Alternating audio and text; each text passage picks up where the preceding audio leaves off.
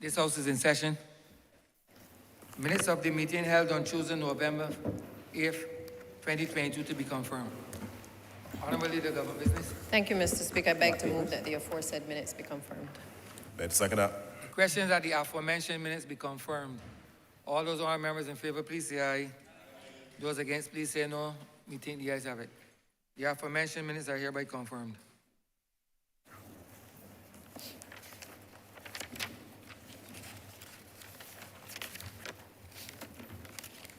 Announcements by Your Honor. Messages from Her Excellency, the President, petitions, papers, government notices, private members' notices, notices of questions, reports from select committees, first readings of bills, statements by ministers, congratulatory and/or obituary speeches, personal explanations, motions for leave of absence, oral replies to questions, notices of motions for the adjournment of the House on matters of urgent public importance, orders of the day. Honourable Leader, Government Business. Mr. Speaker, I beg to move the suspension of Standing Orders 6, 16, 18, 20, 42 subsection 5, 43, and 44 for the remainder of the day's sitting. The question is that the aforementioned standing orders be suspended for the remainder of the day's sitting. All those honourable members in favor, please say aye. Those against, please say no. We think the ayes have it. The aforementioned standing orders are hereby suspended for the remainder of the day's sitting. Government business, sir. Government business is the order of the day. Order number 6, in the name of the Honourable Minister of the Environment and National Beautification, to move the passing of a resolution that the Parliament of Barbados, 1, accepts the Barbados National Biodiversity Strategy and Action Plan 2020 as a guiding national policy document for the management and conservation of biodiversity in Barbados, and the associated reports, namely A, Barbados National Biodiversity Strategy and Action Plan 2020 at Appendix 1, B, the user-friendly version of the Barbados National Biodiversity Strategy and Action Plan 2020 at Appendix 2, C, Policy for National Biodiversity Management 2020 at Appendix 3, D, Barbados National Biodiversity Strategy and Action Plan, Communication Strategy 2020 at Appendix 4, and E, Barbados National Biodiversity Strategy and Action Plan, Resource Mobilization Strategy 2020 at Appendix 5. 2, agrees that the National Biodiversity Strategy and Action Plan 2020 be made available to the public of Barbados through the National Library Service and the online platform of the Government Information Service. 3, laws the efforts of the various stakeholders engaged in the production of the National Biodiversity Strategy and Action Plan 2020. 4, reminds Barbadians of the importance of the conservation, management, and responsible and sustainable utilization of Barbados's biological, genetic, and land resources. And 5, reaffirms its commitment to ensure that Barbados remains on a path of sustainable development through integrated natural resource management practices. Honourable Member for Christchurch West Central. Thank you, Mr. Speaker. Today is a good day. It's a great day. It's a day that the Lord has made. And I want to tell Barbadians, those in here, Naisha, that our conversation about biodiversity, and as I seek to speak on this resolution, to ensure that we have the survival of biodiversity and there is a strategic action plan that can realize the true potential of this country. I want to start by saying, first of all, that biodiversity may start in the distant past, but the reality of it, that biodiversity must be there in all future plans for the development and conservation of the world. It starts in the distant past and points basically towards the future, biodiversity. Because unless we have the preservation and conservation of biodiversity, unless it is able to survive the test of time, then there will be no future. No future for you, Mr. Speaker. No future for your children, your children's children. There will be no future for Barbados. And I want to start by simply explaining to the good people of this country, because this is what you call the New Deal and the real deal as it relates to ensuring the survival of our ecosystems, the survival of our country, and to ensure that Barbadians will, by doing the right things, be able to mitigate the existential threats that we are faced with. But what is biodiversity, Mr. Speaker? When I look in this room, I can explain it. Very simple. It is the difference in characteristics with living organisms and the ability of that difference to allow the survival of a race, a species, to allow the survival of what we call fauna, which is the animal life, and flora, which is basically plant life. And to see how these things work together in a defined environment to ensure that there is the survival of our ecosystems, that there's the survival of our space, and that we can survive the test of time. That is what biodiversity basically is. And it speaks to every single living thing, viruses, bacteria, other microorganisms, how they interact to be able to ensure that this world is able to survive and our systems are balanced. And when I look in this room, Mr. Speaker, this is biodiversity at its best. You, the Speaker, I'm sure, has different characteristics and qualities than the member part of my good friend that is sitting in front of me from St. Thomas. Not that because she has reached the twilight of her years, but there are differences in characteristics. And I'm sure she is different from the young gentleman who seeks to represent the good constituency of St. Michael West in a biodiverse way. So I'm saying it's the collective characteristics of every single living entity that ensures that the survival of whether it's an ecosystem or whether it is a race or whether it is a country by extension. And that's what we are talking about today. So the importance, Mr. Speaker, of me coming here to lay this plan and how you get to this. And I want to look and explain to the people of Barbados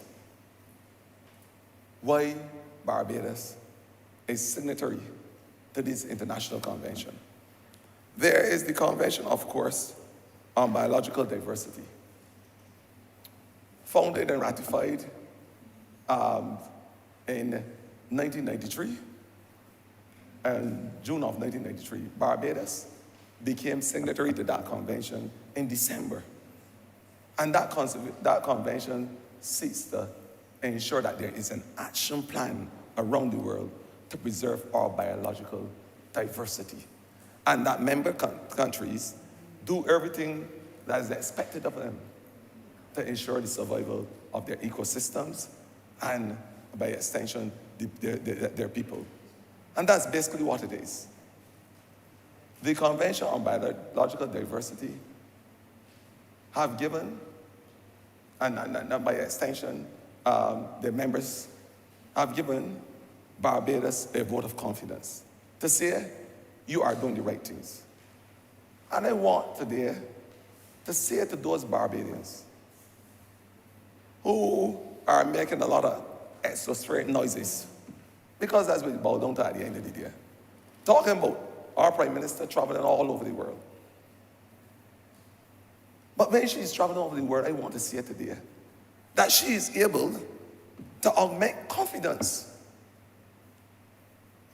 in organizations like the Convention on Biological Diversity and other United Nations organizations to say that we are going to put our financial strength behind small island development states like Barbados, because they have the confidence that we will execute our plans and our projects. So when she's traveling around the world on behalf of Barbados, and on behalf of the Caribbean, by extension, I want to welcome my good friend today from the good constituency of St. Michael South, and I know the people will hear his voice in the background supporting this effort. When she travels around the Caribbean and the world, she is able to bring a level of confidence to international organizations, especially financial institutions, so that they could put their efforts behind small countries like Barbados. So the Convention on Biological Diversity are using, of course, GEF, which is the Global Environment Facility and Funding. They're saying to Barbados, you have a good action plan. You have an action plan that is able to pass all the tests, the various litmus tests that they put us through. It has the financial strength. It has the body. It has the conservation effort and technical expertise. It has the full wherewithal to produce what it intends to. And so they have said, Barbados, we will give you a grant. A grant, not a cent of the taxpayers' money. We will give you $220,000 to be able to put a plan in place to preserve and conserve that biological diversity so that Barbados can survive the test of time. $220,000, $440,000, I tell you, that you need those in the twilight of their lives to help guide me. And I love them badly. The member partner of St. Thomas knows that. She remind me that it's 440,000 Barbadian dollars, Bajan dollars.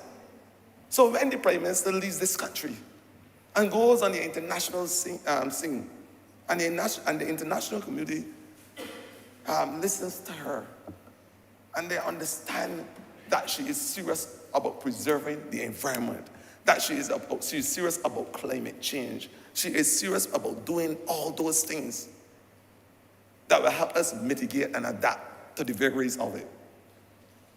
When they hear her, they are willing.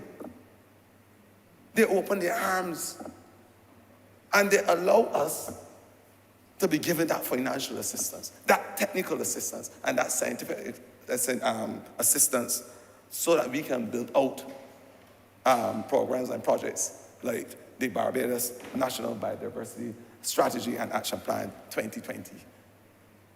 So that's the reason why she travels, to represent this country and allow persons to invest in it and invest in projects that we would normally have to pay for as a country.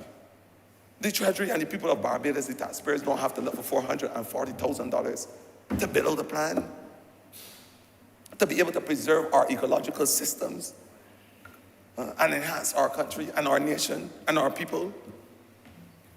Jeff has decided to do it for us.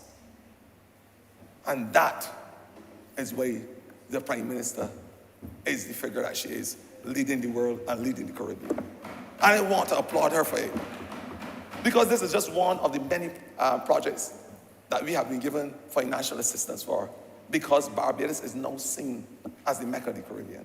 No doubt, and I make no apologies for saying so. The Mecca of the Caribbean, being ably led by our Prime Minister, the Honourable Mia Mamadi, being ably led. There's a saying that when you want something, say, you call upon a man. If you want something done, you call upon a woman. I see the member Parliament for St. Thomas smiling when I say so.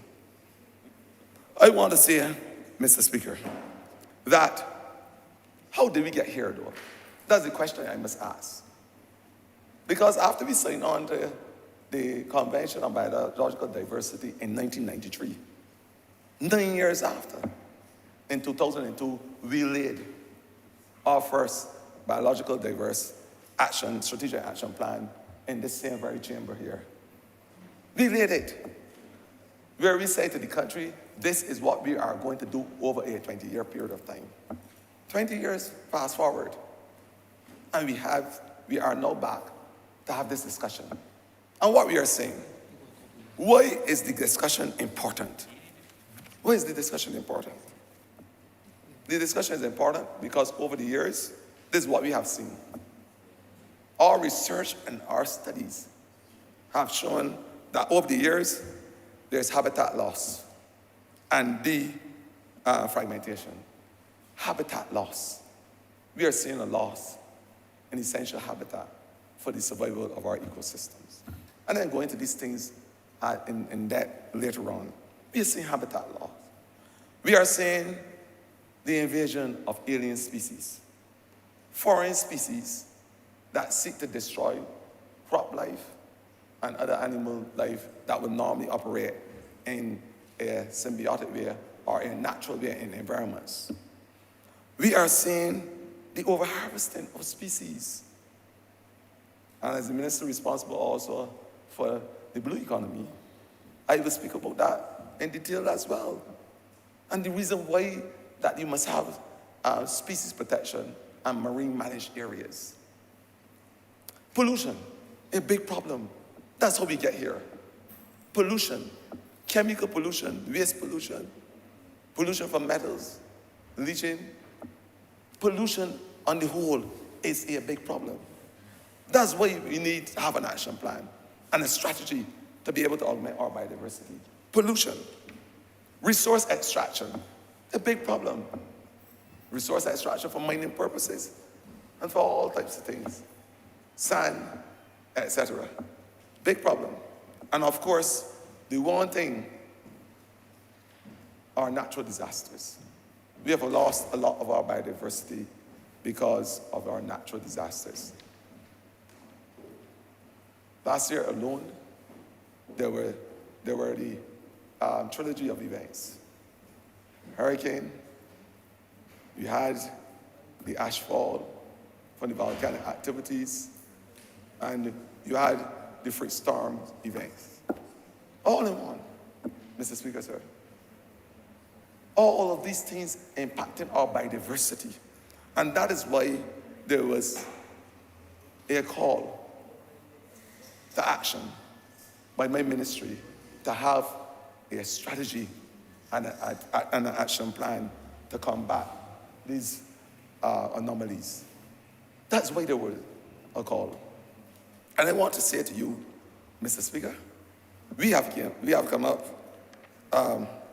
with 12 strategies or 12 targets to be able to not only augment our policy and our plan, but to be able to say, this is how we are going to ensure the survival of our country. This is how we are going to ensure, Mr. Speaker, the survival of your children and your children's children. Remember I said, biological diversity starts in the distance past, but it points towards the future. Unless we are able to do right now in record time, that which should have been done 20, 30 years ago, there will be no future to point to. The loss of biodiversity is an existential threat, without a doubt. And that is why this action plan, with 12 strategies, 12 strategies, 12 will seek to do that. You may call them 12 tenets, your choice. But I will go through them one by one so that Barbadians will understand what we are doing and the reason why we are doing this.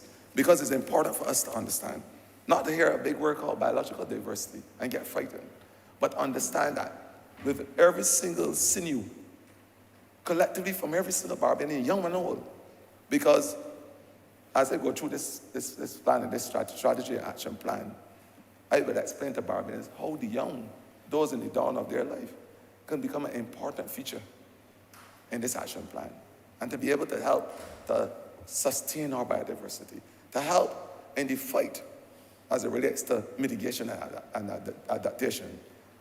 I will also speak to the fact that those in the twilight of their years too, as a Barbadian can understand not only the importance, but put their hands to the plow to ensure that our biodiversity is preserved. And those were challenges too, because we must never, ever forget that the differently able community is able to be part of any plan in Barbados. And biodiversity, with a good biodiversity action plan, we can have the stimulation of the cottage industry. The caning of the chairs by the blind, the material to get to cane those chairs come from the gullies in St. Thomas and St. Andrew and all those places. And if we do not ensure that those flora, those trees, survive the test of time with a good biological diverse action plan, then that industry will have to die a sudden death, unfortunately. But it will show the linkages of diverse industries and the importance of biodiversity to those industries as I go on in my speech. But just to say, Mr. Speaker, sir, this conversation today with Barbadians on the cusp of independence is me telling them happy biological diverse independence to them too. Because it is about being who we are as a people. It's about understanding our roots and our culture, understanding our surroundings, and allowing those surroundings to be part of lifting this country and building it out. That's all I'm saying. All those things you take for granted around your homes, everything in your space, your immediate space, that can help lift this country, I want us to be able to say, let us do everything in our power to preserve. A simple conversation. So I will start, Mr. Speaker, sir, with the first strategy, our first target. We are saying, by 2030, the latest, Barbadians will become aware of the biodiversity and the steps they can take to conserve and use it in a sustainable way. It's called sustainable development. And we have said to the United Nations, we have acquiesced to the General Assembly's call to have all 17 of the Sustainable Development Goals being realized by the year 2030. It is called the 2030 Vision. What we have said as well is that by the year 2030, we're going to have 30% of our biodiversity in the ocean being augmented, and on the land, between 10 and 15% of our biodiversity by the year 2030. That is what we have said. And so the first target is to have a communication plan that will seek to ensure that Barbadians understand what we are doing here and then become part of the journey. That they are imbued in a special way to go and be part of this exercise. That they understand the importance of preserving their environment. That they understand when they plant trees, it saves lives. It is not only a maxim created by me because it sounds good, but the reality of it, based on the multiplicity in terms of the functions of the trees, they do save lives. They do. I don't have to talk about the carbon sequestration. And we know it is well documented. But when we start to have the conversation and the strategy, I want to say to Barbadians, you can go on the website. Our unit has a website, and there is a portal that carries to every single department in our ministry. Go, please, and follow every single thing that we are doing in our biodiversity unit to ensure that it is protected. So there will be a communications plan. We are going to go into communities, schools, because that's where it starts. The book of Isaiah tell you, a little child shall lead him. The book of Isaiah. I'm not an impious individual, but I can tell you about the book of Isaiah. Mr. Speaker, sir, a little child shall lead him. And that's why he said that the conversation must be taken to the schools. So before we came to this, the conclusion of this strategic action plan, we had discussions with the teachers and the school children, because we understand the importance of having that change, that paradigm in terms of how we treat to our biodiversity. So the conversation was there. There was also a conversation with the scientists at the university, because we are saying that our country has an oasis of resource. Then we must be able to know the extent of that resource, the true potential of that resource. We must be able to quantify it. And we must be able to say, this is what the resource can do in terms of our sustainable livelihoods. Because that's what it's about at the end of the day. Our sustainable livelihoods and the livelihoods of our people. And so when we acquiesce to the United Nations General Assembly call to have 30% of our biodiversity being realized by the year 2030, it's called the 3030 goal, both in the ocean and on land. It must not be acquiescence to the United Nations General Assembly call. It must be a Barbadian call or a Bajan call. Because the persons who would be affected at the end of the day are persons that look like me and you and that walk the streets and corridors, not only of this August chamber, but around this country. Those are the people who will be affected. And so, I know speaking to the converted in here as it relates to our biodiversity and the importance thereof. But a communication plan as target one must speak to every single Barbadian, young and old, helping them to understand the importance of doing the right things. The importance of doing the right things. The importance of planting trees. The Minister of Agriculture, my good friend from the South, was there. Food security, a big issue. A threat around the world, made worse by our COVID situation and drought. Made worse. I thought about the carbon sequestration. The fact that they cool the atmosphere, the trees as we know it. The fact that without trees, I don't want you to imagine, Mr. Speaker, what will happen to the ashfall that we had and the amount of dust that will come in your homes if the trees weren't protecting us. Let us get real. Let us have a serious conversation today, because reforestation and the preserving of our biodiversity will save this country, without a doubt.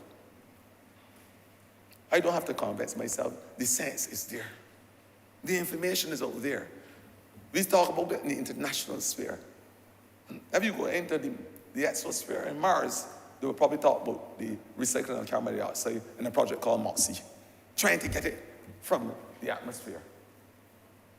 Because everybody understands the importance of reducing the carbon dioxide as a leading greenhouse gas. But the conversation for our Barbadians is that we have a simple, natural way by planting trees. A simple, natural way by planting trees to reduce our carbon dioxide footprint. So I'm saying that there must be that conversation, and we are going to have the conversation with our people. We are going to have a conversation about the Goodies Project, which I started. And I'm going to talk about that because it comes later on in the other targets. So target one basically is for us to communicate our plans and our ideas and to sensitize Barbadians about our biological diversity and the importance to our ecosystems. That is target one. Target two, by 2030, at the latest, the Barbados government, businesses and stakeholders, of course, at all levels, would have taken the steps by then to ensure that we implement the plans for the sustainable production, consumption, and to keep the impacts of our natural resources at a safe ecological limit. What does that mean? We are going to ensure that we implement the plans where the production and the consumption of those things in its natural way, that we are able to preserve by monitoring and by controlling the usage thereof to ensure that there is no resource depletion, and that the flora and fauna that we speak of daily, that those trees and those plants and those animals, that their resource and their environment is maintained so we can sustain the livelihoods of our people. And that we would take those steps, governments, business people, because the conversation went as far as the NGOs before this action plan became a reality. As far as the NGOs across Barbados, these conversations happened. Other government agencies, the Ministry of Agriculture, very important to this discussion. So we are saying that we must ensure by the implementation of this plan that there's a safe environmental, ecological environment for the existence of the biological life. That's what we are saying. Target 3. By 2035, the rate of loss of all of Barbados' natural habitats, including forests, will be decreased. What does this mean? That logging as we know it, and it's happening in Barbados. I went in St. John by Poobah's the other day, and I was embarrassed. And I'm telling the Barbadians, cut it out. Mahogany trees that are 300 years old were destroyed, not by a natural disaster, by mankind, by our behavior. Indiscriminately logging, trees were felled. And the destruction of a mahogany tree, the destruction of 300 years of hard ecological work. I can tell you why. Trees aren't only there because they look aesthetically pleasing, you know. They ain't only there because you go out and you climb a tree and break a fruit. They are there because they are an essential component of our ecological system and our habitat. They form a haven, a housing for most of the animals in the forest. The weevils, the beetles, spiders, you name it, all live in the trees. So the destruction of a tree for logging purposes not only stops it from doing all the other things I speak about in terms of its functionality, but the destruction of those trees also destroy the habitat for a lot of our insects and animals. And there was an incident only recently in the Scotland district where persons went and cut down a whole set of trees. They cut them down for whatever reason. And you know something? There were some houses just downwind to those trees. And you know what happened? The woodats that were living in the trees, natural habitat, were moved by vector means, the wind, and taken to those houses. I won't have to tell you the hue and cry created in those neighborhoods. But you know why? Because you have destroyed an ecosystem. That's why the importance of having this knowledge. That was, I spoke about target 1, the communication strategy. The indiscriminate destruction of our ecosystem is not accepted. Certainly not by me. I just give a prime example of how it happens. But imagine across the board. When you see rats and mongooses and all those things running around, being removed from their natural habitats, the reason is because of our behavior, anthropogenic or otherwise. And the fact, and this is something we speak of now, that we have destroyed our gullies and our ecosystem and our surroundings by illegal dumping. Plain and simple. Illegal dumping. Indiscriminate dumping. We can't be talking about planting 1 million trees. We can't be talking of becoming fossil fuel free and as carbon neutral as possible, although some may say that it is a misnomer, as carbon neutral as possible by the year 2030, 2035. And on the one hand, You are reducing your fossil fuel, trying to get there. But on the other hand, you are allowing all these things to happen in terms of the trees and our gullies and our ecosystems, those things that would naturally help us to reduce, to achieve this neutrality. It really truly don't make any type of sense at all. So the two hands must clap collectively if we are to achieve our goals. If we are going to be able to resist and mitigate the vagaries of climate change and our natural disasters. Simply put, target 4, by 2030, the areas under agriculture, aquaculture, and forestry are managed in a sustainable way to ensure the conservation of our ecosystem and our biodiversity. We are saying by 2030, areas under agriculture, the Minister of Agriculture is here. Aquaculture, this is the aquatic culture, the culture of aquatic life, of life in the water then. Forestry are managed. So we are talking about efficient management of our forestry. And if the dendrologist Nigel was here with me today, he would be able to elucidate on all those trees that are important to our ecosystem. Because as the only dendrologist in the Western Hemisphere, he has an important role in being part of this communication strategy and this knowledge resource that we need in this country to be able to say to Barbadians, this is how we're going to build out our biological diversity. Target 5, by 2030, pollution, including from excess nutrients, that we will bring down those levels so that there will not be detrimental in terms of our fight for our ecosystem and our biodiversity. I spoke about pollution earlier.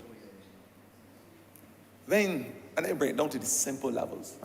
No big fancy words today. When we are talking pollution, we are talking the fact that in the same ecosystems and the biological conserved areas that we are trying to protect, Barbadians, and they're saying so across the board. Doesn't have nothing to do with class, creed, religion, color, nothing of the sort. Barbadians are dumping indiscriminately. We have started to do a solid waste assessment of gullies across this country. Mr. Speaker, sir, and it's embarrassing to tell you what we found in the gullies across this country. We started in the Women in St. Peter to do, and again, getting funding from Jeff to be able to hire a consultant at no cost of the government. Jeff is the Global Environmental Funding Facility. We got, I said it earlier, but in case that Barbadians was, sometimes they go on and on. But we were able to get funding because they believe that we had a project that made sense. Again, because of the presence of our Prime Minister in the international scene. So when she is traveling, let those in the exosphere continue to talk. Because she's traveling so that we will be able to have the confidence in this country to be able to do that which we are doing without having to spend taxpayers' money by getting international funding. So talk your talk, man. A long talk. Don't talk to me if you ain't giving me nothing. That's what Barbadians just say. But the serious thought here today is the fact that in the Women St. Peter, and that's how you have to be real, my brothers and my sisters, and all Barbadians, in St. Peter and the Women, we have loads of solid waste and solid material that Barbadians dump in the Women St. Peter. Remember, Parliament for St. Peter is not here. I know he will cry shame on the findings. In the Women in St. Peter, loads of fridges. We had deep freezers. We had stoves. We had beds. We could go on and on. Plastics, old chairs. They didn't drop out the sky like manna. This is not a biblical exercise. They came because Barbadians put them there. Instead of going to SBRC, which this government made, remove the tipping fee for the time you can make the government. I must remind you, you don't have to pay to carry your garbage at SBRC. But instead of carrying it there, and the sanitation provide your service at minimum cost too. There's a hotline that you can call and get if you got an overfresh to collect. And of course, there is the vehicle called the Cleaning Green, where we go into communities and do bulk waste collection. The member of Parliament for St. Thomas, she can testify it happened in her constituency. So there is no reason why we should have overfridges, stoves, and the like in the room in St. Peter. But it's not only because they are bulky, they are unaesthetic, they create a danger for persons traversing the gullies and the ecosystems and what's not. But one important thing, Mr. Speaker, sir, is the loss of our ecosystems and our biodiversity. The leaching from those metal material goes where? In our water supply.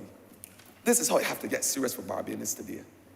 It goes in those fridges, those stores,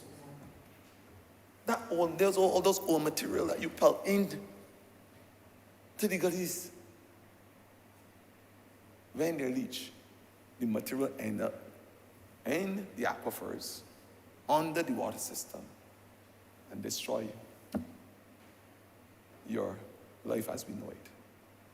It's a way of self-implosion. Another thing, I just came back from the Montreal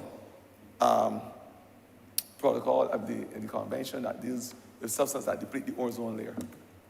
And I must tell you, although we don't produce that amount in terms of our refrigeration and air conditioning sector, that could do tremendous damage. But as the Prime Minister said, one blow is kill our cup. The little bit that we produce still have an effect.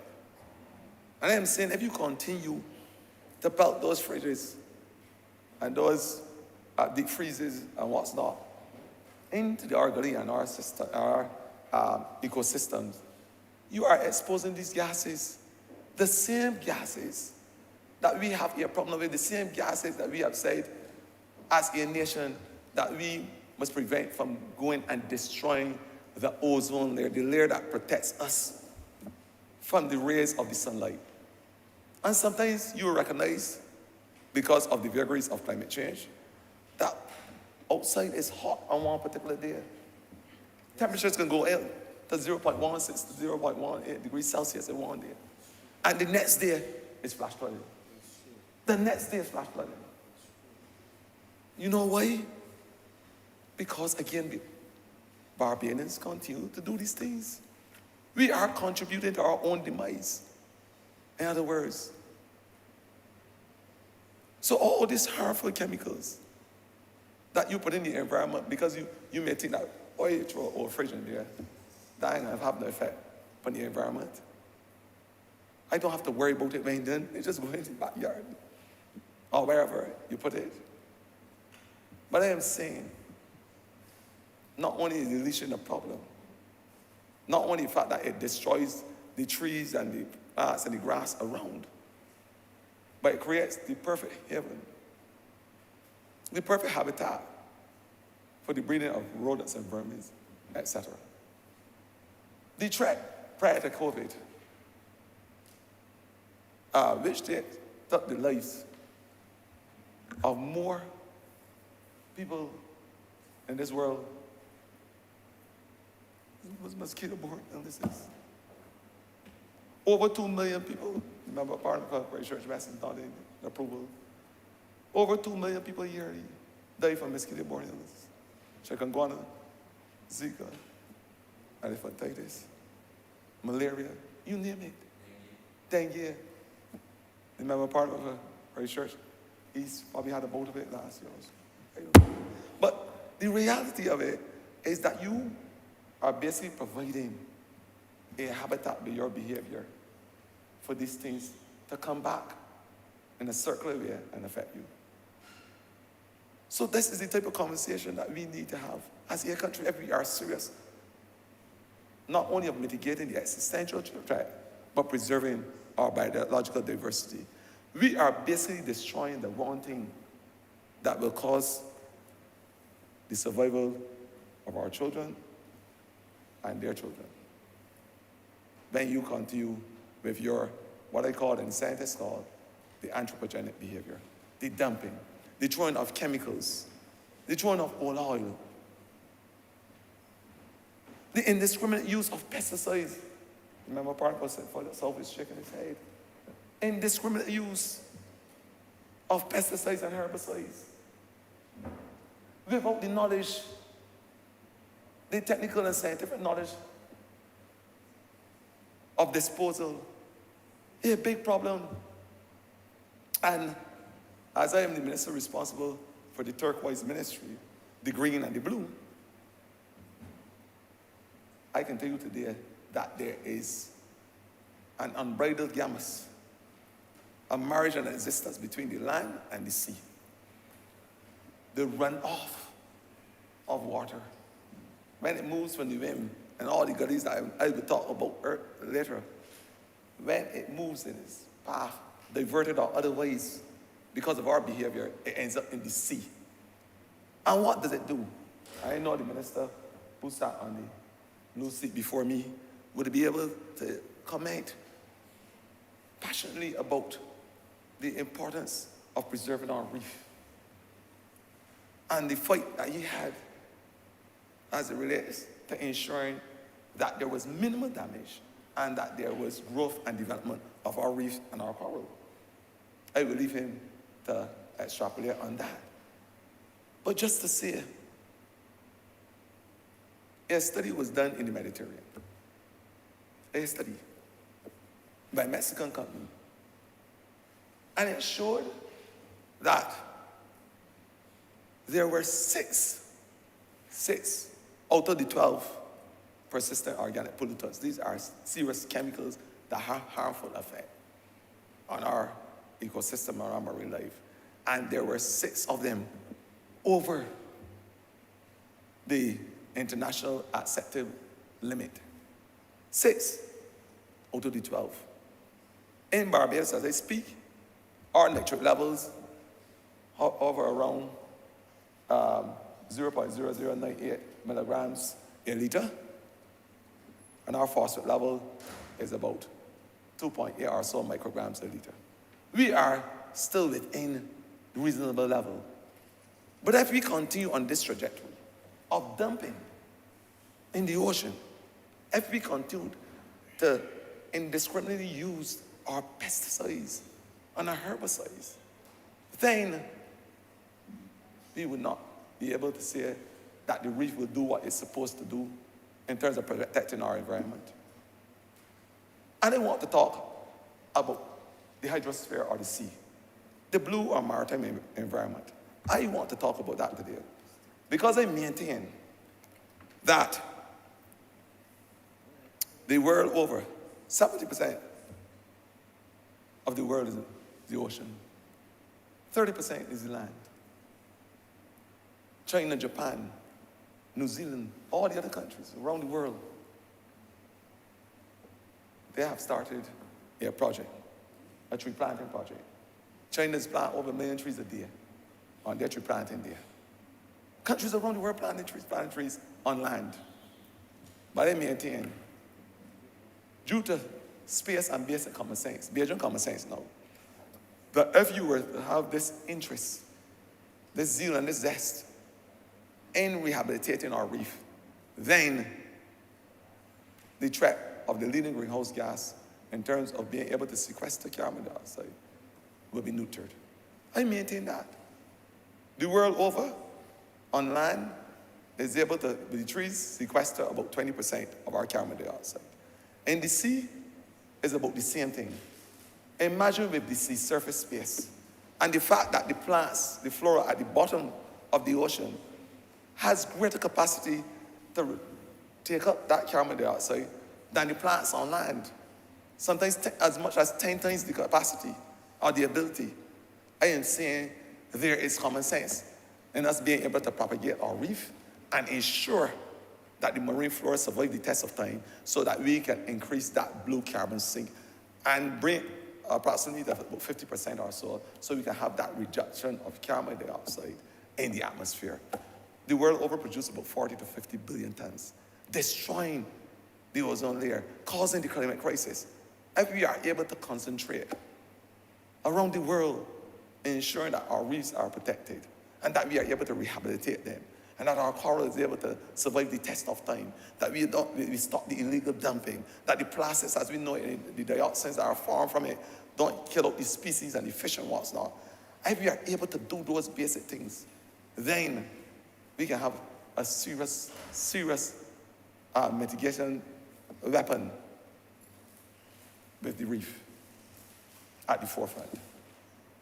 Not only that, scientists have now realized that those flora or those plants in the ocean produce a sulfur, what we call a sulfur dioxide cooling agent. And this agent, a sulfur dioxide cooling agent, a sulfate cooling agent. And this agent goes on the top of the seabed, and it's able to reflect light along with ensuring the more sulfur dioxide is known, this is documented, is scientific. The more being produced in the atmosphere, the more clouds form. So you get the cooling of the seabed because you're able to reflect light, and then you get more cloud formation. It makes sense because it is known all over that hurricanes are formed because of the warmth and the development of the Atlantic Ocean and the seabed. So if we are able to cool it in its natural way, this is how biodiversity will save us. This is why ensuring that species and certain plants at the bottom of the ocean are protected, because they have important function. So while we are doing studies on Mars, trying to be able to reduce our carbon dioxide, look at all type of recycling plans that can cost a lot of money, these natural biodiverse things should be looked at and seriously invested in. Because the world in its natural way must be able to heal itself in its natural way. And minus interference, minus maladaptive behaviors from persons around the world, including us Barbadians, then we can have the survival of biological diversity. Because the conversation must always hit home to us in Barbados as a small island developing state, in order for us to preserve that which will save us, as I said, and save the generations to follow. But we have to be serious about it. We have to be able to put the muscle power behind it, the sweat expenditure. And when the Minister of Maritime Affairs, who held this August seat that I sit on now, when he said to Barbadians, we are going to ban single-use plastics because it is having tremendous effect on our reef and our fish stock, some persons in Barbados were not happy. They believed that we were putting the albatross around the necks of some businesses. And who does minister come from to do this? We were doing it for all the years. But look, now, at our last meeting at the United Nations Environmental Assembly, Barbados was praised glowingly for leading the fight as a small island developing state for banning single-use plastics and using alternatives. Biodiversity at its best, using alternatives. So that I won't have to worry about this plastic bag that you found in St. Thomas, which was 50 years old, that wasn't decayed. That can go end up in your food table. Because from the time it goes, it disintegrates. Right? Don't decompose. It disintegrates, and it ends up in the water supply. It's going to end in the sea.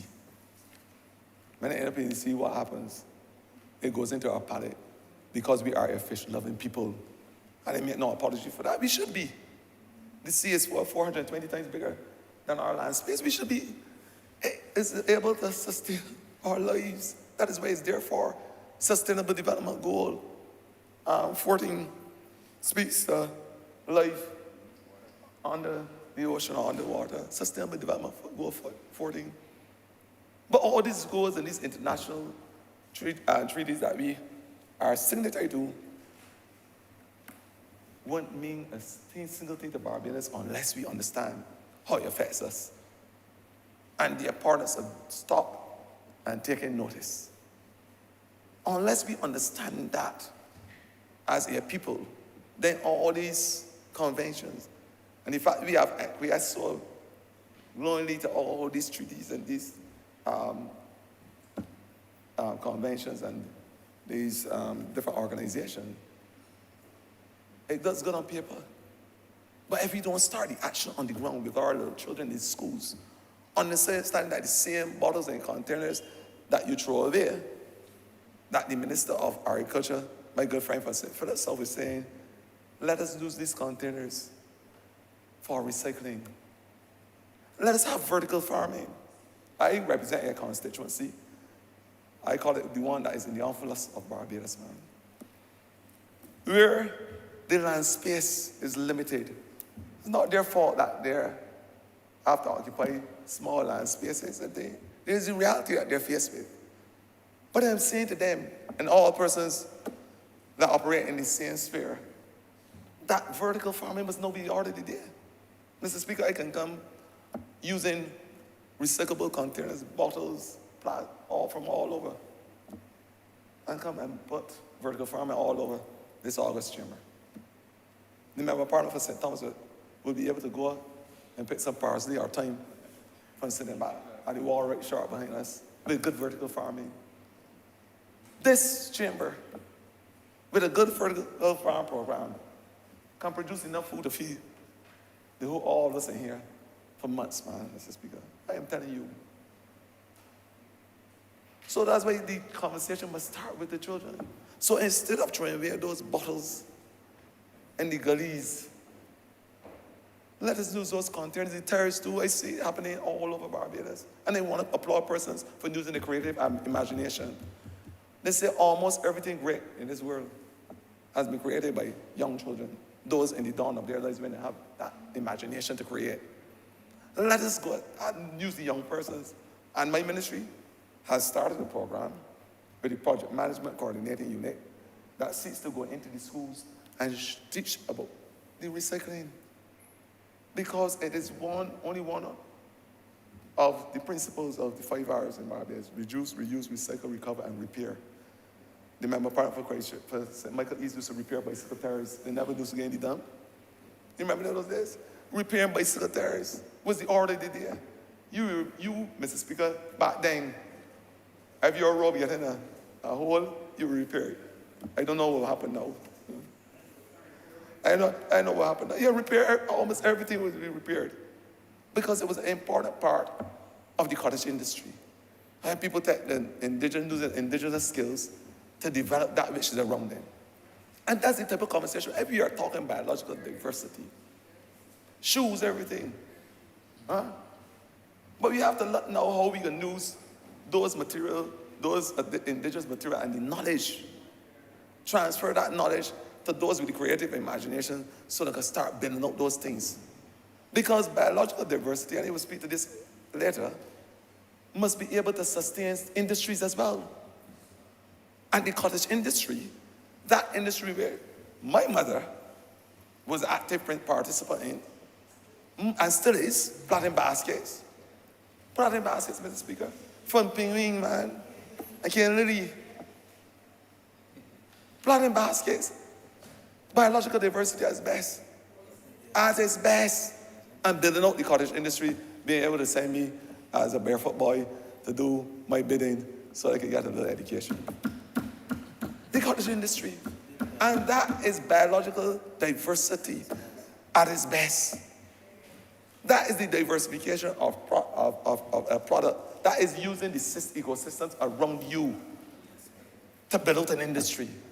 And we can't be serious about talking about that biological diversity unless it makes sense to the average person. If I come in here and tell you, don't throw the fridge in your backyard or over the gully, and you don't understand the effects, that the same fridge will provide a habitat for mosquitoes to lay the egg, and the same mosquito is going to bite your child, your 2-year-old child, and get dengue fever and cause its death. If you don't understand it, at that level, then they wouldn't, it makes sense I talking here for the last hour or so. It makes no sense. And the rat infestation, a big problem now. A big problem. Not only a problem because of the health threat for us, leptospirosis, rabies, and what's not only that, but it is a health threat for other species. That's what we call it an invasive one. A Grinch. Right now in St. John, the biodiversity unit, and I want to thank my good officers. They're so quiet here, sitting down, listening to me expose that which they have put in my head. Probably not in the same way that they would do it. But I want to thank my officers in the ministry for working assiduously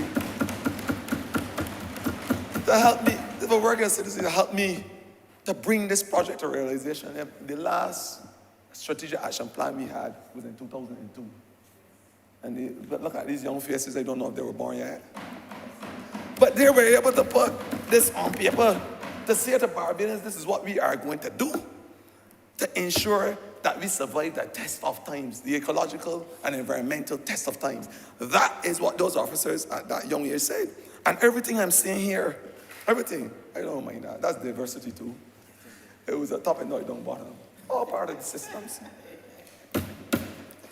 I am saying, if you're really serious about a conversation on biological diversity, Barbadians must be part of that conversation. They must be able to be walked in the journey, hand in hand, not in front.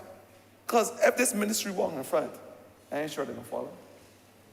If they walk behind, they may not lead because they may not have the institutional knowledge to do it. But if I walk with them by their side in this journey, we can achieve greatness as it relates to biological conservation and ecological preservation. That's what we can do as a nation. If we walk hand in hand with the people of Barbados in this journey and they understand the importance of what we are doing here, then they will say, you know something? It is my children that I'm protecting. It is my family that I'm protecting. This is my life. This is my country. This, in the words of Terry, is who we are, man. I won't say like a bee, but it may be like a, but the bees are a very important part of our ecosystems too. And I can get into that. I had a man who said like a bee. It was a very popular song. Yeah, like a bee. But the bees now are being threatened. Not the proverbial ones. The bees, as we know them, the bees are being threatened. They are being threatened because the population is very threatened, and they're colorblind too. Literally speaking, the bees, the ones that produce the honey, although since 2018, there are a lot of honey being passed around in this country too, because Barbadians appreciate the fact that there is a difference, man. There's a serious difference.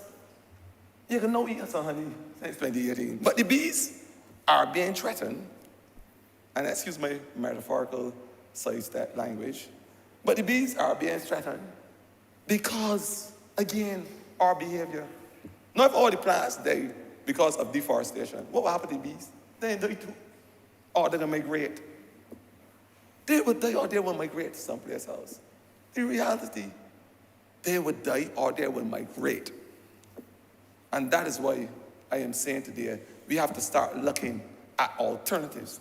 And that's what we can talk about later on. Alternatives to the use of the fumigants and what's not.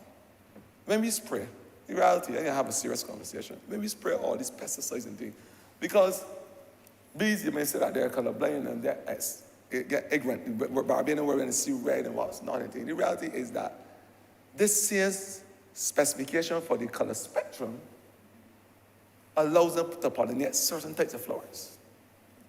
And I spoke about bats and the importance of these things. When you all hear me talk about these things, don't get vexed. I beg you. But the importance of bats in the ecosystem must never be underestimated, because they're pollinate at night, they're nocturnal, and they have certain flowers that only open at night. In reality, the baobab tree, we got about 4 adult baobab trees. Lord of mercy. The reason why you can't get more being produced is because what? Most of the bat population die. And then nothing's pollinating the baobab trees anymore. Certain banana trees and they all are pollinated by the bat species and they eat small insects too. When you got the problem years ago when you had problems with this called butterflies, and this will come up when rainfall and it rain flies or whatever, we used to see come up the same time, bats to feed on them. I'm saying you had to take your spray can or you had to use fumigants to get rid of them. That is biological diversity, where organisms exist in a particular sphere or space, working together, eating, drinking, sleeping, ecosystem space. I try to break it down in smaller language, in the same space. Remember, part of a church, East, my colleague, remind me that there's a word called ecosystem that he was not using. But forgive me if I want to talk the simple language here. In the same space. When they operate in the same space, man, working without mankind interference, that's how you get the balance. That is how you get the balance. In the same way as our body that operates as a system to balance itself, the same thing happens in the world, in the open space too. Mr. Speaker, I'm sure that when outside cold, you find yourself in the bathroom more often than not. Because you're trying to release that water. When outside hot, the complete opposite happen. Balance again. Some people, remember part of for the Christ Church, East may call it homeostasis, because he like the big words. But they talk in some simple language with Barbadians today. Because they must understand the importance of what they're doing in order to preserve our ecosystem and our biological diversity. But some may argue that you need the fumigants to kill the mosquitoes and what's not. I am going to say it today. That is why you need biological diversity. Because those same larvae that lay eggs, the same mosquitoes that lay eggs, those eggs with a perfect ecosystem can be utilized by, I know the last time you see a good old Bajan frog. I know persons don't want to hear me see these things. But we kill up most of these things with spraying and insecticides and what's not. You put down all type of bait. You have killed up all these things that will keep an ecosystem balanced. You know what frogs do? They eat the eggs from underneath the leaves of the tree when the mosquito lay them. Frogs. Then if you go to Graham Hall Swamp, a natural ecosystem, an oasis, mangrove and everything, water supply, biodiversity, that's best. A Ramsar designated site, what Ramsar means there is a site that is protective, a wetland that is protective, not only internationally, I just call it these international terms, so Barbadians going to go and do the research, because I know that they do a lot of research. But we are also signatory to the Ramsar Convention, which deals with special protective areas and conservation of our wetlands. Graham Hall is the only identified site right now that we have proposed as a Ramsar site, and it has an ecosystem that is magnificent, to say the least. But Mr. Speaker, sir, we're trying to get Long Pond being designated as one too, because we just found an indigenous crab down there. That's why research is important. Because it's all right to say they got a strategic action plan, but in order for the strategic action plan to make sense, you have to find out what you have there as a resource. It's like any good chemical equation, you know what you have to understand what you're going to get. Some people in here who wear a special ring, may tell you so too. You have to know what you have in order to understand what you get. A gentleman said to me, the man that represents the Speaks constituency of St. George North, St. George South, sorry, telling me that he understands what I'm saying in all its simplicity. Of course. You understand what he said in all its simplicity? Know what you have to understand what you can get. So we have to know what our resources are in terms of whether it's gullies, whether it's and our urban corridors. We have to know what our resource potential is. Or we have to understand what constitute our resources when we're talking about biological diversity. But, Mr. Speaker, sir, I want to go on. Because if you're talking about the fumigants and the spraying and what's not that destroying our bees, we have to look at alternatives. And I believe right there in our gullies, we talk about aloe vera barbadensis. The Prime Minister likes to call it word because she understands the importance of who we are as Barbadians, man, and the usage of it. What we are saying as part of this strategic action plan, we will go into communities and learn the indigenous knowledge from these trees and these plants and these animals from those persons who were there, the practitioners, the old practitioners. I use the word old loosely, but the practitioners that were there doing it all the time. So if you are saying that aloe vera is going to do X, Y, and Z, let us come and do some research with the university, partner with the university, and all the other institutions to say, let us quantify this. Let us put this as a new phytopharmaceutical, man, a new alternative. Let us put it out there and say, this is what we have as a new alternative to the spraying. This is what we have. This whole biodiversity is going to stop us from spraying all those harmful chemicals called fumigants. Trust me, some of them, methabromide and all those things, are stronger as a greenhouse gas than carbon dioxide. They got some fumigants that are 30 times stronger than carbon dioxide as a greenhouse gas. So you're not only destroying the bees and the other population and other insect population we need, but you are destroying the ozone layer too. Because most of those things we are banning, and we said as a country they want to congratulate my other unit, the ozone unit that deals with ozone depleting substances. We said as a country by 2030, based on our phase-out program, we will have no more HCFCs, or the harmful chemicals. I call those HCFC. It means those harmful fluorocarbons that will destroy the atmosphere. We are saying we are going to phase them out by 2030. And by 2045, there'll be 80% reduction of the, we are called the HFC, another harmful chemical, that is not causing as much damage as the other one. So we have by 2045 to have a complete elimination of those things. But it's the alternatives that we have to look at. We can't on the one hand say we are going to phase out X, Y, and Z, and on the other hand, you'll have nothing to replace it with. I see some fellas in here laughing. But if you got something that is not working and it's causing damage, you have to replace it. It's like a car. Remember part of St. Michael's East? It's like a car. If it ain't working, you may know about other things that may not be working that you replace. Or you get assistance from something or the other. You may know better than most people in here. I trust your wisdom at your age. But when we are talking about alternatives, we have to invest in the knowledge of those who tell us about the aloe vera, the lemongrass, the Cersei bush. My mother used to give me Cersei bush when I was young, man. Go in the St. Andrew in the gullies, God bless her soul. And I'm sure when I had COVID, as she was able, she would have made some and bring it up for me. But these things, but we have to not only use it from an experimental and traditional perspective, it's high time now that we are the science state, that we are able, using the university and the other labs to establish the protocol. The pharmaceutical, the biosurgeons from it, man. And the plants.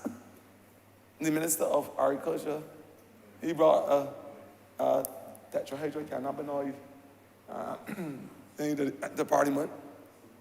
And the importance of having that as part of the treatment regime for doctors. And you are on the cusp of running out Ross Barbados to tell Barbados is the new excited alternative. So when you're treating pain, you don't need the big ibuprofen or those synthetic things. You are diversified with something natural. And they want to applaud the member of parliament for saying for itself on that, man. This is where the world is going. And I'm saying we have to find the alternatives to spraying all the fumigants and destroying the atmosphere. The alternative to the pesticides. The alternatives to the herbicides. And these are the alternatives. Biological diversity. You know how it can work? When you introduce all those species that are going to eat the eggs and kill the larvae in the water and the ponds and the other areas, then you start to reduce the mosquito population. Because what the fumigants do is that they only kill the adult mosquitoes, but they do nothing to the eggs. That is why mosquito-borne illnesses remain a perennial threat to life as we know it. That is why a mosquito egg can live underneath a tree, a branch, a leaf for the better part of 10 years. And when conditions are favorable, it can hatch and cause the effect of the mosquito around the island. That is why in my ministry, and as I speak, had not for the supply chain, you would have seen in this country already citronella grass as the new lawn.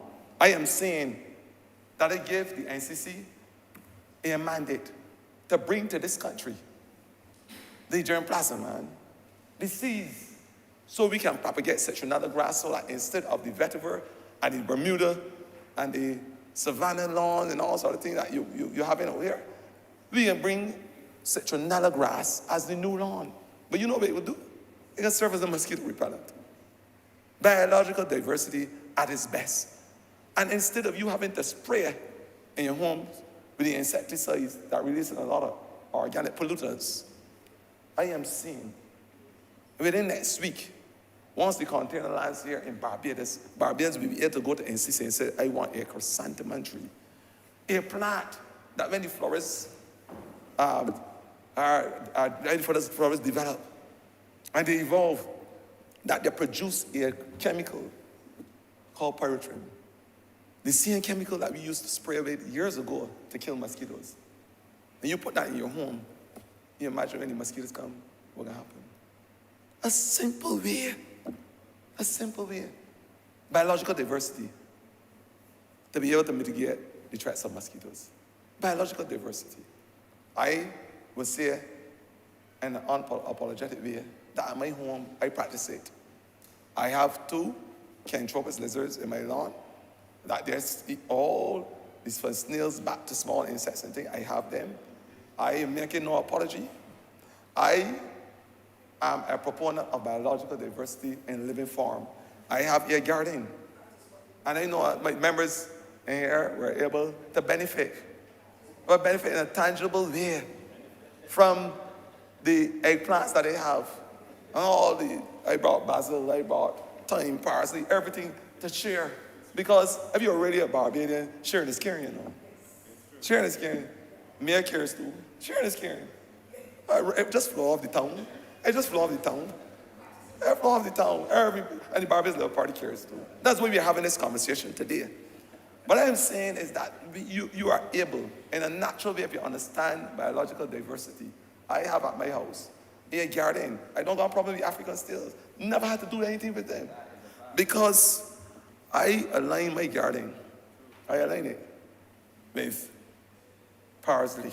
I align it with garlic. I got all the thymes and everything, rosemary, lavender, because those things are able, in a natural way, to repel a lot of the bugs and the insects, and all around my garden. And inside, I got my plants growing, tomatoes, sweet pepper, you name it. No African stills. I see African stills. I look up in the morning and see them walking up and crawling up and down. None of them in any garden. Biological diversity. So I don't have to spray the pesticides that minister, my good friend, has a problem with. I don't have to spray it. So the pesticides don't have to go into the atmosphere. They don't have to go into the water supply and cause the problems in our maritime environment. Because why? We have alternatives, natural alternatives. And the next problem I want to talk to Barbadians, because we have to get serious about the conversation if we are going to survive the existential threat. Climate change as we know it. It may be a big fancy word for some Barbadians. Some may not even understand it. At one time, we had a president who said that global warming is when he put his 2 hands together and they feel warm. So I am saying to you that sometimes when you use terms and you don't understand the intricacies of those terms, the importance and the conversations with those terms, then you are lost in it, and then you continue to do those things that seek to destroy the environment and contribute to your own self-destruction. As a man committing suicide, and they know that he's doing it. So that is why the education component is a very important part of this rollout of this strategic action plan. And I am saying that Barbadians have to take heed. It is high time. It is your children that is being threatened. And one of the things that, because after this existential threat, we are faced with another one. And another one because of our behaviors. The next existential threat we are going to face with is antimicrobial resistance, man. Antimicrobial resistance. You may ask, what you got to do with biological diversity? Antimicrobial resistance. Again, the misuse of not only antibiotics, because everything, instead of using the natural things, you pop a pill, and that's it. But when you misuse those things, and you build up a tolerance in your body, what has happened is that you're going to get prescribed the next time you go to the doctor with another, as more serious drug, a different drug, so you expose yourself all the time to no drugs until there's no drug that you have available to treat your illness. That's the first thing first. So you have that resistance. It's called build up a tolerance to the drug. You use them so often and indiscriminately. Everything that you got a cold, you're feeling cold, you go by Friday one antibiotic. Huh? All right, my friend used this for that, I'm using this, I'm gonna use it too. Or you got a little headache, you go and get a tablet from a friend. Indiscriminate use. With the advent of zoonotic illnesses caused by the same climate change, we are going to have a lot of superviruses and superbacteria around that we can't treat. The reality of it. But you know what will help us? The phyto, as the Member of Parliament President Michael E. said, those phytopharmaceuticals. Those natural things, when you research them, that are found in the same gully, as we know it, the lemongrass, the cerasee bush, the aloe vera barbadensis, those things that are naturally endemic to our country will save us once we are able to extract the knowledge from those elderly folk and those traditional practitioners. That will save us. Because we may not be studying the circle effect of these things.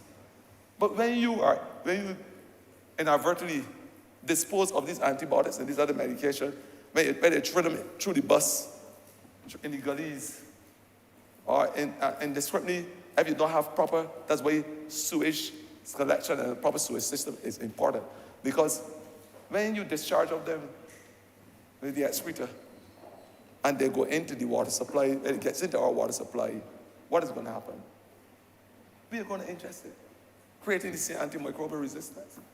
When it goes to the sea, because you put a whole bottle of amoxicillin or whatever, antibiotic, into the gullies or whatever, they dissolve and go into our sea. The fish is able to ingest it. Then you eat the fish. Antimicrobial resistance. That's how it develops. So you're saying that's why you go back to illegal dumping in the way how you treat to these things in your environment can contribute to your own demise if you're not careful about what you do. So it is a cease and desist. Notice that I put note here as the Minister of Environment, not only because it is unaesthetic and it's dangerous on the environment, but it's dangerous on your livelihood. Most important thing.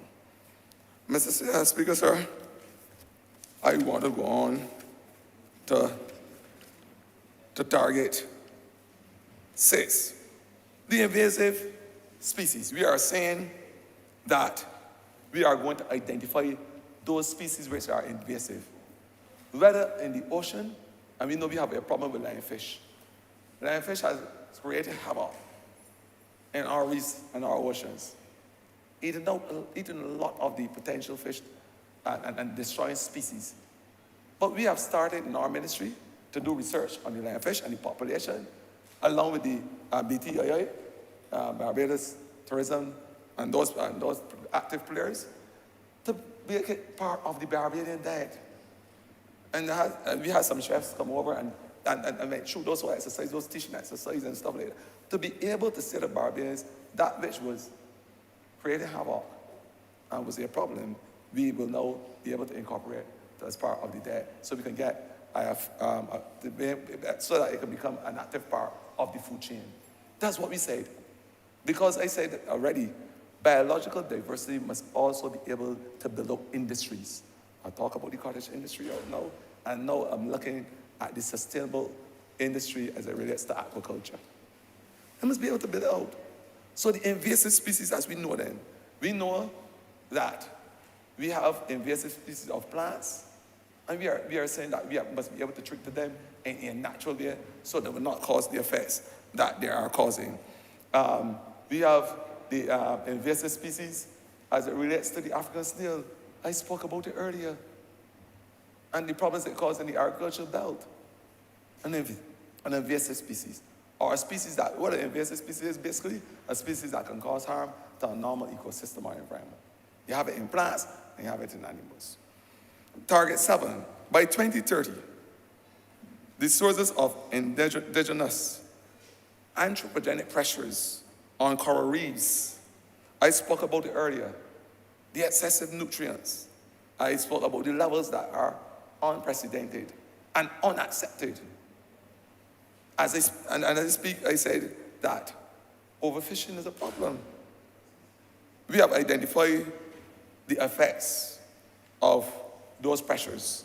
And we are saying that there must now be a plan as part of our strategy to enhance our coral reefs. And I know that Dr. Brewster and those in the, with our marine spatial plan, as part of our plan, there is a demarcation exercise where we are looking at the preservation of those areas in a marine managed way, so we can have the preservation of the reef and they're being able to do what they're supposed to do. Target 8, by 2030, I said it already, at least 70% of the terrestrial and inland water, and I said to also earlier as well, 30% of our coastal and marine biodiversity. We have said as part of our marine spatial planning that we will be able to augment over the next 5 years or so our biodiversity, whether it is the high protective biodiversity or medium protective biodiversity, so that our true potential to meet that 2030 target will be realized. Target 9, by 2030, the pressures on known threatened species, we will identify by 2030 those species and be able to conserve, to provide a network so we will be able to conserve those species. The endemic species that are threatened in Barbados. You all don't like to hear me talk about lizards, but unfortunately that's one of the species that I have to talk about. We call it the leaf-toed gecko, an endemic lizard to this country. And when I say endemic, what I mean, you can only find it about here. Only about here. I know the Prime Minister like to use that term. Only about here. I hope Barbadians listen to me. Only about here. And everyone to describe, when I mean the big lizards that look like iguanas that certain people are afraid of. I see the member of Parliament for St. Michael East, Southeast. The Southeast, yeah. Looking at her notes when I say so, but I am not directing my comments to her. But certain people are afraid of certain types of lizards. The cantrons and the big ones. I am talking about those little cute ones. The ones that have this striation, horizontal striation around their back. The ones that carry the mark from the ears to the thing, about 4 inches, a small lizard.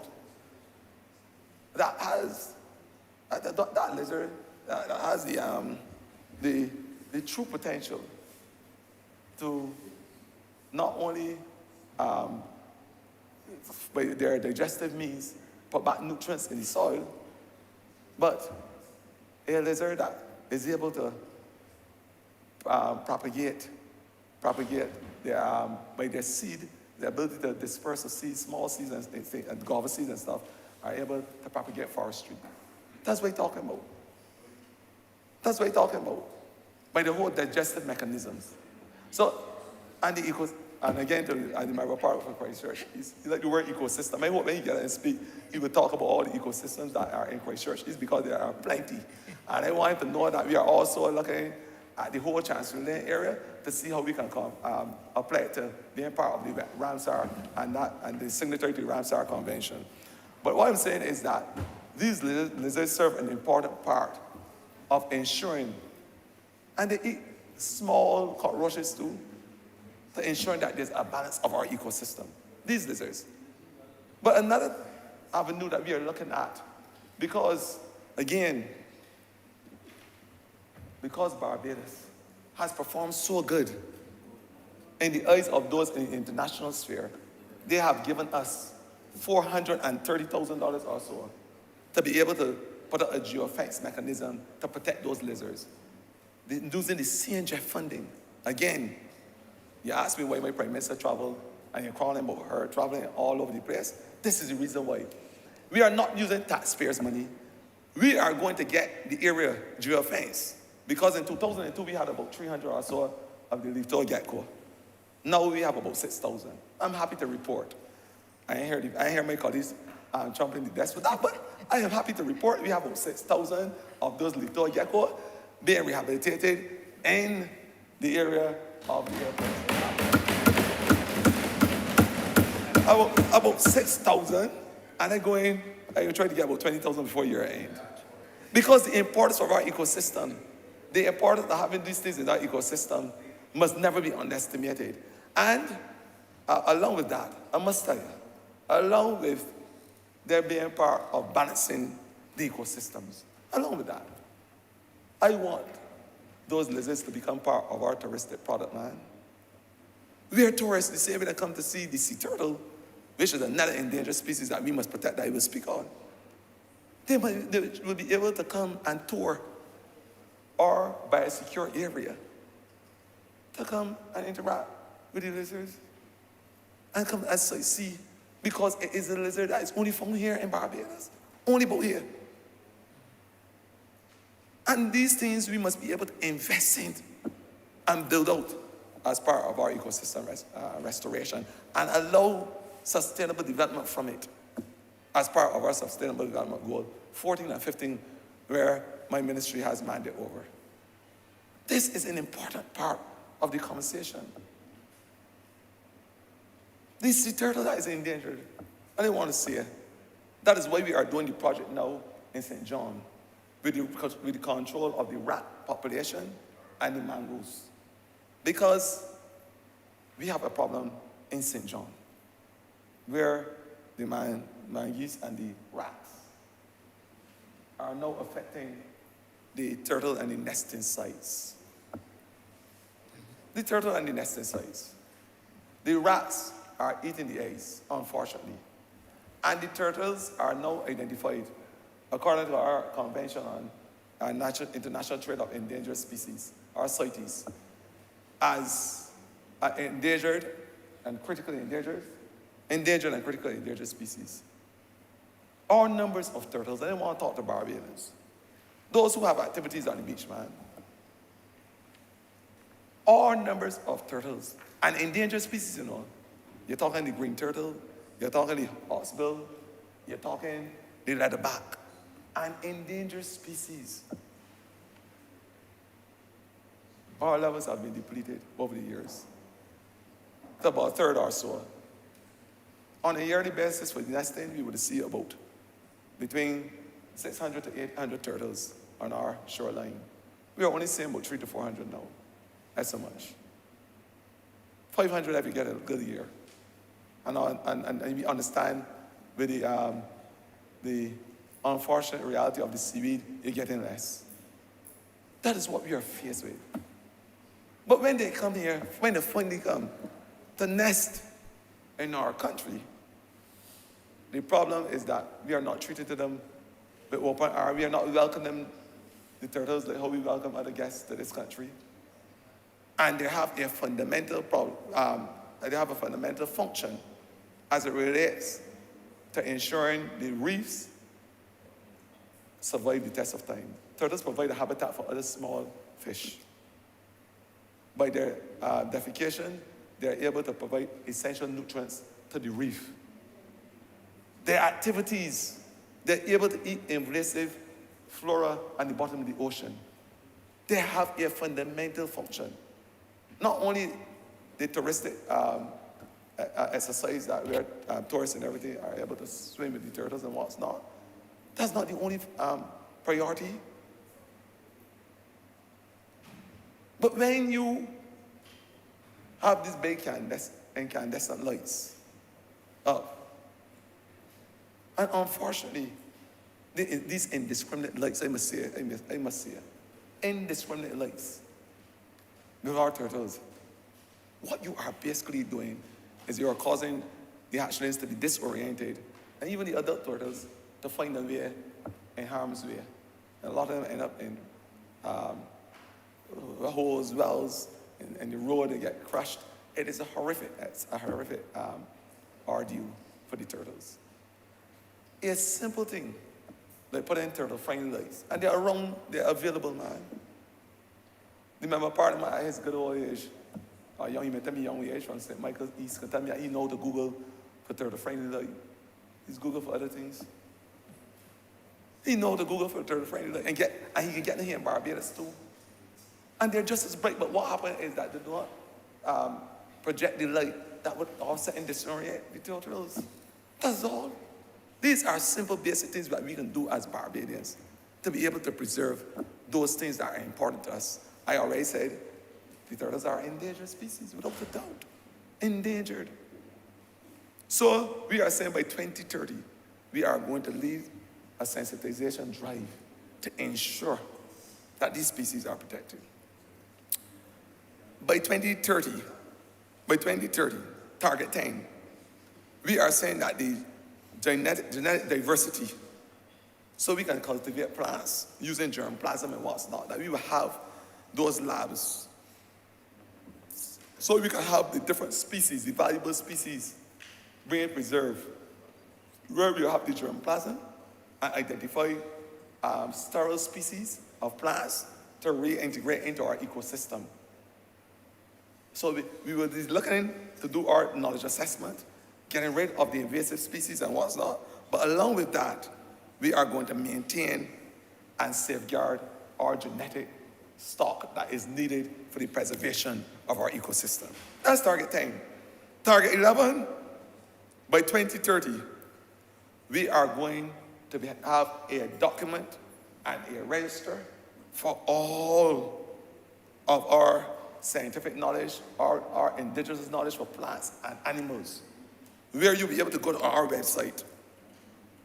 Where you'll be able to go to our website and click on a button to find out what is in our gullies, what is in the urban corridor, what is in the ocean, how we are going to preserve it, what are our best practices, and how we are going to ensure the test of times and that we survive the test of times. All that knowledge will be there by 2030. It will mean that we will have to bring in the experts, and we have started with the consultant that is doing the gully study, and that consultant is doing a very good job so far. We have done about 5 gullies so far in terms of having the solid waste assessment. We have the WEM, St. Peter, we have Blackmans in St. Joseph. Those solid waste assessment studies have been done. Welshman Hall in St. Thomas, Jack in the Box in St. Thomas, Bridgefield in St. Thomas. They have a love affair with St. Thomas. Have a love affair with the member parliament at St. Nancy too. And those are the gullies that we have started to look. I heard, I'm not supposed to listen to, they call it parliamentary atmospheric side talk. Right. But, Pay no attention to the yes, I ain't supposed to listen to diverse sides. But I was asked a question just now from the member parliament for St. Michael South. I tell him that it's the same way that voice men come from the east, voice men come from the south too. And I go voice up myself to ensure that a gully in his constituency will have that type of ecological studies in St. George South. So that he will have that sort of ecological study, and he will have the technical assistance to ensure that we build up the gullies. Because a part of our gullies program and project will not only go and remove all of this garbage and waste that has been inadvertently put there, but we are going to build out with the Ministry of Tourism, of course, a touristic product where tourists and locals too, because we never forget the importance of incorporating our locals in every single thing we do. And as much, there must be, we're talking biological diversity, we're talking ecosystem equality, we're talking management.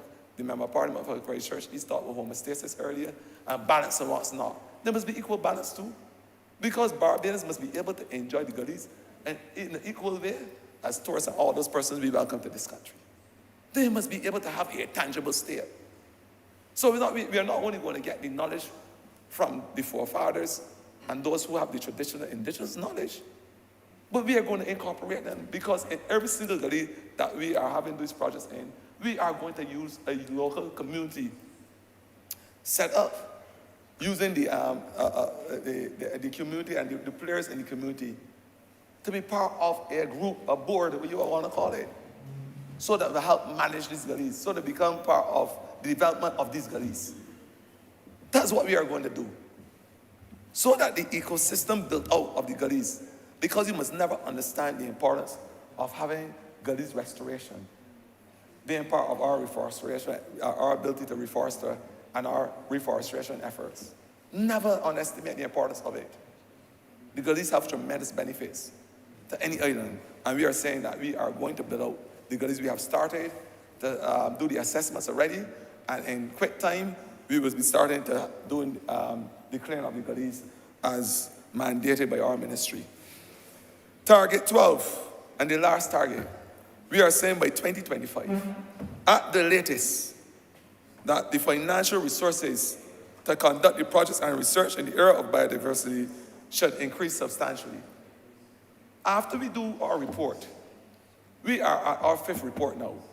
Remember, we signed on in 1993, December of 1993, around the same type of time, man. We signed on to the International Convention for Biodiversity. We have done 5 reports thus far. And those in the international community, those who are responsible for making decisions as it relates to providing that financial wherewithal, they are saying that Barbados has met, and over the time, that we have been able to excite those persons where they're saying, once you ask, the government tell you what ask and when you given, seek and you should find, knock and it will open up to you. We are going to knock and open the biodiverse world to Barbadians, man, in a financial way. Because the international community, what we are saying by 2030, that the international community will be so titillated by our efforts in preserving our biodiversity, to ensure our wetlands are protected, to ensure that the biological diversity in our oceans. Because it's called the BBNJ, Biological Diversity Beyond Our National Jurisdiction. What countries are finally realized is that there is an oasis.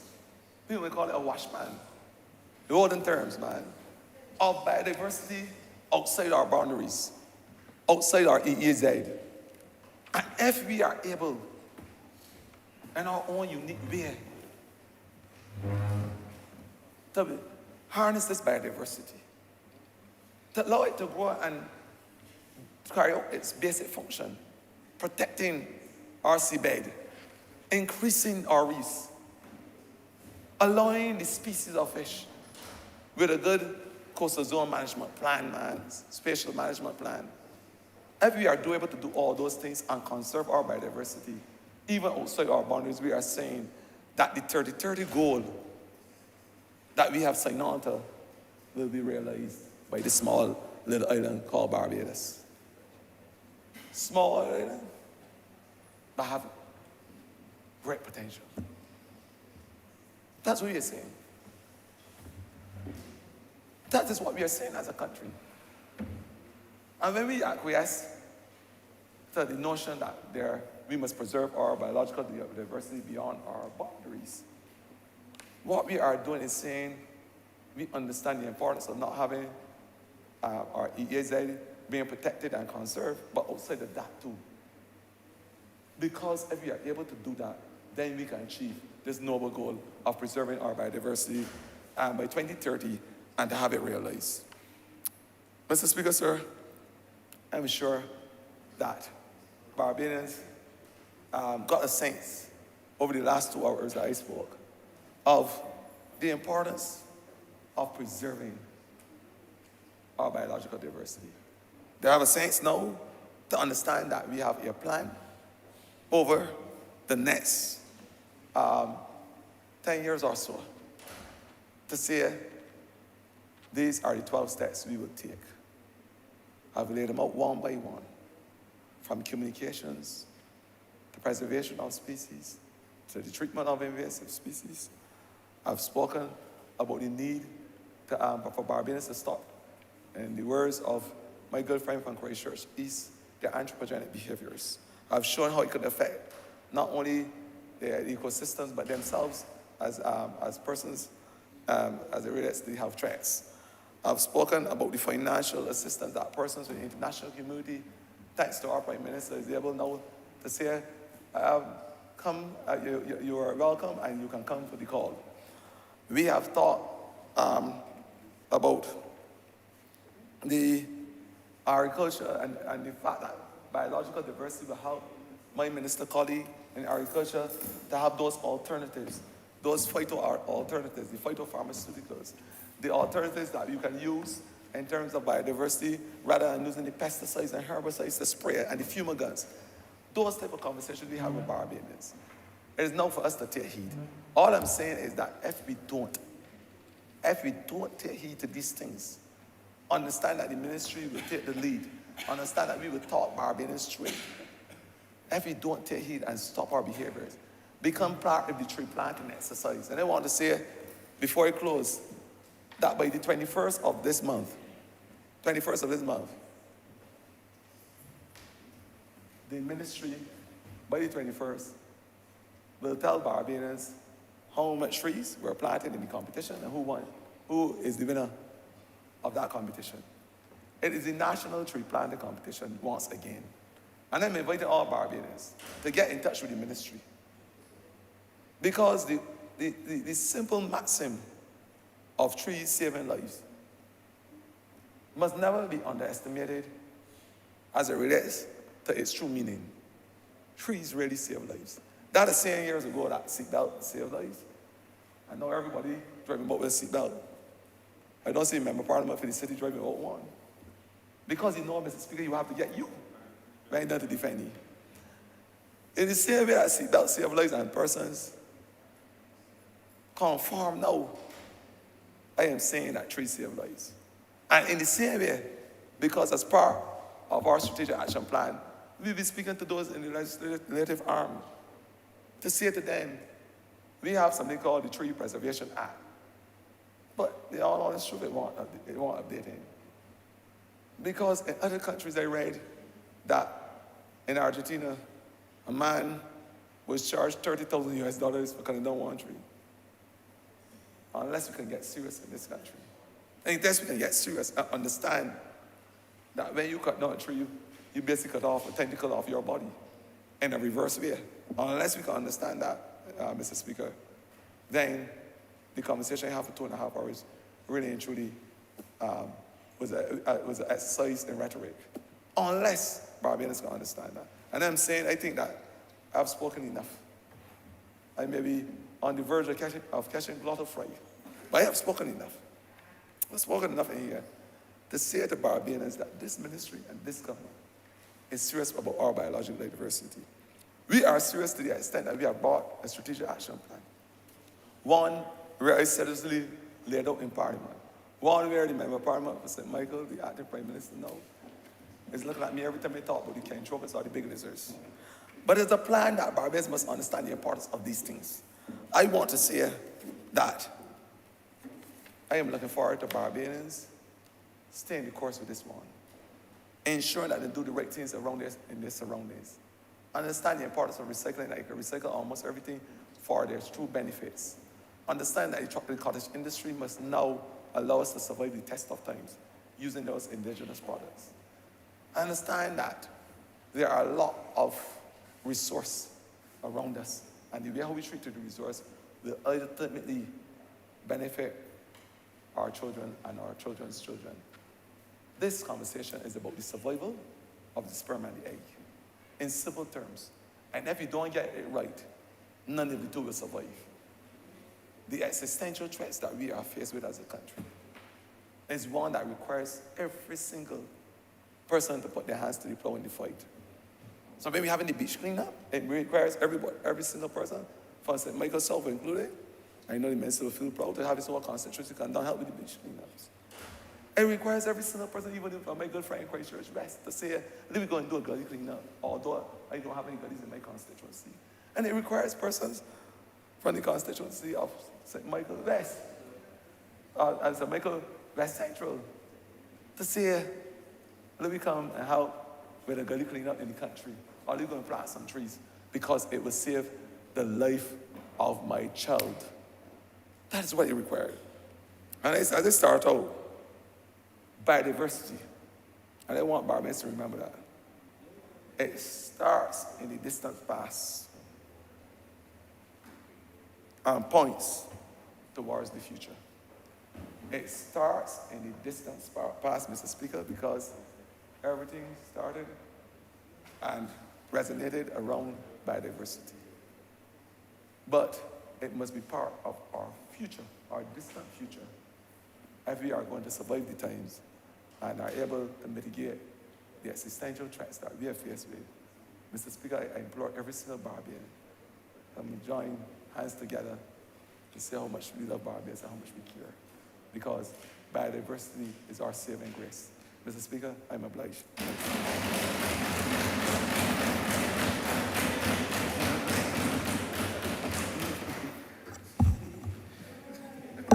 Honourable Member for St. Michael South. Mr. Speaker, thank you very much, sir. I rise naturally to support the resolution brought before the House, and my good friend, the Honourable Minister responsible for the environment. I want to begin by commending him, sir, for the wonderful job that he has been doing as Minister of Environment. I think very few people can legitimately say that he has not made a significant difference since assuming that portfolio.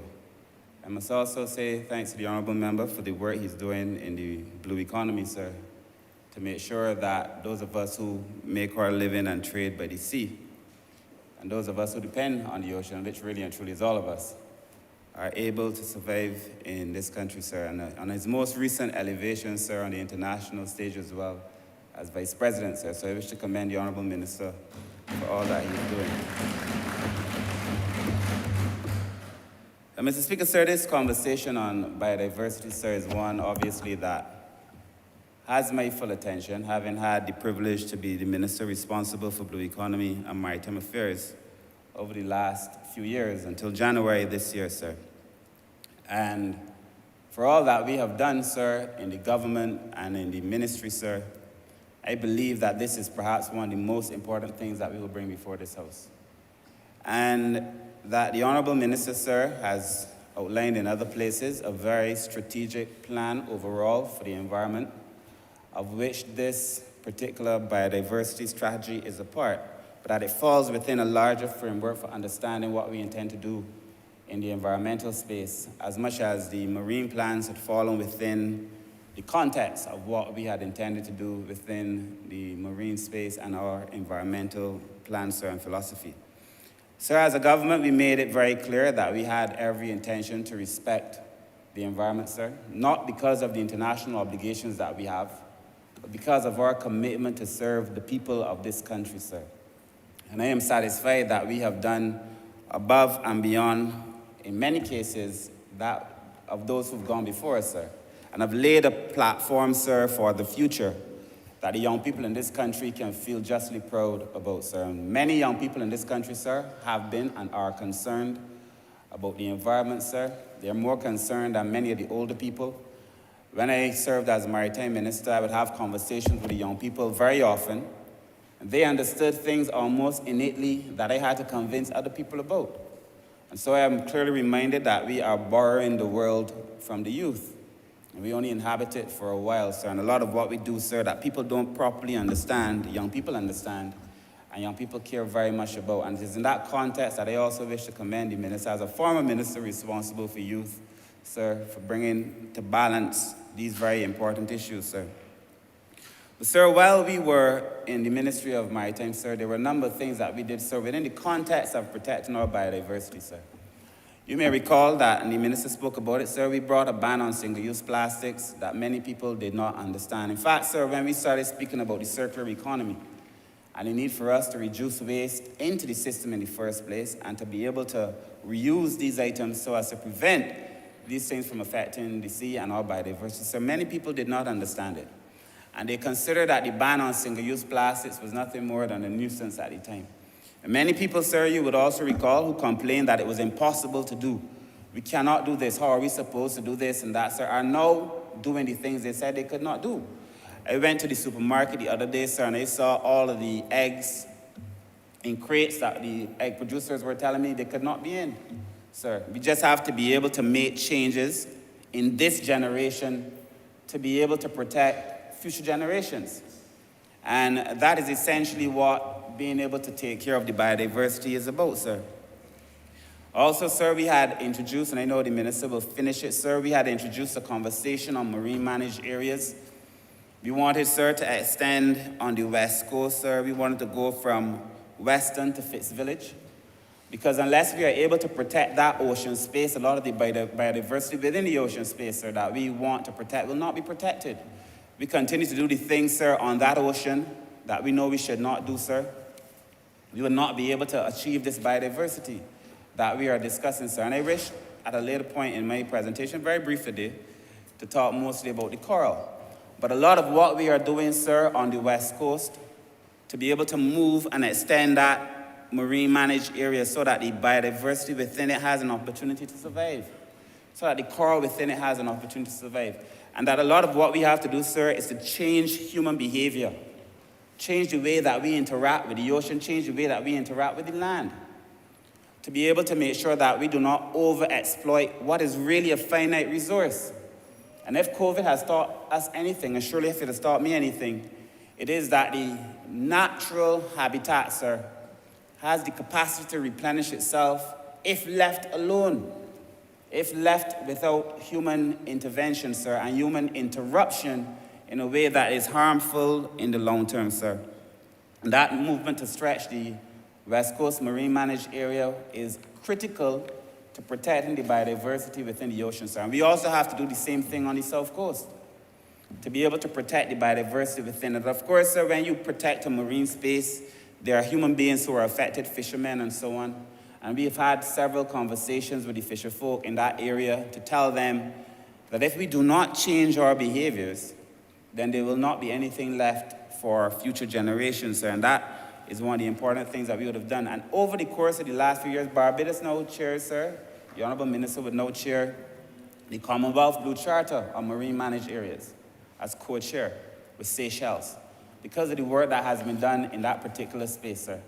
So that if we are not just talking the talk, sir, we are walking the walk. And it is reflected both in our local affairs as well as in our international affairs, sir, that this government has been serious about the environment from the time we came into office. And I look forward, sir, to the finalizing of the administrative arrangements as to where, because we need to create a marine managed area office of sorts that focuses only on that space, sir. It is critical to being able to deliver on the promises of the ocean. And the promises, sir, are significant, but we have to be able to deliver on them, and that our current setup may not necessarily be the best way to be able to deliver on them, sir. And then lastly, before I get to talking about the coral very briefly, we also have, sir, some draft regulations that were done that are now with the CPC, the Chief Parliamentary Council, sir. Those regulations are critical and they are important. We have, sir, in those regulations, if you go to any of the markets now, you see, sir, people telling me they have dolphins in those blue crates, sir, 15 and 16 dolphins, no bigger than a flying fish, or the way flying fish used to be, trying to convince Barbadians that these are a new kind of dolphin. When in truth and in fact, sir, we know that there are many fishermen who also know that it is wrong, because the older fishermen and the more conscious fishermen tell them that it is wrong. They know that they are catching dolphins and other fish, sir, that are undersized. And they continue to catch these fish that are undersized and sell them to Barbadians under the pretext that it is a new kind of dolphin. Well, there are some different kinds of dolphin, but the ones that I am talking about are the baby ones that never had a chance even to spawn, that people are selling to Barbadians for a lot of money to be sized, sir, and damaging the ocean space in so doing. Because if the fish is not allowed to get big, you would never get the rest that the people want. And you go to the market, sir, some of the fish vendors would tell you that they only sell them because they're trying to eat, but that they too know that the dolphins that they're selling are too small. So these new regulations, sir, will ban that, will prevent people from being able to handle, to catch, to buy, to sell, to receive those small fish. So I look forward to when those regulations come before this House. I know that they are with the CPC. I hope that we can have them before the House in the shortest possible time, sir. And we would, in that legislation, sir, too, we also look at the hooks that people use to catch the fish. So if the fish is too small, you release it without damaging the mouth of the fish. We look at the nets, so that you don't catch fish that is too small, sir. So that there is a number of things that are coming, sir, but that human intervention. And the bad behavior of many people who use the sea space, who depend on the sea space, sir, has to change. And that is a conversation that we also have to continue to have. I must tell you that when I served as a minister, we had several meetings with the fishermen, and they knew and they understood, sir, and they themselves, sir, were using almost themselves as a force to keep the ones who were misbehaving in check. I'd like one more things. The majority of the people who actually use the sea space use it in a responsible manner. The majority of the fishermen are responsible. The majority of the ZR drivers are responsible. The majority of young people who walk the street are responsible. But then there is a few who come, sir, and all kinds of behaviors, sir, and destroy the reputation of all. A few ZR men who do as they like on the road, bringing into question all the rest of the ZR men, the majority of whom behave well. Young people who get up and go to university, go to community college, get up and wash cars and look for a job. And about 200 or 300 about the place shooting down other people, bringing into question the rest of the young people in the country, sir. It is always the actions of a few that is questioning, that is causing people to question the behavior of the majority. That has to stop. And in every instance where it exists, sir, it is my strong feeling that in every instance where it exists, you have to arrest it. No pun intended, but you really have to arrest it everywhere that it exists, sir. We had a whole set of things listed to bring order, because as much as we've brought order to the land, we really hadn't brought order to the marine space. And out there, it's pretty much like the wild, wild west. There's a need to bring order to it. And that is why the marine spatial plan that I know the Honourable Minister will bring is equally important, so that we can allocate where and when and how people use that marine space. Who and when can do this and where? You know, to what extent? What is the cost of our behavior here, sir? Carlisle Bay Falls in my constituency, I must tell you, I have every intention of protecting it. That is why we made sure Carlisle Bay fell within the marine managed area. It is important to the people who live on the south. It is important to this country. So I have every intention of seeing that become a marine managed area, as we have said in the original intention, sir. And before I speak to the call, sir, the boats, the old boats that litter both Oistins and Bridgetown, and that we have tried desperately to have those boats moved. We have tried so desperately to have those boats removed from Oistins and in Bridgetown, sir. The legislation is a little bit weak, so that a fisherman may come and tap 2 nails in the side of his boat or sand down the side and say he's working on the boat. Some boats there for 10 years, 15 years, taking up space, preventing people who are actually fishing from being able to use this space, sir. And these things are important, because it is at the end of the day, sir, all of us are in this thing together. But sir, I really just wanted to talk about 10 minutes or less on the coral, sir. And I can make a document of the House, sir, the 2020 status of the coral reefs. It is a report that is done by the Coastal Zone Management Division, sir. It is a brilliant work that looks at the state of coral across Barbados. In fact, sir, the Coastal Zone Management Unit was told to me by a consultant, an international consultant, as having the most information they have ever seen collected by any one institution on the ocean space. And sir, we have to commend the Coastal Zone Management Unit for the work that they've done over the years, sir. But the coral reef, status of coral reef report card, sir, is important. The Honourable Minister would have spoken, sir, that our exclusive economic zone, the sea space, that belongs to Barbados, is now about 424 times the size of our land space. Our land space is 430 square kilometers. our ocean space is 185,000 square kilometers. Our exclusive economic zone. I also saw the minister bring a paper on the contiguous zone and the continental shelf and how we have to be able to negotiate that space too, sir, because Barbados has to claim what is theirs. We have to claim what is ours within the continental shelf so that we can set regulations on who could come in and who could do what and so on and so forth within the contiguous zone and the continental shelf, sir. But so why are the coral reefs important in a conversation on biodiversity?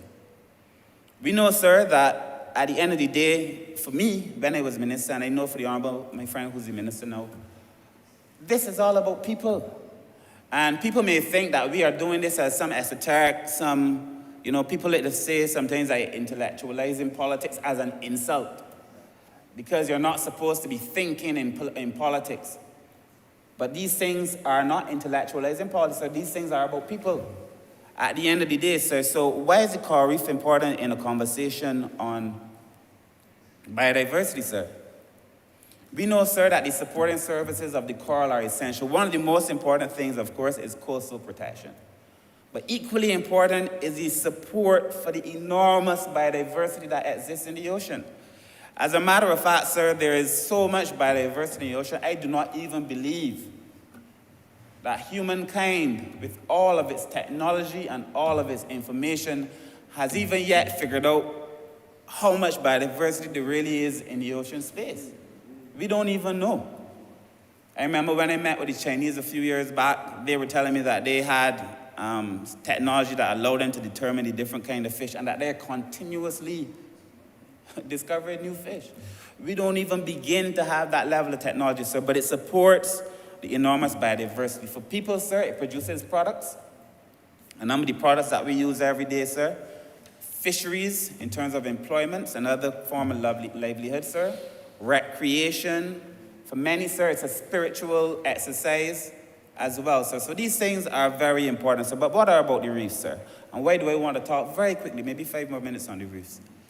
Sir, we have different kinds of reefs around Barbados, all of which lend themselves to biodiversity, sir. Whether it is the fringe reefs, sir, that are found about 100 to 200 meters offshore, whether it is the bank reefs that are about 700 to 1,000 meters offshore, or the patch reefs in between. And all these reefs, sir, have a role to play in how Barbados is developed, what Barbados is able to do, sir, and it has, and obviously very interesting on a conversation on biodiversity, sir. And for many of us, sir, who are part of this conversation, sir, every day, I ask myself, sir, are we doing enough to protect the reef? In fact, my good friend who heads one of the local surf associations had asked me one time when I was minister, he said to me, Kurt, what have you done for the coral? A question that made me think. He said, Kurt, I know you're working very hard, but what have you done for the coral? And what have you done for the fish? Forced me to rethink. That is why I felt it very important to do the marine managed areas that I know for a fact that the Honourable Minister will finish.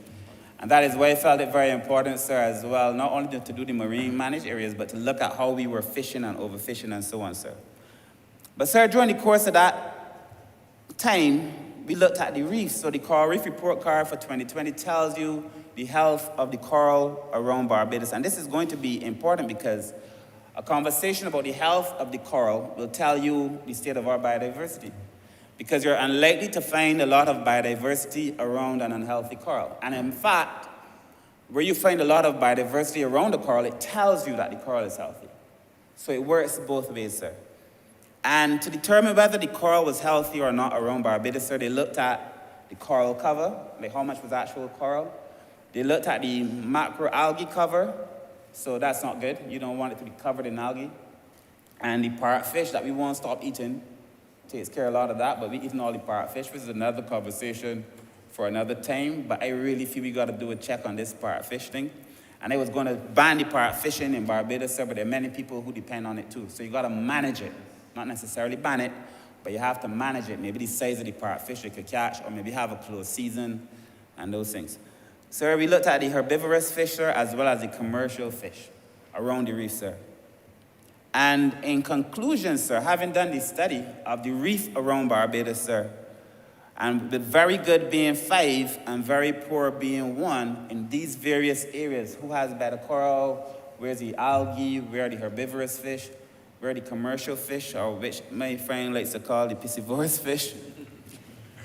But when we looked at the fish, sir, and the state of the coral on the west coast fringe reefs, having looked at 21 sites, they received a rating of reef health of 2.2, where 5 is good. 2.2, which means that it is poor, sir. On the south coast, the reef rating was 2.8, which is fair. And for us, obviously, sir, if you look at, when we looked at the bank reefs, the reefs in between, sir, it was 3.2, which is also fair. The bigger point is, sir, that there was no place in Barbados that overall had good reef. There was no place, certainly in Barbados, that had very good reef. The overall reef health in Barbados is now 2.7, which is barely fair. In Barbados, sir, is supposed to be an island, sir. We have made our name as a place where people can come and dive, sir. The divers will tell you that many places that they knew to have fish and coral no longer have the coral. I started a little diving thing, sir, when I was minister, sir. You know, I'm not nearly what the others are, but, you know, you can see that there is not the kind of coral health that one would anticipate in an island like Barbados, sir. And this is a very serious concern. If we're talking about biodiversity, sir, in the ocean, in Barbados, we are talking about the coral. Because it is the coral that essentially allows us to have the biodiversity, sir. And sir, I mean, there's a lot of information. This site we went through site by site, the West Coast Fringe Reef. You might find some very good, and some beaches for the, in terms of the herbivorous fish, and then you might find a lot of algae cover, but no area where overall there was very good reef, sir. And so we went through a number of things, sir. There was a timeline in the report, sir, that looked at the reef health over time. But what, sir, are the stressors? What is causing this to happen? Because if you want to change it, you have to understand what is causing it in the first place. And how does this lend itself to biodiversity, sir? I feel, sir, that we have, I mean, you know, Barbadians have a relationship with the sea, sir, that, you know, that the mighty Gabby, sir, permit me to say, sir, has made famous. You know, that beach is mine. I could go there and bathe there anytime, despite whoever say. You can bathe anyway. That beach belongs to the people of this country, sir. And those of us who are charged with the responsibility for maintaining it, sir, have a responsibility, not to the government, not to this Labour Party administration, but they have a responsibility to the people. And those who use it, sir, have a responsibility to themselves and to their children. And essentially, that is what we have to protect. So what are some of the stresses? I won't go through all. But we know that there's deteriorating water quality, sir, from solid waste and from toxins, from nutrients and from sediments, sir. That is impacting some of the reefs, sir. Climate change, the minister spoke of. The climate is changing. We have warmer seas. We're seeing the acidification of the ocean, sir. You know, something that made me laugh, almost the irony of it, is that the glaciers are melting. So the waters there are cooler. All waters are getting warm. There was a study that showed, sir, that as the waters got cooler in the north, from the people that are causing climate change in the first place, and the waters in the Caribbean are getting warmer and a little bit more acidic, that our fish in the region, fish in a lot of small and developing states where the waters are warming, are migrating to the cooler waters in the north by the very same people who causing them to lose their habitat in the first place. When we say that climate change wasn't caused by us, but that we are being the victims of it, sir, it is manifesting itself time and time again in so many different ways. These hurricanes, these storms, now the fish leaving and going to the same culprits that caused the climate change in the first place. Anyway, so there's the other issue, sir, we're having is over-harvesting. We have to stop it. And I know the minister would have attended a meeting in Ghana that looked at a lot of these issues pertaining to illegal, unregulated, and underreporting of fishing. Sir, a lot of people who come in with technologies way better than ours and throw their nets, sir, and steal our fish. Taking the limited biodiversity that we have, the physical damage, sir, from construction. Of course, sir, when they talk about physical damage, they will remind me of the cruise ship. But I knew it happened, sir. We put in place mechanisms to make sure that it could never, ever happen again. That they have to report, that we have to understand when they move, when they leave. We've widened the circumference, and under no circumstances, unless it is approved by the ministry responsible for the ocean, can a cruise ship be on that side of the world, sir. And the minister spoke about lionfish. But, sir, these are some of the things that are causing us some concern. And so I asked myself, what can Barbadians do? Because this is not a conversation for the academics or the politicians or only the people who dive. It is a conversation for Barbadians. What can Barbadians do to make sure that we protect this biodiversity that the ministry cares so much about, that we all ought to care about, sir? So we said that you should never dispose of your waste in the sea or in gullies. And the minister spoke at length on that. I won't need to repeat it. But that it has to stop. You know, I visited down by Walker's Reserve the other day, and what they're doing down there for the mangroves and so on is phenomenal. I think that anybody who hasn't yet seen Walker's Reserve really need to go and take a look at what they're doing down there. Because what they're doing down there has the opportunity and the capacity to restore Barbados as a point, sir, of some natural beauty with additional benefits. But when the waters were rising, sir, you see fridges running from the land side down through the small pathways to the ocean, sir, fridges and stoves and things that were in the gully, washing away, sir, find themselves in the ocean, sir. In relation to climate change, sir, there is a number of international conventions that we've signed. I do not think I have to repeat either why it is important for us to be on the international stage. The minister did a good job at that. Sir, we've signed all these international conventions. We are spending a lot of time convincing the international community that small island developing states need to be brought to the table and to be heard. And there is nobody in any small island developing state, nobody in the Caribbean who is doing a better job than the current Prime Minister of this country, the Honourable Mayor Motley. Nobody, period. I'm bringing a message on behalf of the Caribbean and for all small island developing states, sir. We should be proud of the work that is being done there, sir. In relation to overharvesting, sir, I've already spoken about some of the things that we must do, sir. I would like to encourage Barbadians to reduce the intake of pot fish, only because the pot fish is what's protecting the coral. You know, if they want to eat fish, sir, eat more lionfish. Take out the venomous part of the spine, sir. Eat more lionfish. Lionfish now has to become a part of the way we do our diet. And yes, it tastes like snap. It tastes very good if it's produced by somebody who knows how to handle it. I tried the thing, but anyway. The Honourable Minister, sir, the Ministry of Environment, sir, I would like to see a competition perhaps in relation to people capturing and cleaning and using and serving lionfish. Because the lionfish, sir, is destroying all of the other fish. These things are gluttonous. And invasive species, I don't know if it came from the ballast water or the same climate change, what brought them to the region, but they're eating everything. And if we care about the biodiversity in the ocean, sir, we have to find a way to get rid of the fish, sir. And then lastly, sir, I would like to say, sir, that Barbadians all have a role to play in this. We all have a role to play in protecting our land space. We all have a role to play in protecting our ocean space. We are all in this together. I like the way that the minister presented today, sir, in very simple terms. Why this is important for us to do each of those steps, every one of those 12 steps, very important. Every one of those strategies is important. Every single Barbadian, sir, now has to get on board in terms of protecting our biodiversity, sir. Protecting the fish that we have the opportunity to eat. The fruit, the vegetable that we have the opportunity to eat. Some things, sir, that may not be for us to eat, sir, but they have a role to play in the ecology of things, sir. And some people might be keen to destroy one ecosystem thinking that it is harmful, not realizing that in destroying this ecosystem, you impact on another ecosystem. That's why we need the scientists like the Honourable Minister, sir. These things are important, and every Barbadian has a role to play.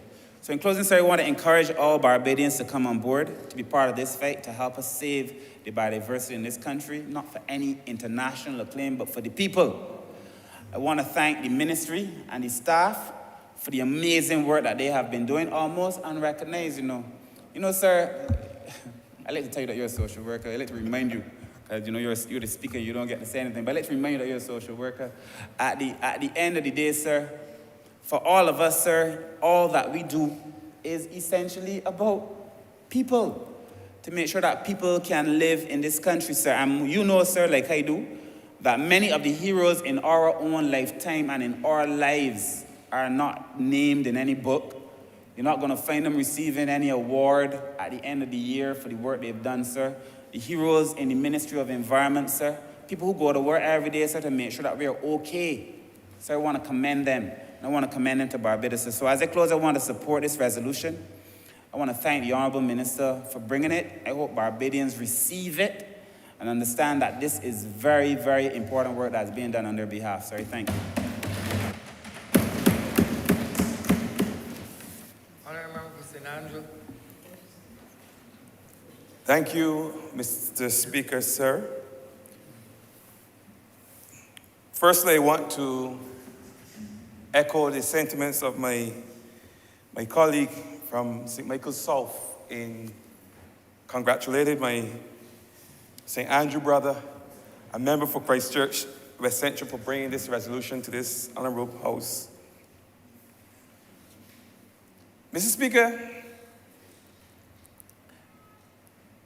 this particular resolution caused me to look back at something that I've not laid eyes on for the past 10 years, 12 years or so.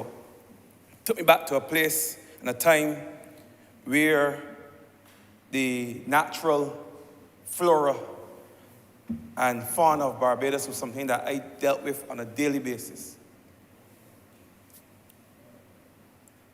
It took me back to a time when I felt it was my duty to ensure that every single Barbadian knew about our natural flora and knew the history of this country as it relates to our biodiversity.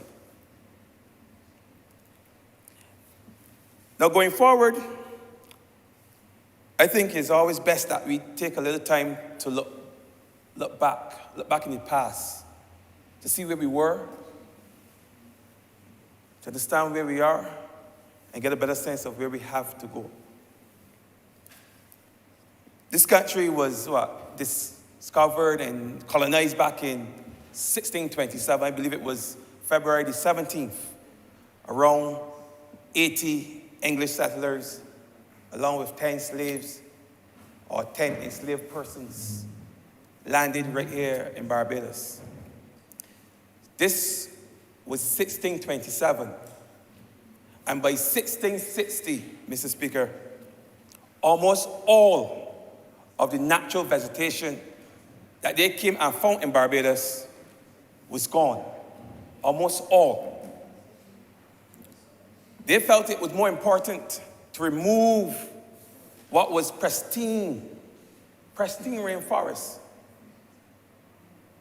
for the purpose at the time of developing plantations in indigo, and tobacco, and cotton. And when one reads the writings of the historians of that time, of that period, the 17th century and the 18th century, this clearing of the landscape of Barbados, this removal of all the natural vegetation from the landscape of Barbados was seen and celebrated at the time as a triumph of man over nature. The triumph of man over nature was celebrated. They changed Barbados' landscape from that of natural, pristine beauty to that of a garden. And over the years, a garden of canes, of sugar cane, which became our prime source of export, of income. So I'm happy now to see that we have come full circle, where we now have developed a greater appreciation for Barbados' biodiversity. And let me just say that, as compared to others, even though I'm told that comparison is the thief of joy, we are not nearly as diverse ecologically as our neighboring territories. But be that as it may, what little we have here, I'm glad to see that we are doing all that we can to conserve that. And in bringing this biodiversity strategy and action plan, it sets in motion a number of things that will have to happen in order for us to achieve that target of conserving what is left of our natural environment, our natural flora, our natural fauna.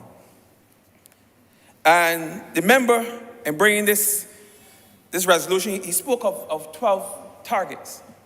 I would have identified about 4 or 5 that I wanted to speak on, but in the interest of time, I will reduce that number to maybe 3, and I will merge 2 of them. And the first one that he mentioned was looking at the educating, the awareness, the sensitizing of persons. That one is paramount. Above everything else, this is paramount. When I was in another place and responsible for the education of our nation's children, one of the last things I did before leaving the Ministry of Education was to pilot the revised history curriculum. A curriculum that was more focused on who we were as a people. It was more focused on who we are, where we came from, what was taken from us, and also what we brought with us and what they could not take from us.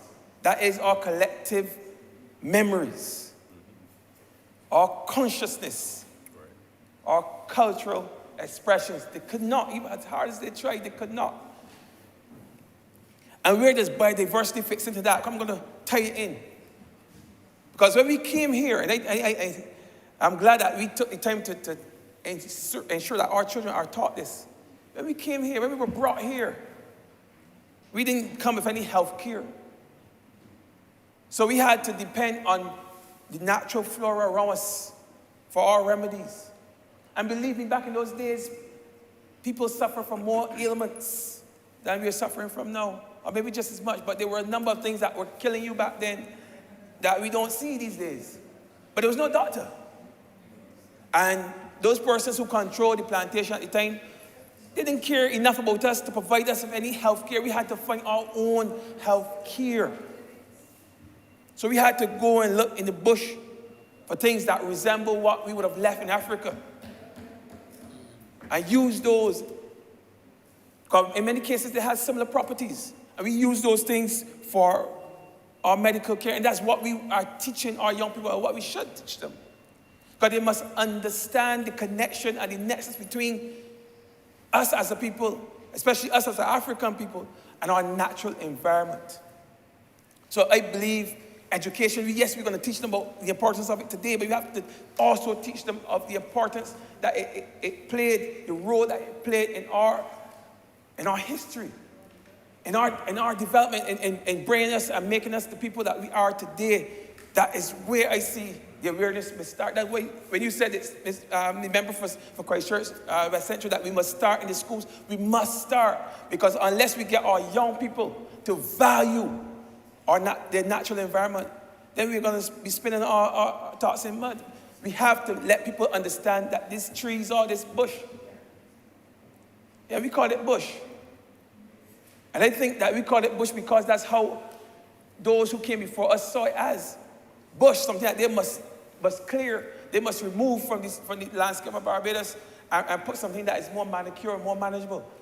And I think a lot of Barbadians through the years had that same impression coming through the years that all this natural flora is just bush. Nothing of value. So we have to reorient the minds of our people to see those trees, those shrubs, grass, all of that as having value to us. Like I remember some years ago, I was looking at some old footage from 1951, some aerial footage of 1951 Barbados. There's a map of the entire island of Barbados, a quality similar to that of Google Earth. I was actually making some comparisons. And in 1951, if you look at where our gullies are on the map, There was absolutely no trees, no plant, like nothing in our gullies. Our gullies in the 1950s were totally devoid of all natural vegetation. Just in the 1950s. Around the gullies, all came, but the gullies were just open crevices. You know, these days, sometimes you go and you see foundations in the gully, the parts of houses that, that were abandoned many years ago, and you wonder to yourself, well, how people used to live in. But when you look back at the old footage of Barbados, if you can find it, you can see that that entire area years ago was devoid of any kind of natural vegetation. And just like the member for St. Michael's South said, over time, given time, nature will find a way of rebuilding itself, of regrowing. I mean, that's what we are seeing now, and I'm glad to see I live in Barbados now where we have a greater understanding of our natural environment. And we have a plan in place to even bring more awareness, because I don't believe that the awareness is there as we speak. But we're working towards that. And when I left the Ministry of Education, we were also working towards looking at a new geography syllabus that will also take into account climate change, the impact of climate change on the natural environment, further respect for your natural environment, things that we think that we took for granted over the years. We assume that people know, but what we come to realize is that knowledge fades generation by generation by generation. So what was of value to persons in the 60s was of less value in the 70s, and even less value in the 80s, and in the 90s was of no value, and now in some cases have been totally forgotten. And then you start to talk about plant names and plant types, you will see that there are so many that we have forgotten. We've not only forgotten the uses, but we've also forgotten the names. And that's where it starts, and you forget the name. All right? Now, as I said, we started with geography, so we take a comprehensive approach to helping our people have a greater sense of self, who we are, what our roles are here in this Barbados, in this society, in this human civilization. So it was well-rounded. So that is what I left in the Ministry of Education. I will only hope that they continue, because it's absolutely necessary that our children understand that they have a role to play in conserving our biodiversity, conserving our Barbadian civilization and everything that comes with it. We also want to reduce the rate of loss of our natural habitat. Part of the reasons why persons would without any hesitation, take a D6 bulldozer, backhoe, excavator, and push down whole acres and acres of land. It's because they have no value for it. You know, sometimes I think about some of the trees that we used to see as children that we don't see anymore. I mean, listening to the Honourable member, I realize that perhaps the depletion of our fauna, our indigenous fauna, might have resulted in the fact that the seeds can no longer be spread in the wind, so those plants are now disappearing. So we're not seeing certain trees that we saw when we were children, fruit trees in our community. Some communities don't have any fruit trees. You want a fruit tree, you go and buy a fruit tree from the soil or from a nursery. But when we were children, there were fruit trees growing all over our communities. We could go anywhere and pick any amount of guava, fatpur, or plums, or, any fruit, gooseberries, tamarins, anything that you want, you can find in your community. Now you don't see those trees. People cut those trees down. If there are too many leaves that they have to rake up in front of their house, they cut down the whole tree. I've seen it. If you have a situation, the bare fruit tree causing too many leaves for you to rake up, or the mango tree, people go and cut down the entire tree. A situation where persons come and pick your fruit, your response is that you cut down the entire tree. No, that has to stop. That has to stop. In fact, we have to re-energize that effort to plant those million trees. Also, we were started just before COVID. Plant more trees. I mean, I agree that you have to be careful. You can't plant them that the roots at some point will destroy your house, because that's a mistake that we make. But all part of the awareness program and the education programs to teach people the best places to plant trees and the best kind of trees to plant within particular spaces. Not all trees are suited for everywhere. But that will come as part of the whole education program. Of that I am sure. But we need to start back planting trees in this country. We need to be not so indiscriminate when it comes to the removal of trees. Yes, we have to develop. Yes, we have our residential areas that we have to build out, but we have to be conscious of our natural environment. They want to just touch on something that the member said, I think it was target 5, about pollution. Of course, we have our role as a government, certainly in the area where I have some responsibility. We'll be working towards reducing any kind of pollution that our plants may produce. So in the BWA, Barbados Water Authority, we'll be upgrading our plants in the coming years, within the next 5 years or so, from, in the case of the South Coast, from a primary treatment facility and in Bridgetown, a secondary treatment facility. We're going to upgrade both of them into tertiary treatment facilities that will be producing effluent that will be of a quality that would not be detrimental to the environment, whether it be the marine environment or on land, because we will be using some of that reclaimed water for the purpose of agriculture and for the purpose of aquifer recharge, for the purpose of, yes, of course, right, for usage on land. So these are things that we are looking to do, and that we will ensure that we have the technology, the reverse osmosis, to ensure that through the process that the water is clean to a standard that it does no harm, very little harm, if any, no harm, if possible, to our natural environment. That is the direction we are going as a government, because we understand the importance of it.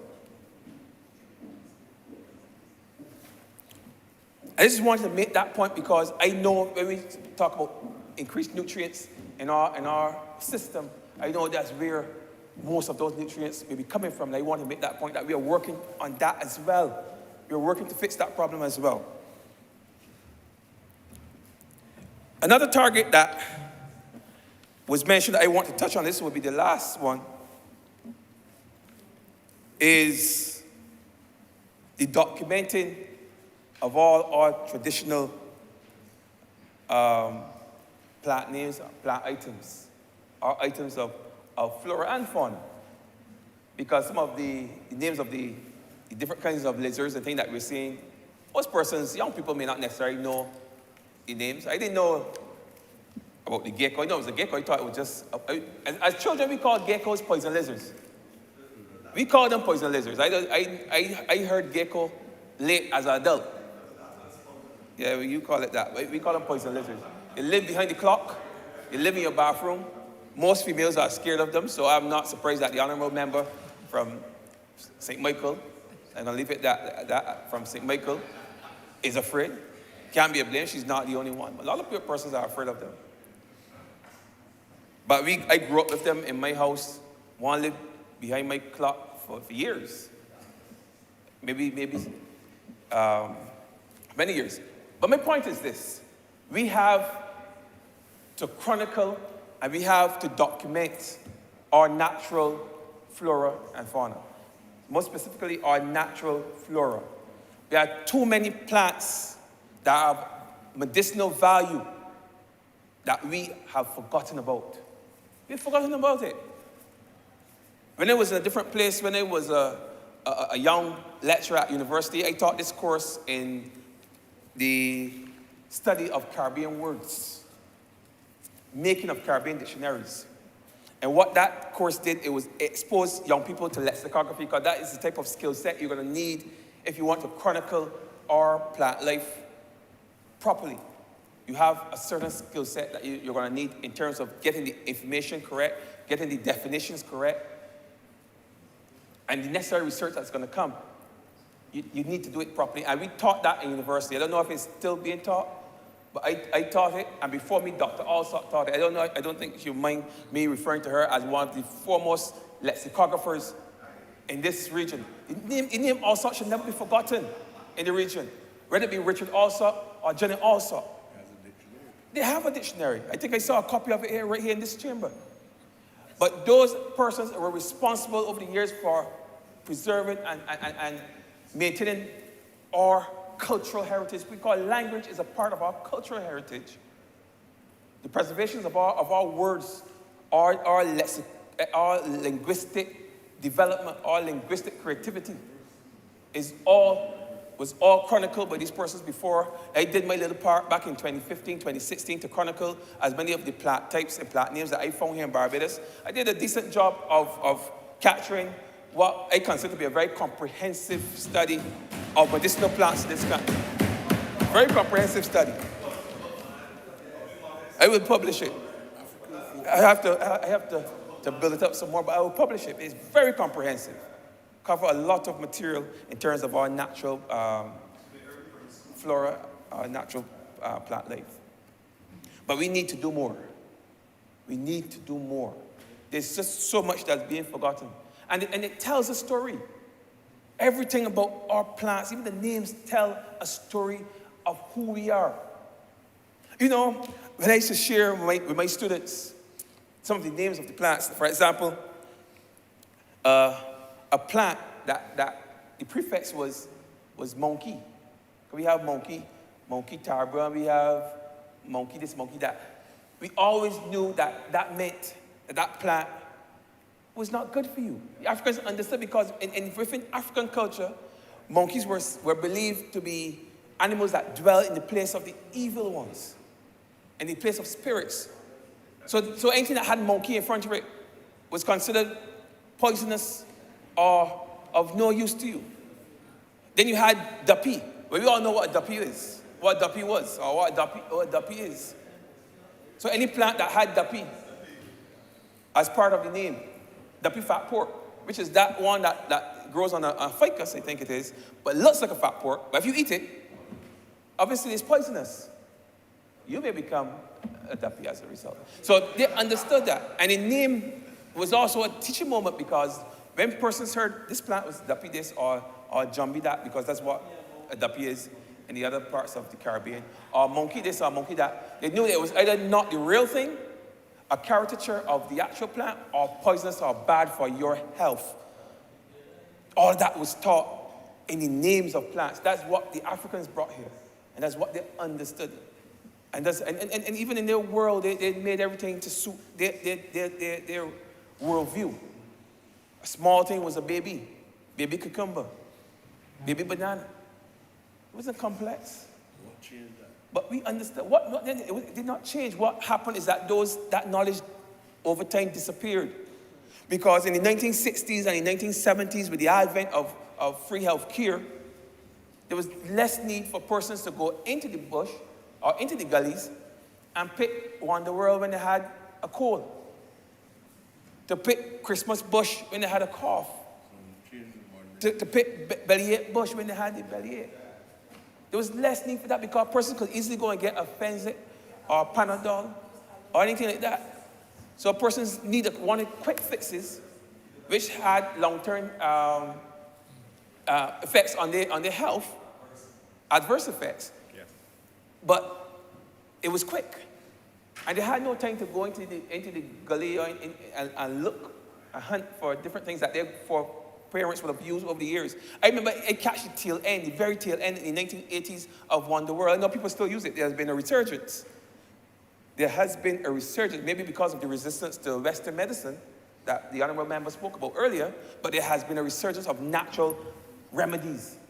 A lot of these plants, Damien Cohol of the university would tell you that a lot of the plants that we use as young people, as our grandparents use as young people, have been proven to be effective, have the same properties. You understand? In the medical arena that we use them for. And there was a reason we use them. I mean, persons through trial and error over many years, decades, even centuries, were able to determine that this plant is good for cold. This plant is good for headache. We know castor oil, leaves, whatever is in those leaves. We use those things for headache and joint pains and all these things. I used to work at NTW on the road. I would see the workers come in and they'll have the leaves come all over under the hats. Yes. When there was a headache, they'll have that on the joints. They would wrap it around their knees and everything. And that worked for them. Yeah, I know these things. I've seen these things. I've lived these things. But I was young, so I caught the tail end of it. And in the years, when I came to myself, it had already started to disappear. But we have to use this opportunity now as part of your strategic plan, of our strategic plan, to bring awareness to these things. That there are many more, many more that we can talk about now. Start that conversation, expose young people to these things again, speak of the value of it, the efficacy of it. And it will edify our young people. It will build on the knowledge that they have. Because they have knowledge and they understand that they have an alternative. If you have adverse effects to any Western medicine, you have an alternative. That you can just go in your yard and pick a bluebird vervain. You know? These are things that we grew up with. Years. That we can use, but people do not know about it. Young people don't know about it. People in my age group, which I still consider to be young in their 40s, don't know about it. Because a lot of that knowledge went out in the 60s and the 70s when we were too young to understand. But here we are at this critical juncture where our biodiversity is under threat. But we are in a position now, today, to make a difference, to ensure that even though we didn't have a choice in the past, we have a choice now to do what we can as a people to ensure the continued development, continued life, and the continued growth of our natural flora, our natural fauna, everything that surrounds us. The biodiversity of Barbados is secured and conserved. That is now our duty as a people. Mr. Speaker, I would want to continue because I have a few more, but I'm gonna leave it at that for now, only to say that I truly support this resolution. I like the direction that we're going. I like the fact that we've taken this thing seriously. We understand the importance, and we are putting a plan in place to see that our future and the future of our children is secure living in this country. Mr. Speaker, I thank you.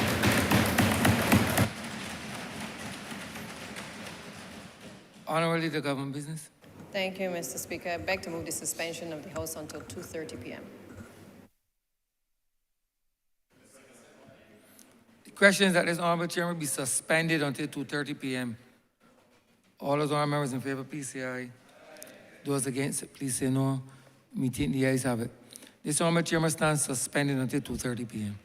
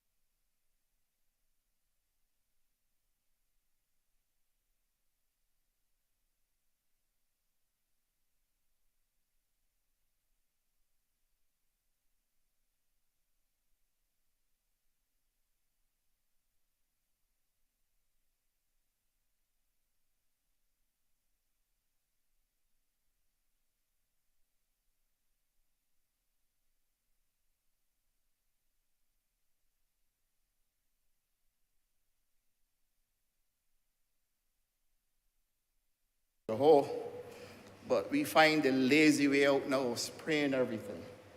And therefore, we have contaminated in a very serious way our soils from overexposure to POPs, POPs, persistent organic pollutants. And Mr. Speaker, therefore, there can be no understatement in calling upon the University of the West Indies to help bring about the training that would need for us to understand the importance of biodiversity and bio-inputs in agriculture. This, sir, if done properly, would also lead for further innovation in agriculture. And agriculture is always evolving.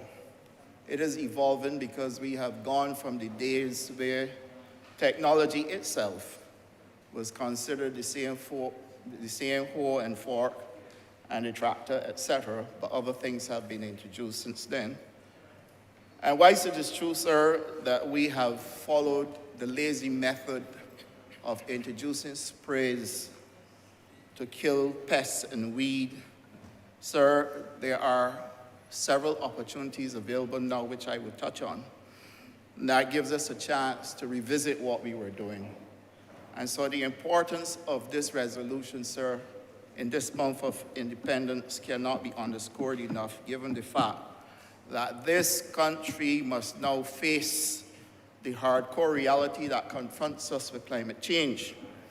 And if we do not strike a balance, sir, between what climate change is about to do with us as a people, with our plants and with our animals, sir, we can speak till the cows come home. The one blows will certainly kill the old cow. And therefore, we must recognize the importance of innovation in order for us to use technology and in order for us to do proper lab testing, but also for us to preserve our plants and our animal species in order for us to have a balanced biodiversity. And I'm also going to speak about balanced biodiversity as well. Mr. Speaker, we have, therefore, an opportunity to look at regulations as well, and the Honourable Member for Christchurch West Central did give us the major areas that they are focusing on, sir. But we will also be introducing a set of regulations or a suite of regulations, sir, that would address bio-inputs in agriculture. And then, if we are going to go this route, you cannot ignore training of technicians. So here is another opportunity where if you train technicians, then you're creating a new type of job, sir, which would also add to the economic benefits. And then, Mr. Speaker, I tend not to have very, what should I call it? I do not have very on the surface, very linear conversations. I tend to be a little bit non-linear in some of the things I look at. And there's no way we are going to recover from the damage that was done, a lot of the plants and animals that we've lost, unless we create the opportunities to provide that type of training to help people get involved and find some niche in creating jobs so that we can rebuild our biodiversity. So the training of technicians is an absolutely important aspect of this development, and it must be treated as one of the key components of us maintaining our biodiversity and improving on what has taken place to reduce a lot of the species that we used to have. And then, Mr. Speaker, the opportunity for investment. Bio-inputs, sir, will attract investment because your country is going in a new direction.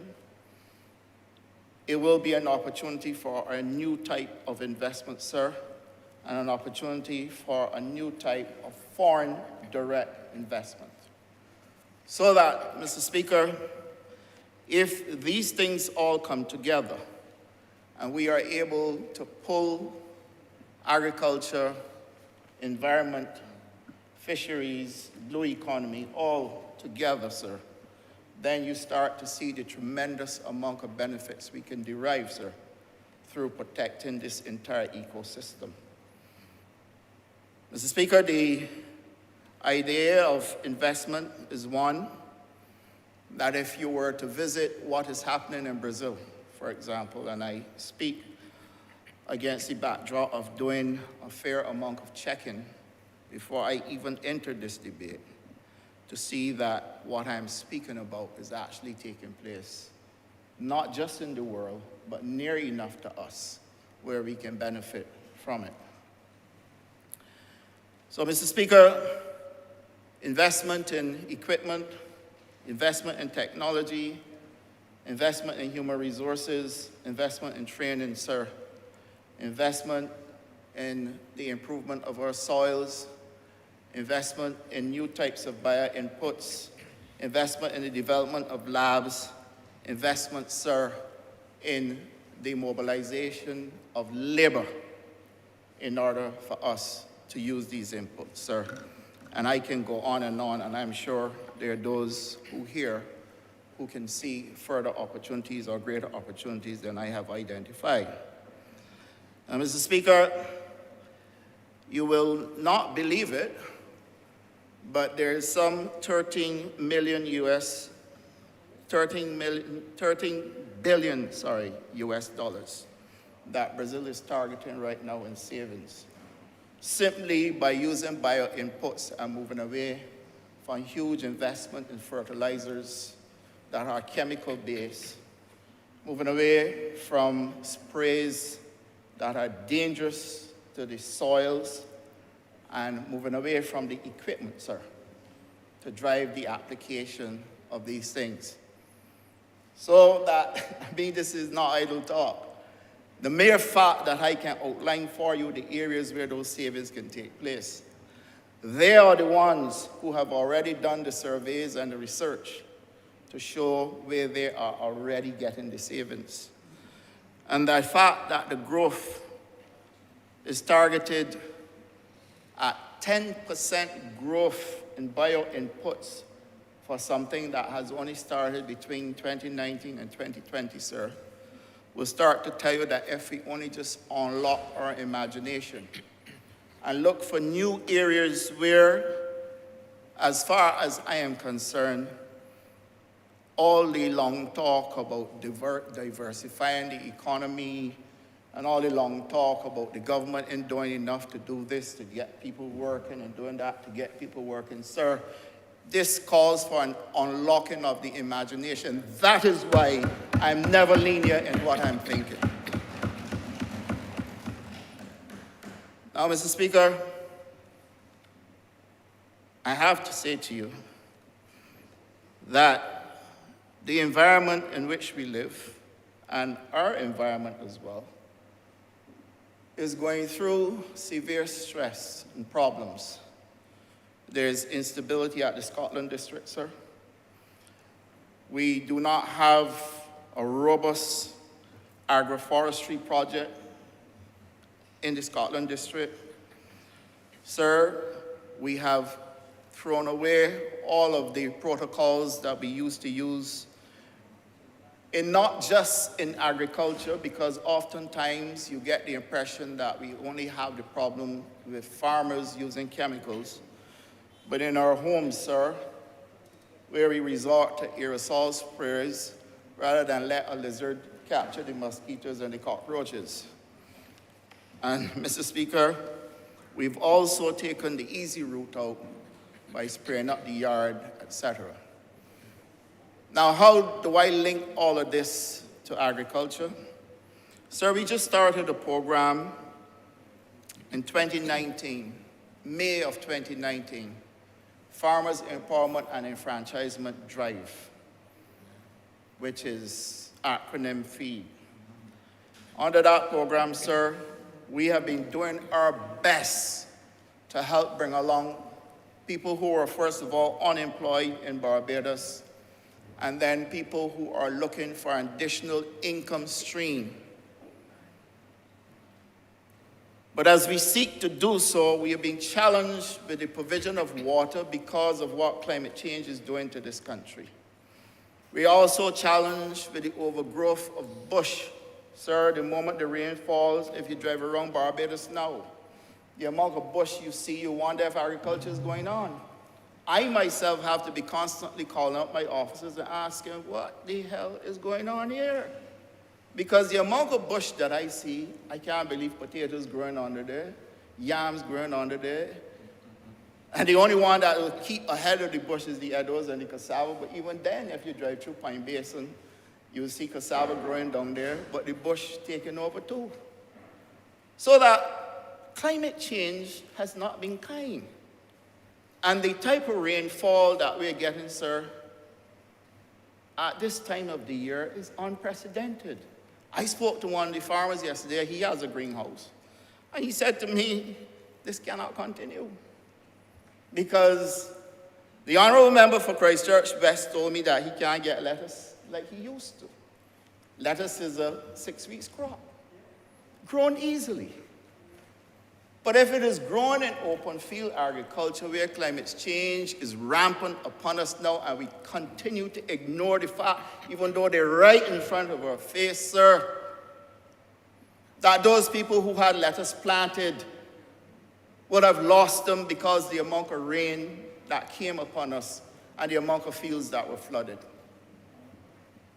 This is hardcore reality. This is not the fault of no Minister of Agriculture. This is not the fault of no technician in my ministry, sir. This is nature at work. And so therefore, if you consider what is happening there, then look, sir, at how it is also impacting our animals.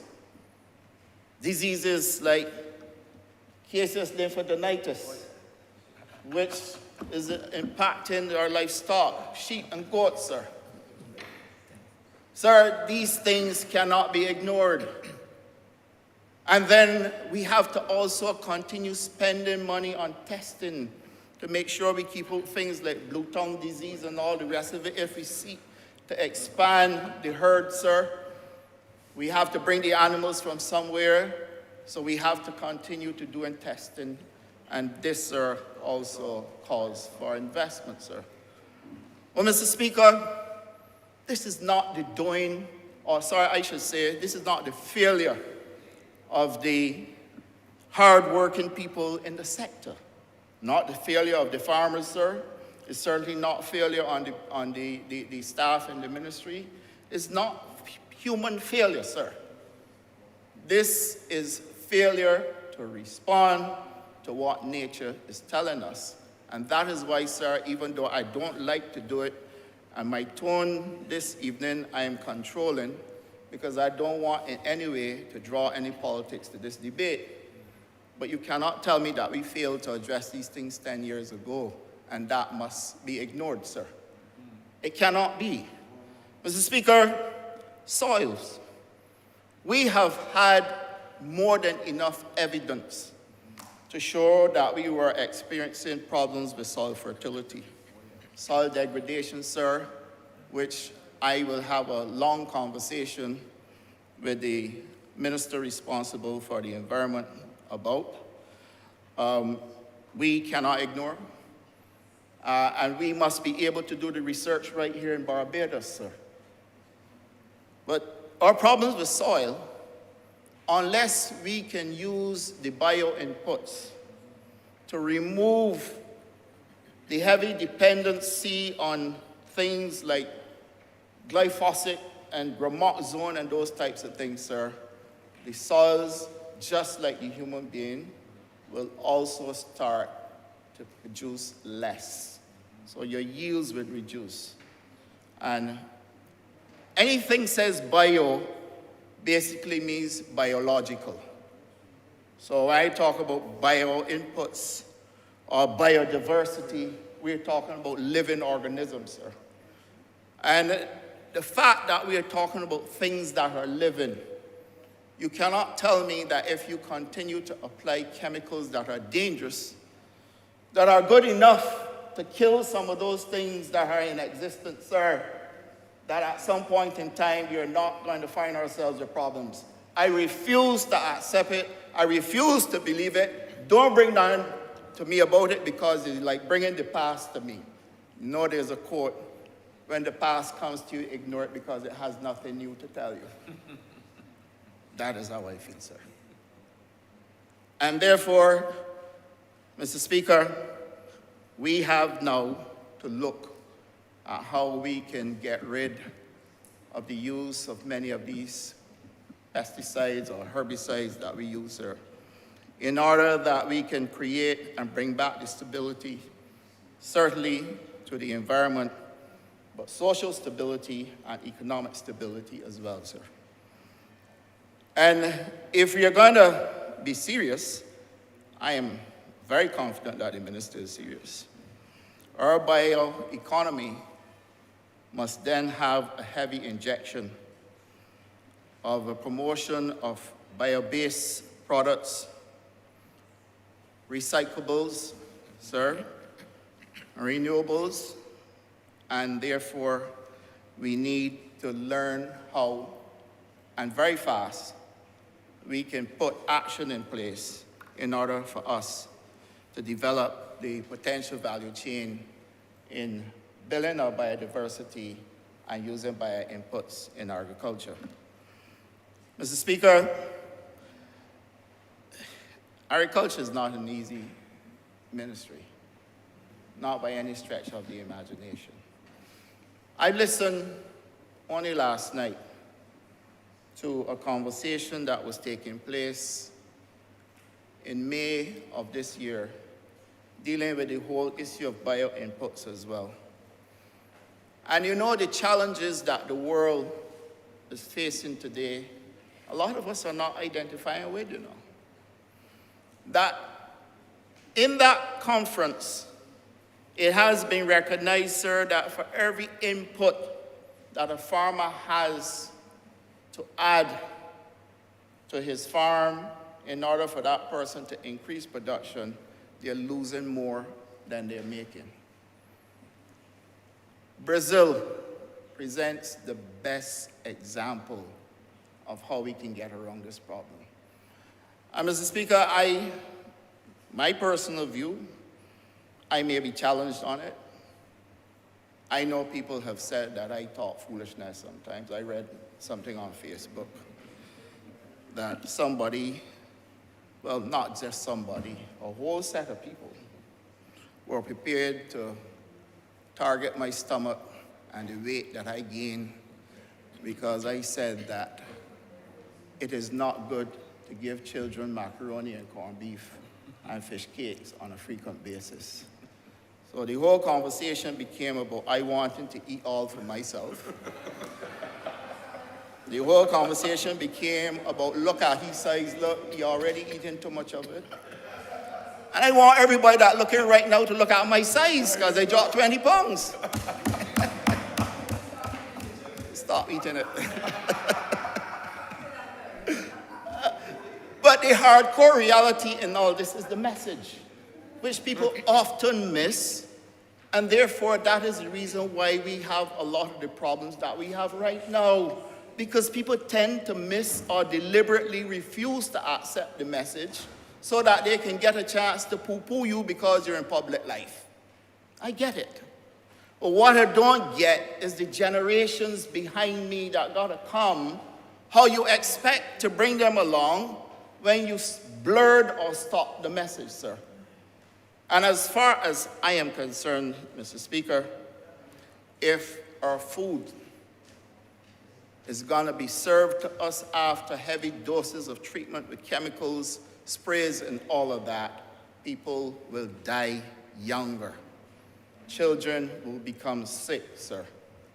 Our animals have shown that they too are becoming sick because we don't know what they are getting, either when they're grazing or when they're fed what we call manufactured feed or concentrate, sir. So therefore, Mr. Speaker, in addition to the introduction of technology, we have to look at product processing as well. product processing in terms of what is going into the products, how they're being packaged. The Honourable Member for St. Michael South took us to a stage where we addressed single-use plastics. And that was a very serious time because as far as I am aware, sir, a lot of those plastics were getting into the ocean, etc., and were humbugging our ecosystem as well. And Mr. Speaker, we also need to look, sir, at the type of parasites and diseases that are impacting our animals now because of the same climate change. And we are picking up what is called transboundary passing of these diseases in a very simple and easy way due to the fact that we import a lot of things that we eat. And if it is that a lot of these things are not processed at a FO value above 3, meaning that it has been so severely heated to bring it to sterility, then we are at risk. That is the reason, sir, we are addressing bird flu right now in the UK, where we literally had to put a ban on all poultry products coming out of the UK. This is the risk that we face, sir, when we have to import things that are infected by diseases that are spreading rampantly, sir. And then, Mr. Speaker, similarly, we had to do the same with African swine fever, where we had to bring this entire country along because it was so close to Hispaniola. Well, it was in Hispaniola, but so close to Jamaica and the rest of the Caribbean, that we had to put systems in place to mitigate against it coming to Barbados. And then, Mr. Speaker, all of these things will require us building out a new type of capacity in terms of our human resources in order for us to be able to grapple with the challenges that are wrought upon us by climate change and in order for us to maintain and rebuild our biodiversity. Now, Mr. Speaker, I will spend a few minutes on soils. Our soils, Mr. Speaker, are getting weaker and weaker, and they're producing less. Farmers are now telling you that they have to plant less because they have to go with intensity to get greater yields. And the investment in chemical fertilizer right now is costly. So in order to get greater yields, they have to put in less and invest more on yields. Mr. Speaker, bio-inputs really, bio-based agriculture, as some may know it to be, is any product, process, or technology of plant, animal, or microbial origin intended for use in production, storage, and processing of agricultural products. So if I've been using the term, I didn't want to stop speaking to it without first saying what it is.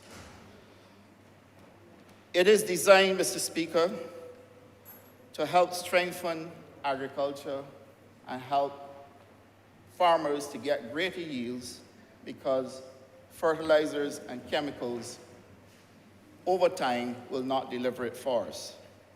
And Mr. Speaker, the opportunity for us to stimulate the generation and dissemination of good knowledge and information on the application of bio-inputs. And bio-inputs, the Honourable Member for Christchurch West Central spoke to a lot of them this morning. Certain predators that you can use to kill other insects, to protect our pastures as well. Certain types of insects we definitely need, sir. Certain types of animals we need birds, we need an entire ecosystem. And Mr. Speaker, we have to also encourage the implementation of biofactories that are aimed at the production of bio-inputs, and we have to formulate all the policies that are to be built around using bio inputs, sir, in agriculture to save the minister's ecosystem, help rebuild the biodiversity, and, Mr. Speaker, at the same time, give us clean food, give us greater yields, give us greater economic activity, save people from having to go to the hospital with NCDs because of what they're ingesting, sir, and protect our children by making sure that what we are feeding them isn't laden with chemicals, sir, that are harmful to the body, because we have seen with our own eyes that they're killing the insects, they're killing the plants. Therefore, it follows common sense that they will kill us, sir. And therefore, Mr. Speaker, it is against that backdrop that I fully support this resolution, sir, and I wish to plead with all Barbadians not to get this wrong, because we are not in silly season, but we have a lot of silliness going on, sir. And this is not a time for us to have a conversation about silliness when people's lives are at risk, or animals' lives are at risk, or plant life is at risk, sir. And the best thing we can do at this juncture in our development and our existence in this month of our independence and becoming a republic is to work together to make sure that we save Barbados. Mr. Speaker, I'm obliged to you. Honourable Member for St. Thomas. Thank you very much, Mr. Speaker. I, too, am grateful for the opportunity this evening to be a part of this discussion and the National Biodiversity Strategy of Action and Action Plan for 2020 and the plans that have been outlined leaded us into 2030 as a period of some of the achievements, and we will be able to, I pray, we'll see the results as, by then. And I want to take this opportunity to highly commend the Honourable Minister, a Member of Parliament for Christchurch West Central, who presented it so artistically this morning. He made it simple, but it was impactful because there's so many things that would have been discussed that I am a baby to. And therefore, I've learned something new and something empowering from a younger male being a Ford anyhow. We do it well. I also want, Mr. Speaker, to say, express my gratitude to the members of staff of the Ministry of Environment, whom I am sure, and of course the stakeholders, whom I am sure would have been deeply engaged in the production and the preparation of this National Diversity Strategy and Action Plan 2020 and the goals that are outlined with it. Once we follow what the guidelines are, we will be able to make some better achievements by 2030 to ensure that Barbados is on the right trajectory for looking after the health and welfare not only of the people, but of course the preservation of our lands, our soils, our crops and products and so on. I want to also add, sir, that Barbados has come a very long way in its advancement. And of course, we will have dropped off from the plans we have a number of the activities and the projects and programs and so that we would have developed over many decades, and we have dropped the ball on many of them. As far as I am concerned, and you know, sir, that I'm speaking for the old school. And I don't know, but sometimes we throw out the baby with the bathwater with a number of things we do because we get so caught up with what is happening in the international world, how to develop eggs over some kind of mechanism that might be tried instead of having the eggs laid by the hens and follow the natural procedure, heating and different things. And I haven't got a problem with that. But I have a problem with Barbadians not continuing to follow suit as to what happened in the past and how that can be married with what is happening now and what we will want to happen all in 2030 and 2050, when most likely, sir, you will still be there, but I may be gone because I have worked so hard in my lifetime that I'm not so sure what might happen later on, but to God be the glory for the privilege to be a part of what is happening here. Now, Mr. Speaker, I am so overwhelmed in light of what has been taking place in our country and in the Caribbean, and indeed other parts of the world, and that we seem to want to be able to throw out the baby, and we seem to have thrown out the baby with the bathwater. Because I believe that whatever systems, plans, policies, programs, and so we have worked on in the past, and they have brought us thus far to be able to achieve, after so many generations of families, Barbadians, and even non-nationals, our friends from the Caribbean, who would have come here on many occasions and work on the plantations to help us with the reaping of our canes or the planting of our canes, and integrating with us to make sure that we keep the stability in our agricultural sector. Without agriculture, no country has the safety that is necessary for its people to continue to live. And we've all become so attractive now to the imports. And we know our import bills are so high.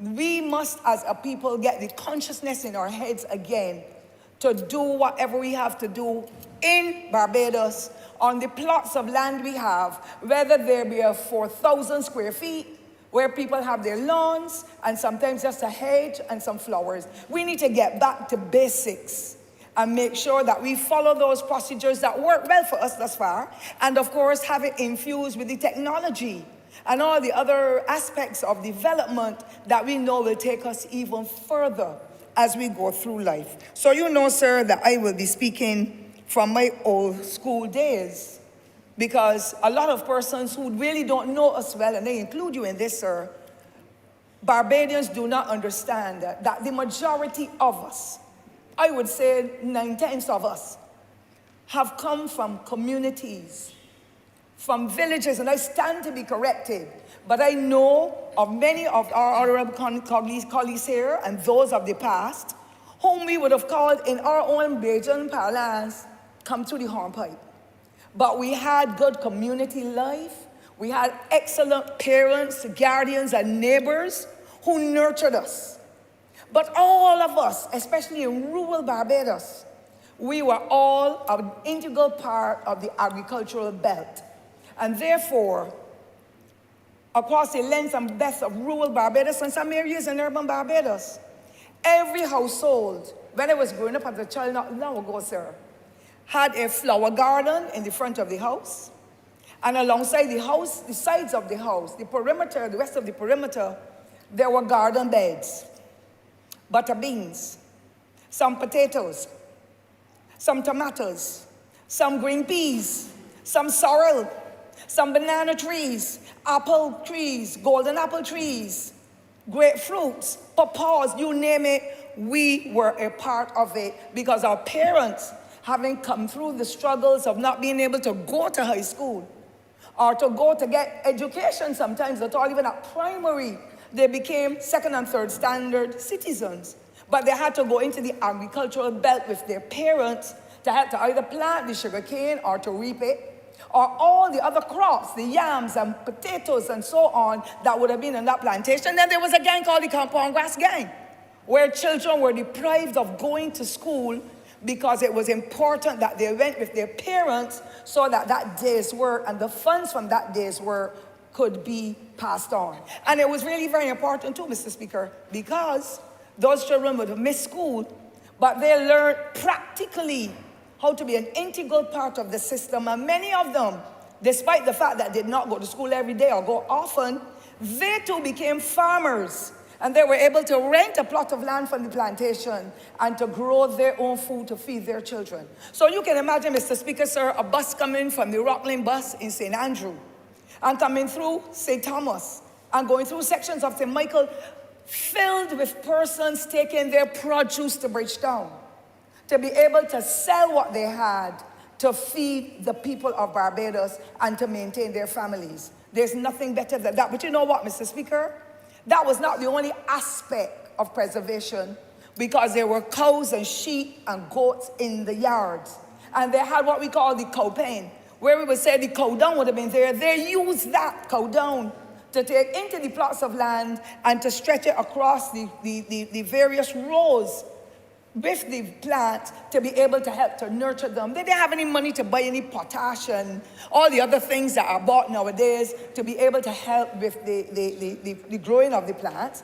And many of them did not have the resources to buy anything to spray either. So our little fingers were used to destroy the caterpillar worms and all the different things. And we did our own little chemicals, mixed them up and took them into the ground, but they did not have that kind of impact that the pesticides and other resources that are being used now are being put into the earth and contaminating our water systems. And so I think that this exercise is extremely important. And I fully support this exercise with the National Biodiversity Strategy and Action Plan. And I'm sure that it will have a dynamic impact educationally and particularly for young generations to come. I know, and if you will allow me, sir, to use the name, that in the past, a former senator now deceased, may she rest in her grave, and we have to give the women in Barbados the credit that is due to them. As you see, we're getting the credit to our Honourable Prime Minister, who is now an international figure fighting for the cause of Barbados, and this kind of exercise that we are looking at because the world is changing. We know and we see that climate is changing. And attitudes of people are changing because everybody wants to get money, everybody wants to get a job, but few people seem to want to work. But that is another conversation. And so, Mr. Speaker, this distinguished lady, former Senator Carmita Fraser, she had a wonderful slogan. I may not be able to get it as correctly as it would have been then, but at least the point is there. Grow what you eat and eat what you grow. And all of a sudden, we have become so middle class that we want to eat what somebody else grows, but to get it for next skin to nothing. Farmers and other people interested in agriculture go out there in the weather. People steal their crops and sometimes cut them up too.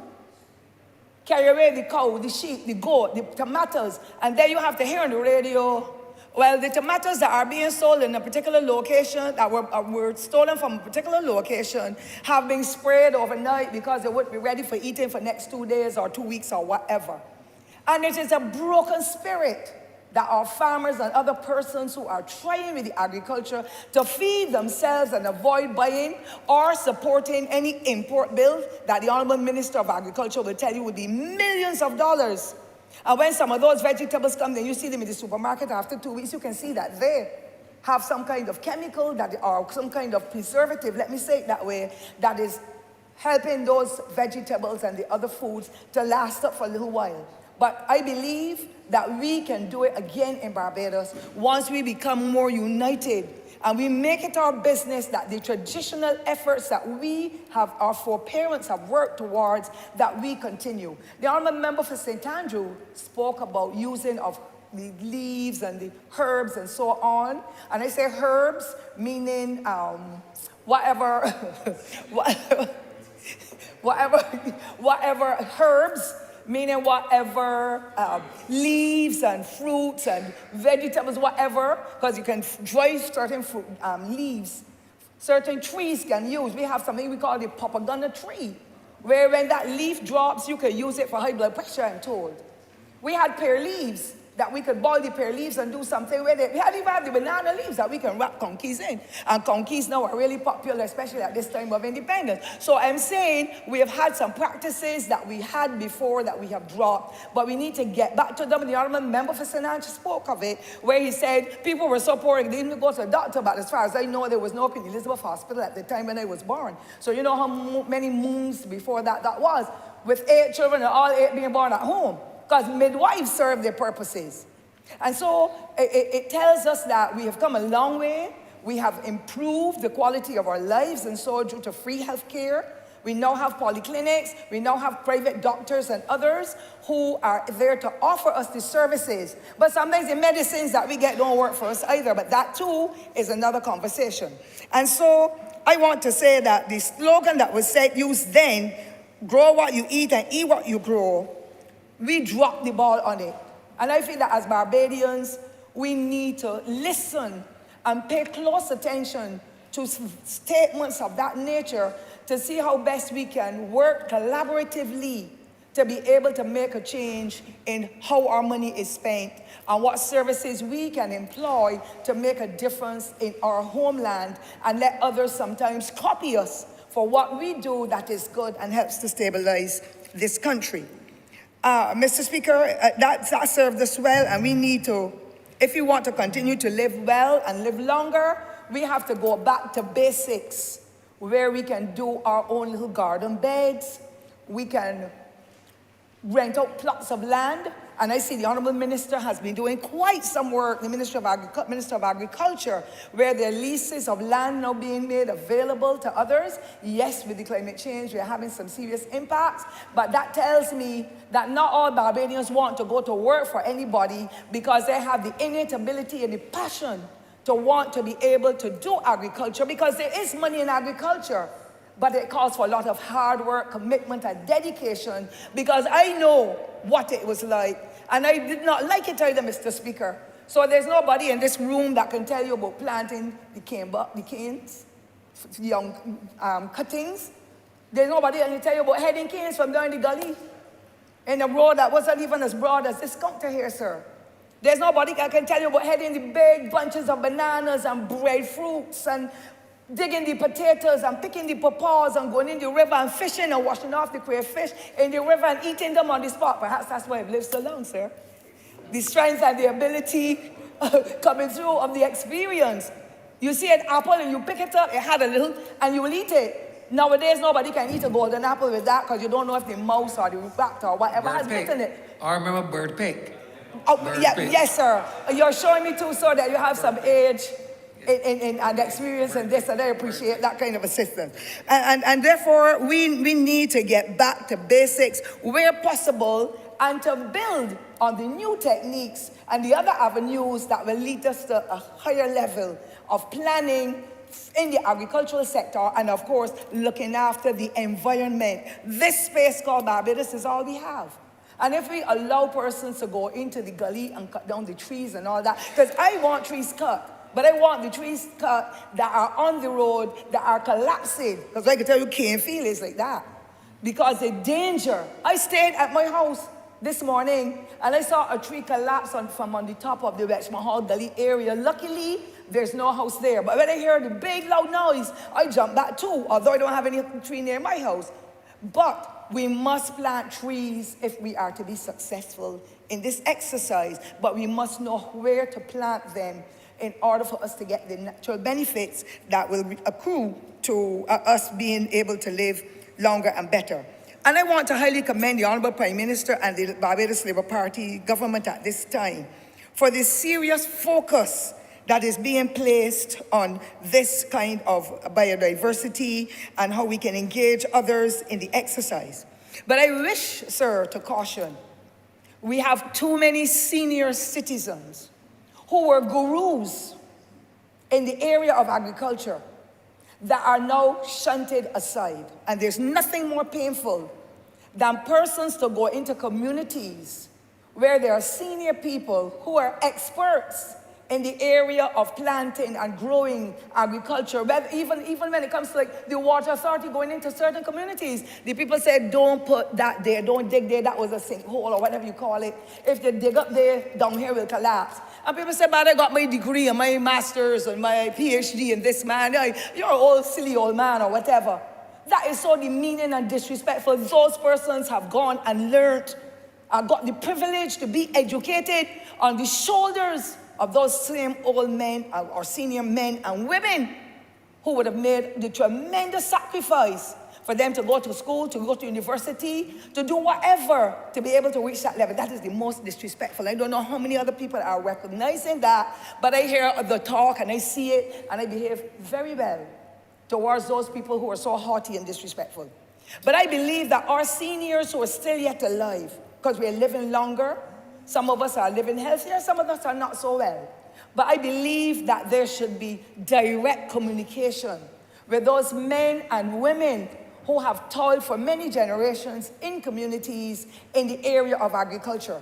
There was an old man from St. Andrew, I cannot remember his name, but he had done some special project where he was taking the urine from the pig pens and so, and doing something with it, and it generated, his daughter was a teacher, I can't remember the name of the family now, but it was a spectacle, and it worked exceptionally well. We must engage our seniors in this respect and let them know, yes, you are still important. Never mind you're 70 or 75 or 80, 85, even 100. Because, Mr. Speaker, when you hear the centenarians like your Lottie, when you hear the knowledge that Madam Lottie has, and we saw her and visited her for her 100th birthday. She's not from St. Thomas, she's from St. Michael, sir, in your constituency. And she praised you a lot, so you Lottie know. Bishop. Pardon? Lottie Bishop. Lottie Bishop. I didn't call the rest of the names, sir. I leave you to do Bishop. that. It shows you know your constituents. But I think she loves me more than you, sir. But that is beside the point. That is beside the point. That is beside the point. But the point I'm making is the knowledge and skill, and those seniors want to be engaged. And it isn't everything that they will say that might interest the Ministry of Environment or the Ministry of Agriculture or the people in Empowerment or Education. However, they need to be heard because there's a lot of knowledge and skill in what they did to have kept the agricultural produce and so going at a stage where sometimes you could buy something for 10 cents a pound and all that at that time. We need to engage them still to keep them alert because they're human beings and they have paid their debts to this country through the hard work and the dint of imagination and education to be able to bring them on this society thus far. And so I'm saying I support 1,000% us going and looking at engaging those seniors. Excellent things are happening in the international arena.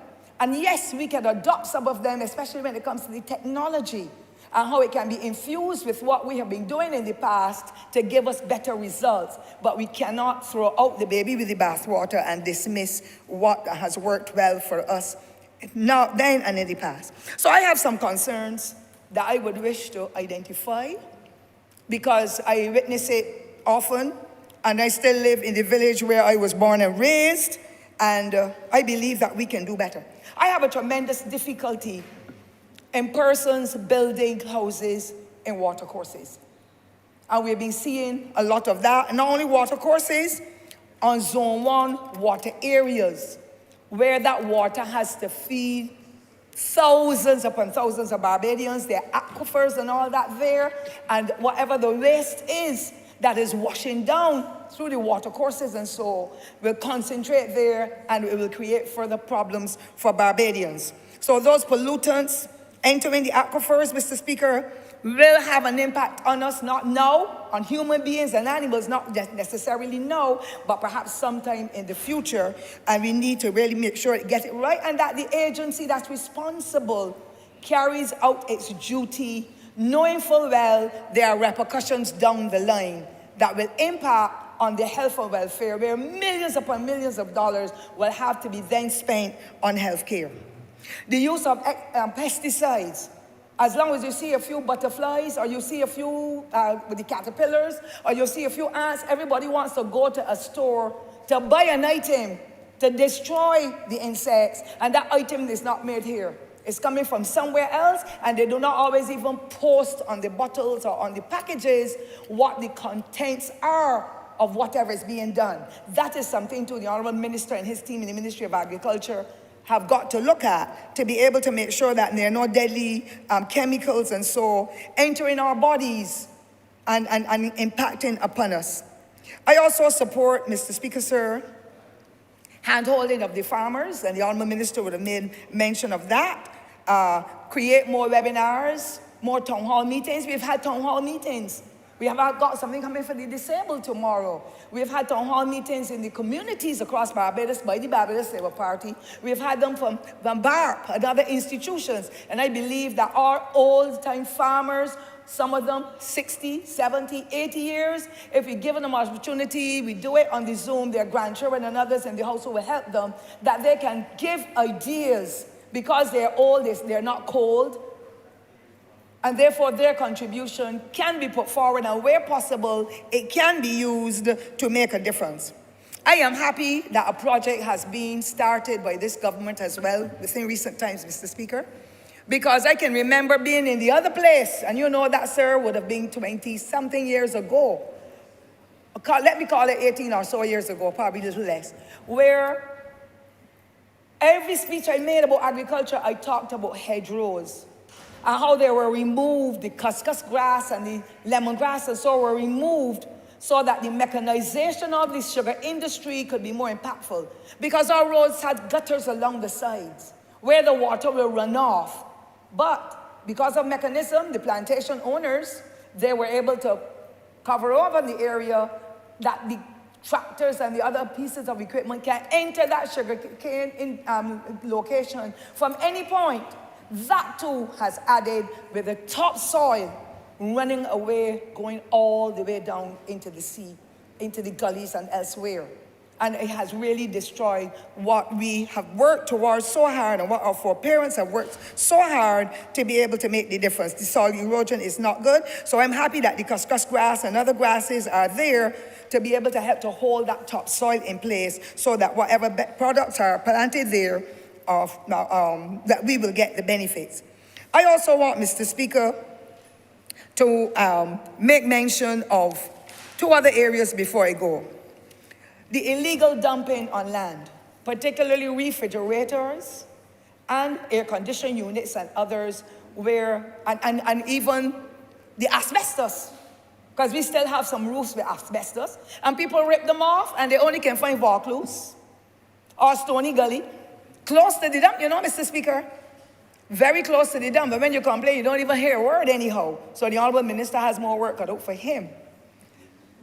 People are now unconscionable with their actions, and they're not looking at the deleterious impact it will have down the line, not only the people in St. Thomas, but the rest of Barbados, because you know, Mr. Speaker, one day I was in Whole Town, and a girlfriend was in Whole Town, she called me and said, well, a girl said to you, you got real problems, you know. I said, what happened?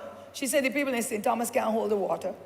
If you had seen the water that was coming down from St. Thomas into Whole Town, it had caused flooding that day. And I believe that is still continuing.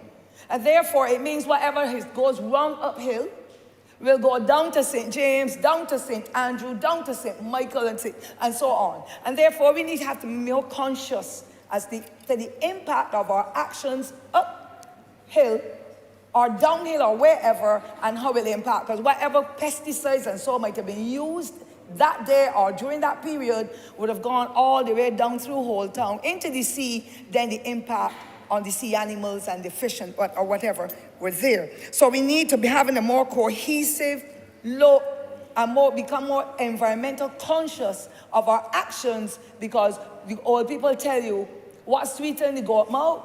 Bunny in the bam bam. And therefore, if we do not do it right at the beginning, the end result will bring out the wrong that has happened.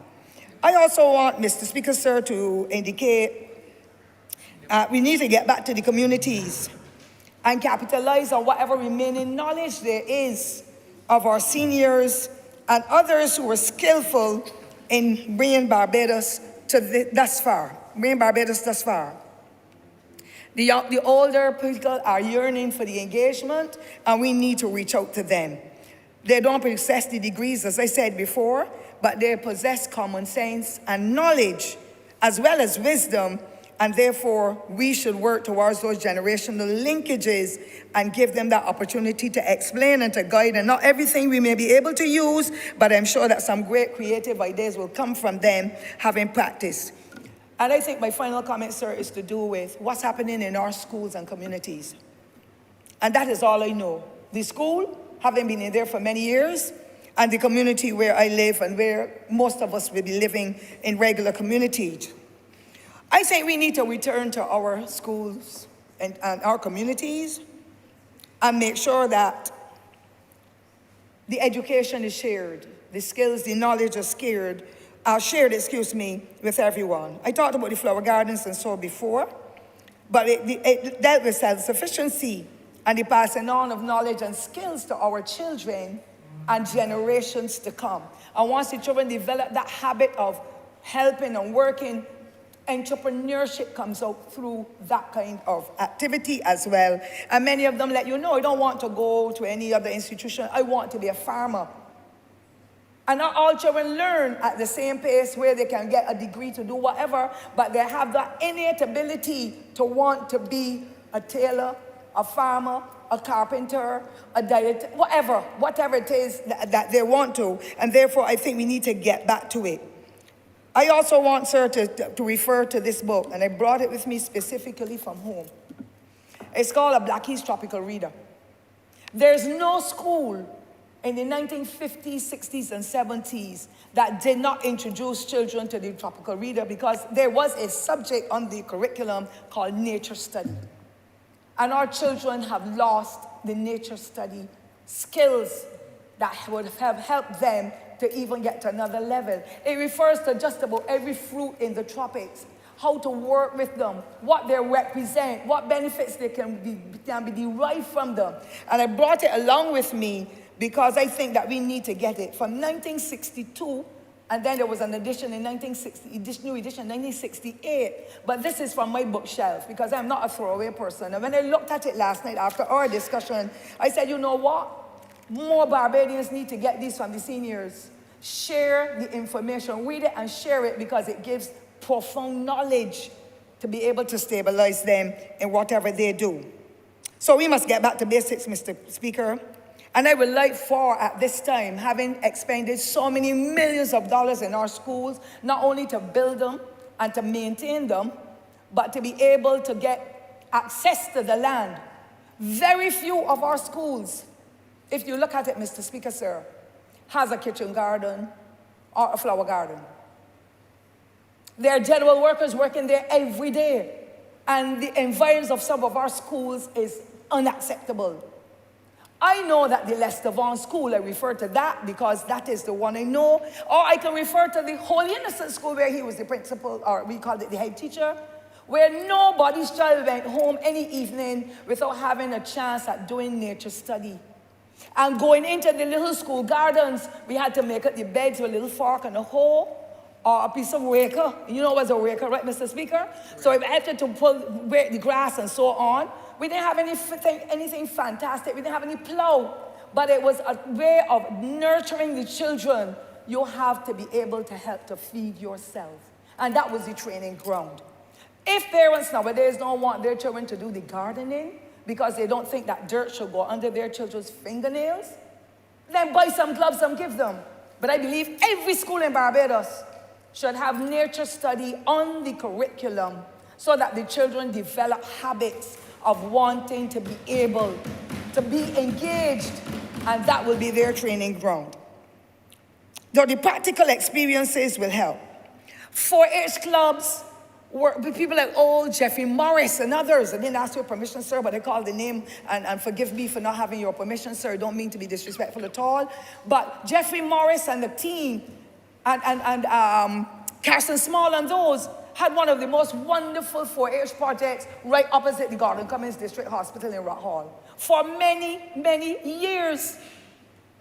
It is now in grass. Nobody is interested. At that time, nobody stole anything either. The residents will never go and pull a head of cabbage unless they say, Carson, can I have it? Jeffrey, can I have it? They're now both deceased.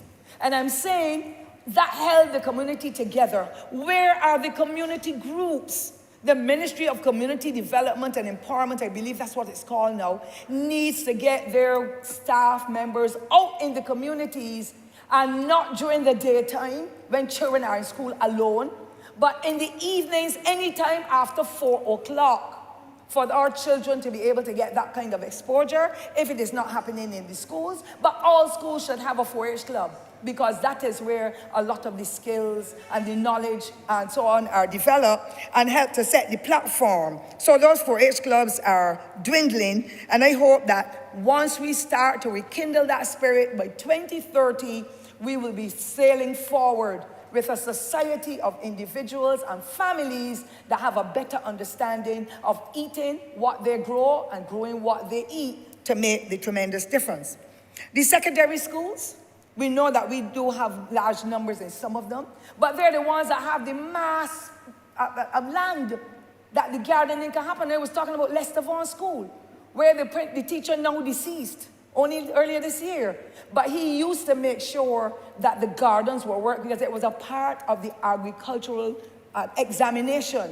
So the children did the planting, the tilling of the soil, the planting, recognizing the growth, making notes of what the growth and the development and so on. And then they were given the produce to take home that they can give their families and let the families say, oh, excellent, you were really a part of this. I could not believe that you would have shown that interest, and the children continued to be able to have that interest in the growing and planting of foods. There's too much land at Lester Vaughan School that is lying fallow, and it needs to be dealt with, as well as in all the other schools. I'm not only going to call Lester Vaughan, don't call Queen's College or even up and on. Combermere. Honourable has 2 more minutes. Yes, please. All right. Finally, don't sacrifice me, please. I only said up and on, sir, and up and on can say so many things. Mr. Speaker, sir, why are you ruffled, sir? I only have 2 minutes, sir. I just want to say, Mr. Speaker, sir, we need to give that exposure not only to our children, but to our PTAs as well, that those families can find another way to be able to survive, especially in this time of hardship, when many of them don't have the employment. And I also want to recommend, sir, very highly to the Honourable Minister of Agriculture and the Minister of Environment. CBC has one of the most powerful programs. I believe it's on a Thursday morning. Messrs. Ian Gibbs and a Mr. Gill. Mr. Speaker, anytime that you're not engaged, take an opportunity to listen to it. The wealth of knowledge that flows from their mouths, people call in with challenges in agriculture, and they get the answers. Hey, presto, they know 2 retired persons having worked in the Ministry of Agriculture for many, many years. And of course, community competitions, where people in households, like I saw had happened with the Parish Independence Committee projects. They identify people in the parishes and say, we came and we saw your garden beds, whether they be flower gardens, but mostly vegetable gardens, and we want to enter you into the competition that you can get a prize. It has been extremely successful. And so I am encouraging that for it, and then praising the Rastafarians for using the bushes, for the teas, and for other medicinal purposes. When you have a headache and you have the fever, the kind of leaves you can tie down your head. Well, mine got tied down. My head is still good on, Mr. Speaker. I went down to Jenkins here. But I'm saying our old foreparents did that.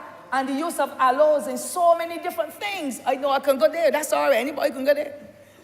But there's so, yeah, I mean, a member for Christchurch. I'm St. Michael East too. And therefore, Mr. Speaker, I believe that if we work towards bringing the past and mixing it with the present, we can have a tremendous platform as we go working towards 2030. So I want to again commend the Honourable Minister and all the organizations that have been a part of him, and for his success in raising just under $500,000 to be used towards the development of this project. And going forward, I think it is a fantastic feat the Honourable Minister and his team have done. And I want to say the vision, the service, the support, the guidance, and the sacrifices with him and his staff, and of course, the Honourable Member who would have been from St. Michael East before, in that ministry, I think that they have done a tremendous job. It is just now for our Barbadians to be made contact with so that they too can come in, make their contribution, because at the end of the day, Mr. Speaker, people matter. And it is about us, Barbadians, and making sure that we preserve this society and these environs for us first and for our generations to come. With those comments, sir, I wish to thank you sincerely for your... Honourable Christchurch, East Central. Thank you so very much, Mr. Speaker. I rise to lend my support in this debate, and as I promised, sir, I will be brief in my contribution. Let me start by thanking the Honourable Member and my neighbour for Christchurch West Central for leading a very spirited debate today, and a very important one that I hope Barbadians take to heart. It is important though, sir, that as we build out and respond to not just the climate crisis and trying to re-engineer growth in the economy, that it is important that how we achieve the balance, sir, between sustainability, the way we live, how we do business, how we are going to earn a living in moving forward, that balance is achieved. And this government certainly has set about prioritizing environmental sustainability, of which biodiversity is a significant part of being able to not just deal with the social aspect, the environmental aspect, but there really is, sir, an opportunity within the context of leveraging, as I've heard some members in terms of some research potential in areas that I believe is tremendous. And as we look to build out that life science part of the economy going forward and the BERT plan, we feel that our ability to be able to attract business, to be able to utilize the skills of Barbadians who have, over the course of a few years, developed some very serious capacity in that area, that we can help build out a bioeconomy around a range of the matters relating to biodiversity. I want to very quickly, though, just at a parochial level, sir, indicate that when I read the resolution, and of course, the honourable member would have stated very clearly the targets that we want to be able to achieve as a country. But point 4, sir, reminds Barbadians of the importance of the conservation, management, and responsible, sustainable utilization of Barbados' biological, genetic, and land resources. And I focus on that point, sir, because in the context of how we treat to each other as neighbors, sir, across the length and breadth of Barbados is important. So as individuals, how we discard of things will matter with respect to not just the community, but certainly the context of the country. And I want to say to the honourable member of his staff at the EPD in particular, if I go through Kingston now, sir, and you will see what might regard, if you go through Crystal Crescent, sir, Maine, and you might see a very significant set of biodiversity along that stretch. But the reality is, sir, is that it poses a negative impact on the people in the community, because it is not just the bush, sir, with respect to a specific part of that area, but we tend to, and I heard the honourable member for St. Thomas speak to the way we dispose of our fridges and our air conditioners and these types of things. But if you go along that stretch, sir, you will see a large number of cars. And those cars, seemingly, sir, have developed a very fertile ground for the bush to grow, for the rats, certainly, sir, to be able to congregate, the mosquitoes within that space. And I urge you, honourable member, to have EPD work with the health authorities to be able to resolve these matters, sir, within communities. Because insofar as we want people to be able to earn a living, you can't just dispose of vehicles, sir, willy-nilly in the middle of a residential area without being conscious of the impact that it's having on ordinary people, on your neighbors. And therefore, if we are going to be responsible citizens moving forward to help build Barbados, then we have to understand that how we keep our surroundings, how we are able to respect that you must be able to preserve a clean space. And once that is at the extremes end, sir, that the persons who have lots, who routinely, sir, don't clear them, but leave them unattended, sir, which again accords for us as MPs to be getting calls to have lots cleared when the owners, sir, have the responsibility for doing that. Really is something that we need to understand how our citizenship will matter, and the responsibility that we have will matter in terms of being able to fight the fight of environmental sustainability and to be able to do the right thing, sir, with respect to the preservation of the quality of life in Barbados. The honourable member for St. Thomas spoke very clearly about some of the practices, and other members about what we as Barbadians do on a day-to-day basis. And I think it is important that whilst we have invested quite a bit with respect to remedying the situation with respect to the management of the sanitation services and being able to have a sustainable way of not just collecting but disposing of our garbage, certainly over the course of the last 4.5 years, we now must take that next step and own up, sir, with respect to what we do in our communities. Stop the illegal dumping, because the truth is, sir, we don't have enough drones, we don't have enough cameras to be butting about the place trying to figure out who doing this thing, sir. And therefore, we must build a serious sense of peer and community pressure to be able to bring people to account within our communities to be able to ensure that we can achieve the highest standards. As I indicated to you, sir, this is an important debate for a whole host of reasons. I had the opportunity, sir, to visit a farm in St. Lucie. I'm not sure if I raised this before in the chamber, but, and I see the Honourable for St. Lucie head raised. But I had an opportunity to visit a farm in St. Lucie where there was a very innovative intervention between the chickens that were being raised, sir, on the farm. On another part of the farm, sir, there was cotton being grown on the farm. And the integration of the cotton plant, because as you would appreciate, sir, people pick the cotton. We have the Sea Island cotton, which obviously is then turned into cloth, which is obviously one element with respect to the cotton plant. But then the material, sir, because as you know, when you pick the cotton, you take up and then you discard the rest of the plant. What they were doing in an integrated process within the context of agriculture and processing was that they were taking then the chicken manure, mixing it with the cotton plant, sir, and putting it through, adding some bacteria to the process in order to be able to then turn that entire process into natural gas, which was then fueling, sir, the electricity supply for the farm. Now, as we seek to re-engineer growth and to have a sustainable path with respect to economic development, sir, then all of the waste material that we are seeing in the country, it has varying levels of energy that can be had from it.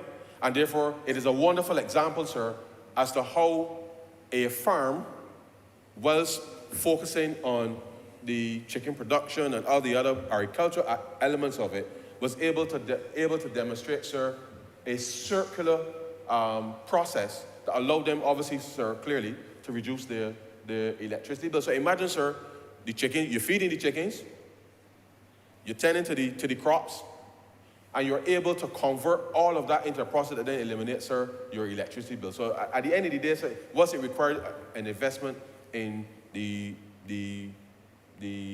process?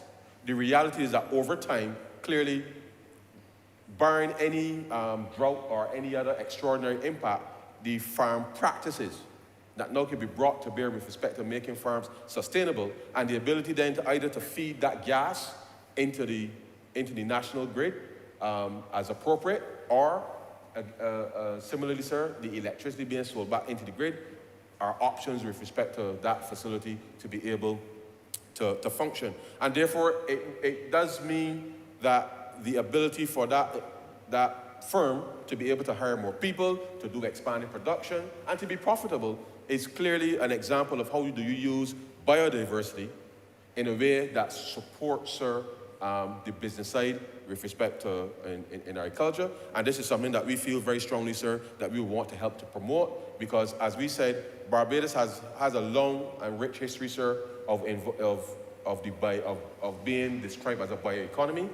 If you think about the way that we produce sugar and rum and that entire process, sir, it is a perfect example as to how you, well, in the case of rum and the value-added component with respect to that, as you know, sir, you grind the canes, you get the molasses, you take the molasses, you turn it into rum, and the value-added from there, sir, is tremendous. And therefore, to the extent that we can use these types of examples to show people that there are opportunities for which they can change their circumstance.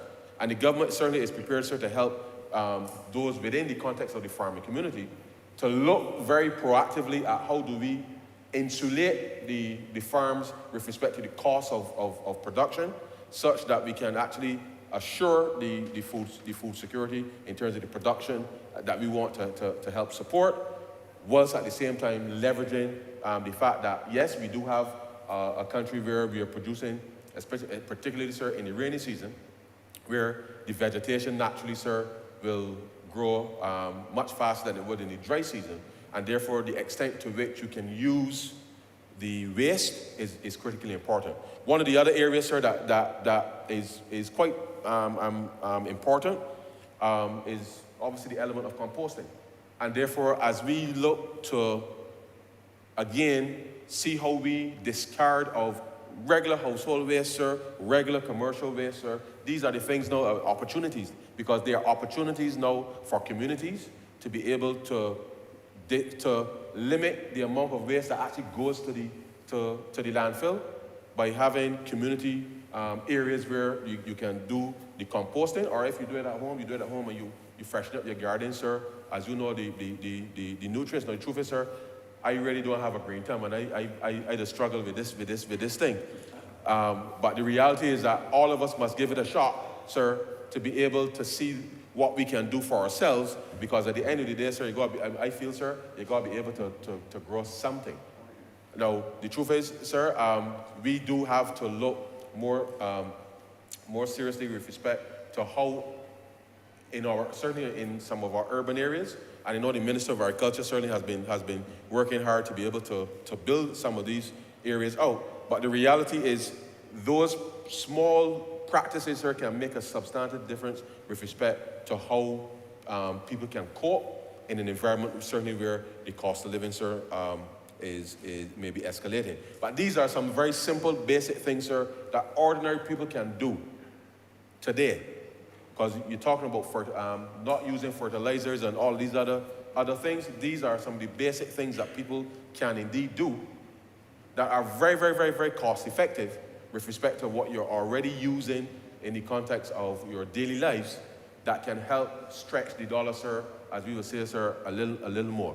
When I was growing up, sir, my grandmother had a little piece of land next to the house. I used to kill out the sheep, sir, on the morning before I go to school, and you would rake up the sheep down, and you spread it in the garden bed, sir. You mix it up, and that was your manure. We didn't buy nothing, sir. We used to use everything that we had when it was growing up. And the reality is that we need to, and I think the Honourable Member for St. Thomas raised it in her contribution just now, is these, and this is nothing for anybody to be ashamed of, sir. And therefore, these are some of the very, very, very basic things that if we can do it within the context of our households, within the context of our communities, then whilst there are lots of scientific jargon that one can bring to bear with respect to the issue of biodiversity, the reality is that I see it, sir, as an opportunity, not just to clean up around our homes, but an opportunity where, with the right decision-making, the right type of information getting into the right hands, and at the right time for people, that it actually can serve as an alternative stream of income with respect to being able to support our families and our households. And so, Mr. Speaker, I absolutely support this resolution. Let me just say one last thing very quickly, because I'm mindful that I have to hop on to a conference call. This strategy with respect to biodiversity also extends to our marine space. You recall when we came here, sir, to do the debate for the definition swap, we spoke about how we were going to use some of the debt savings to be able to divert resources to help deal with not just the marine spatial planning, but the areas of high biodiversity or medium biodiversity within the context of the marine space. Now, that means many things to different people, and I heard the Honourable Member speak very clearly about the small fish that people trying to sell you in the markets, sir, with respect to what we are doing. The reality is that we have to allow the entire species to be able to grow if we are going to be able to rear them sustainably over time. And therefore, whether it is in the marine environment or on shore, of course, there are many things that we have on shore. We got too much rats in the country, we got too little fish in the sea. So therefore, we got to get the balance right, sir. And therefore, to the extent that we are saying to Barbadians that we need to work together to make sure that the marine space is protected, by the same token, we need to eliminate the population of rats, because then there ain't one good thing that rats do that I know of, sir. And therefore, as you know, sir, that I know of. That I know of. And the reality is, sir, that they're pests, and therefore we have to be able to resolve that. And the way that we keep around us clean, obviously will help to be able to control that in that way. And therefore, I'm saying that the government has already demonstrated its commitment with respect to achieving a greater level of biodiversity, certainly within the marine space. On shore, there are things that we can do within our individual circumstances to help it, and therefore I want to be able to urge all members, all citizens to get on board with respect to any effort that they can do within their homes, within their communities, to be able to help us, Barbados, to be able to achieve not just the targets as we set out here with respect to what we've, in terms of the commitments, but certainly to improve opportunities, certainly for young people, and certainly to make our lives here a little better. And with those very few words, I would like to.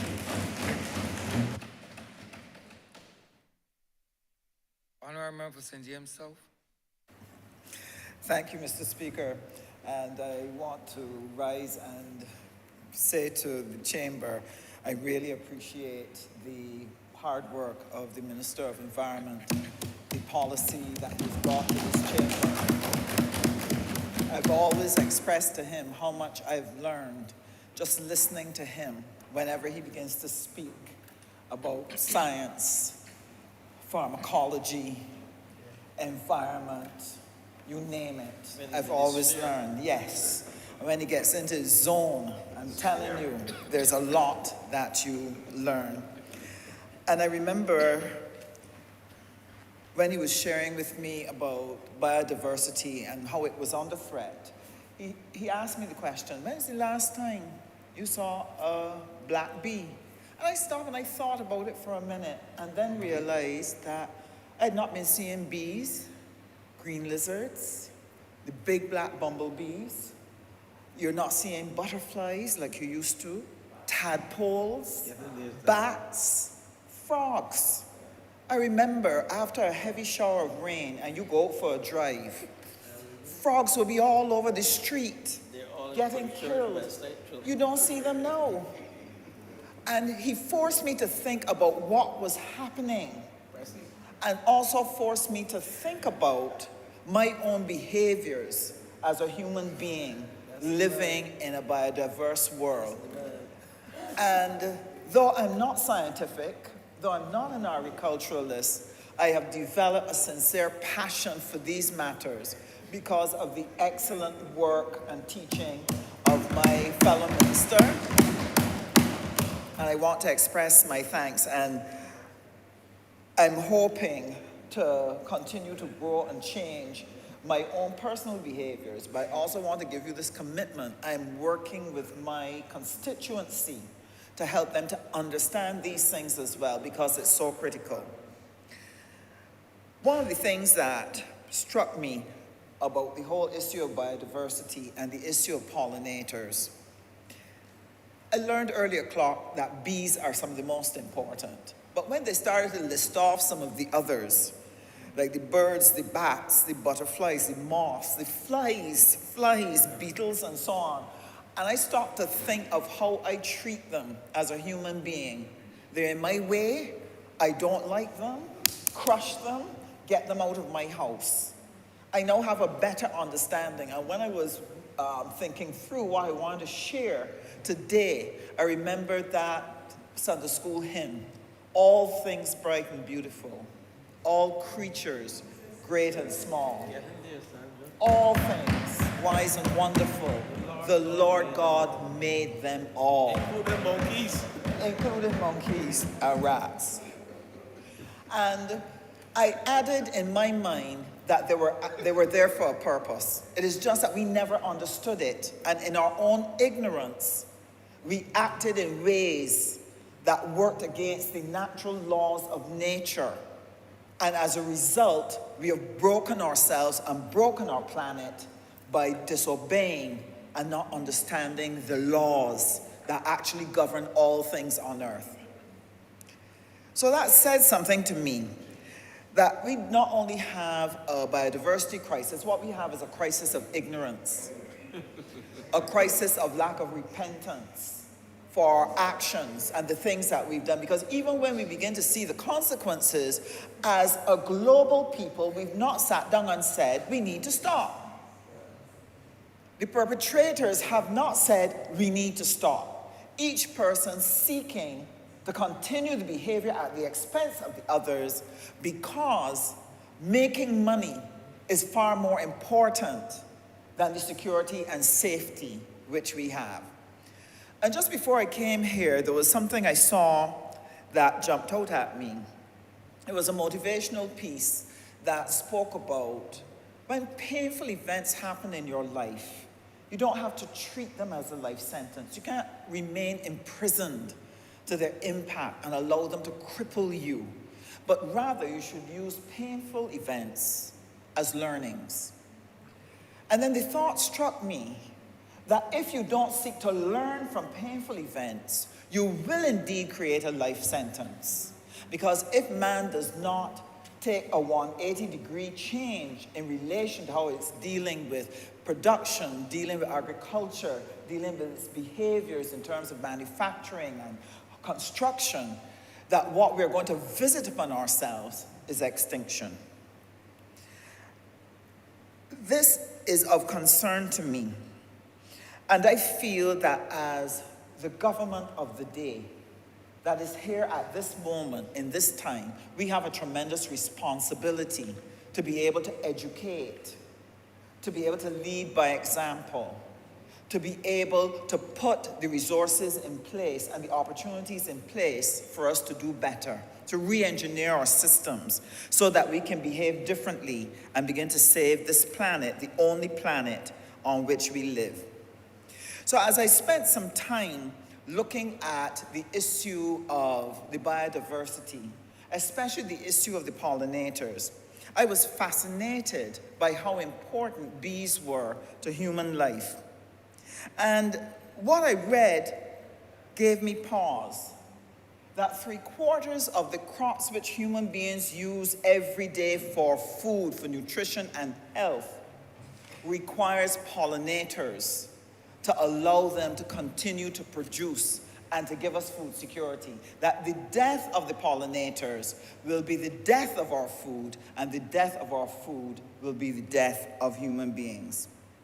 And that these bees and other pollinators actually support production of close to 87 of the leading crops which we use as human beings. And if we continue on the path that we are on, where we are killing them out by our agricultural practices, our spraying, and the various things that we have been doing, that man will be left with a narrow set of food crops that will not be able to deliver balanced nutritional diets and stave off hunger. And when I understood how critical the bees were, I said, my goodness, we need a 180-degree turn in order to save ourselves. Because the annual loss from not having the pollinators is between $235 billion to $577 billion US in food crop loss. In food crop loss. And why is this serious and why is this critical? Because if we leave this unchecked, what will happen is that the earth will actually lose 1,100 insects from our biodiversity. And the end result is that we could see a drop in food production by up to 30%. It is stated that Africa is going to lose 30% of its production capability by the year 2050. And that should ring a bell. That should ring a bell.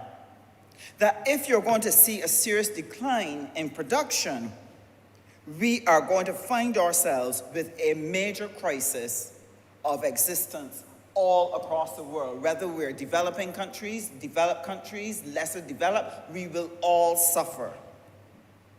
But that crisis in terms of food production, that crisis in terms of agriculture and biodiversity is going to be complicated by the fact that the world population is going to be growing. That right now, while we might be dealing with 8 billion people, that by 2050 we'll be up to 10 billion people.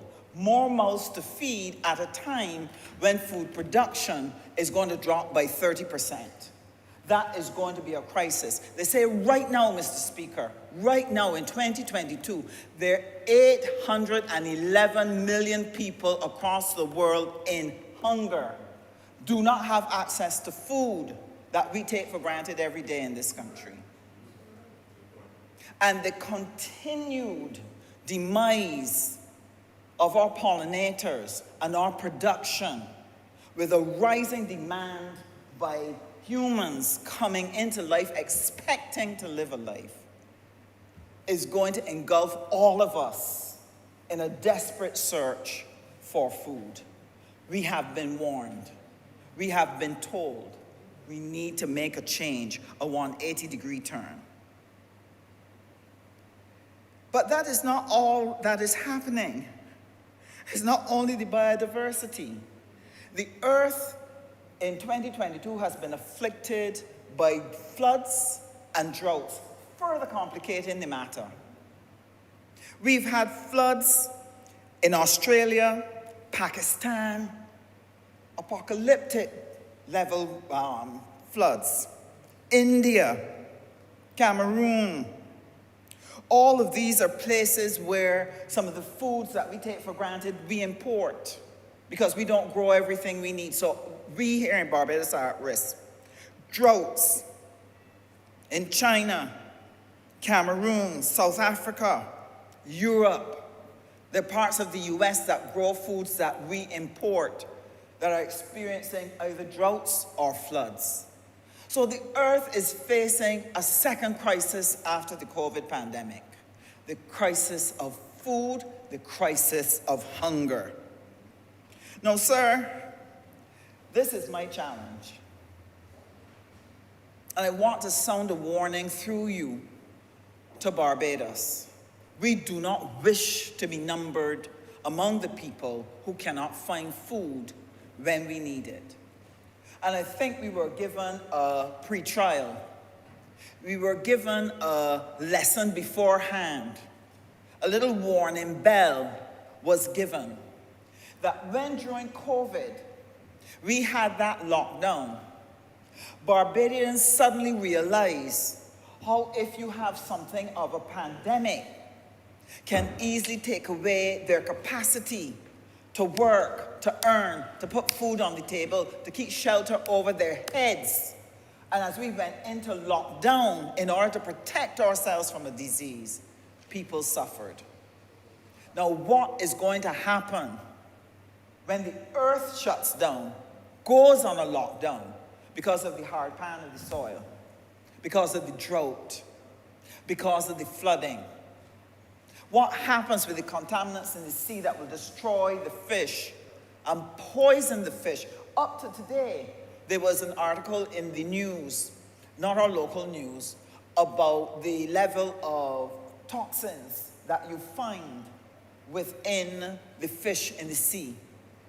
We are doing ourselves grave harm and putting ourselves at risk. So there are things that we have to stop and do. And I know the Honourable Member would have shared with this chamber and with Barbados that there are things that we have to do in order to protect our biodiversity. That there are changes we need to make to our lifestyle, even if it's simple things like how do we take care of used oil? Where do you throw it? When we want to get rid of the mosquitoes, should we be using Clorox or should we be using something else?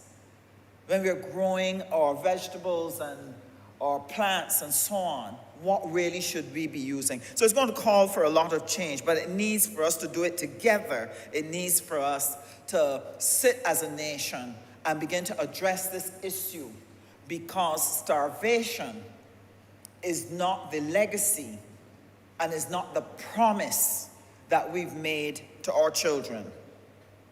So there are things we have to stop. There are things we have to start.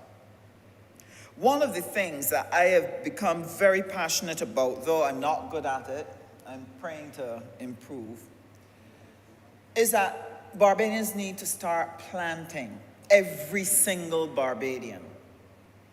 And I'm so conscious of the crisis that we are about to face, that across the constituency of St. James South, I have been spreading the message to my constituents. We have to start and grow something, anything, but let us grow. And I have to say, and I want to commend them, because a number of them have responded during the lockdown. They were bored, so some of them started turning to doing some more cooking at home, and that led them to start gardening. And so across the constituency, I've seen people starting their gardens.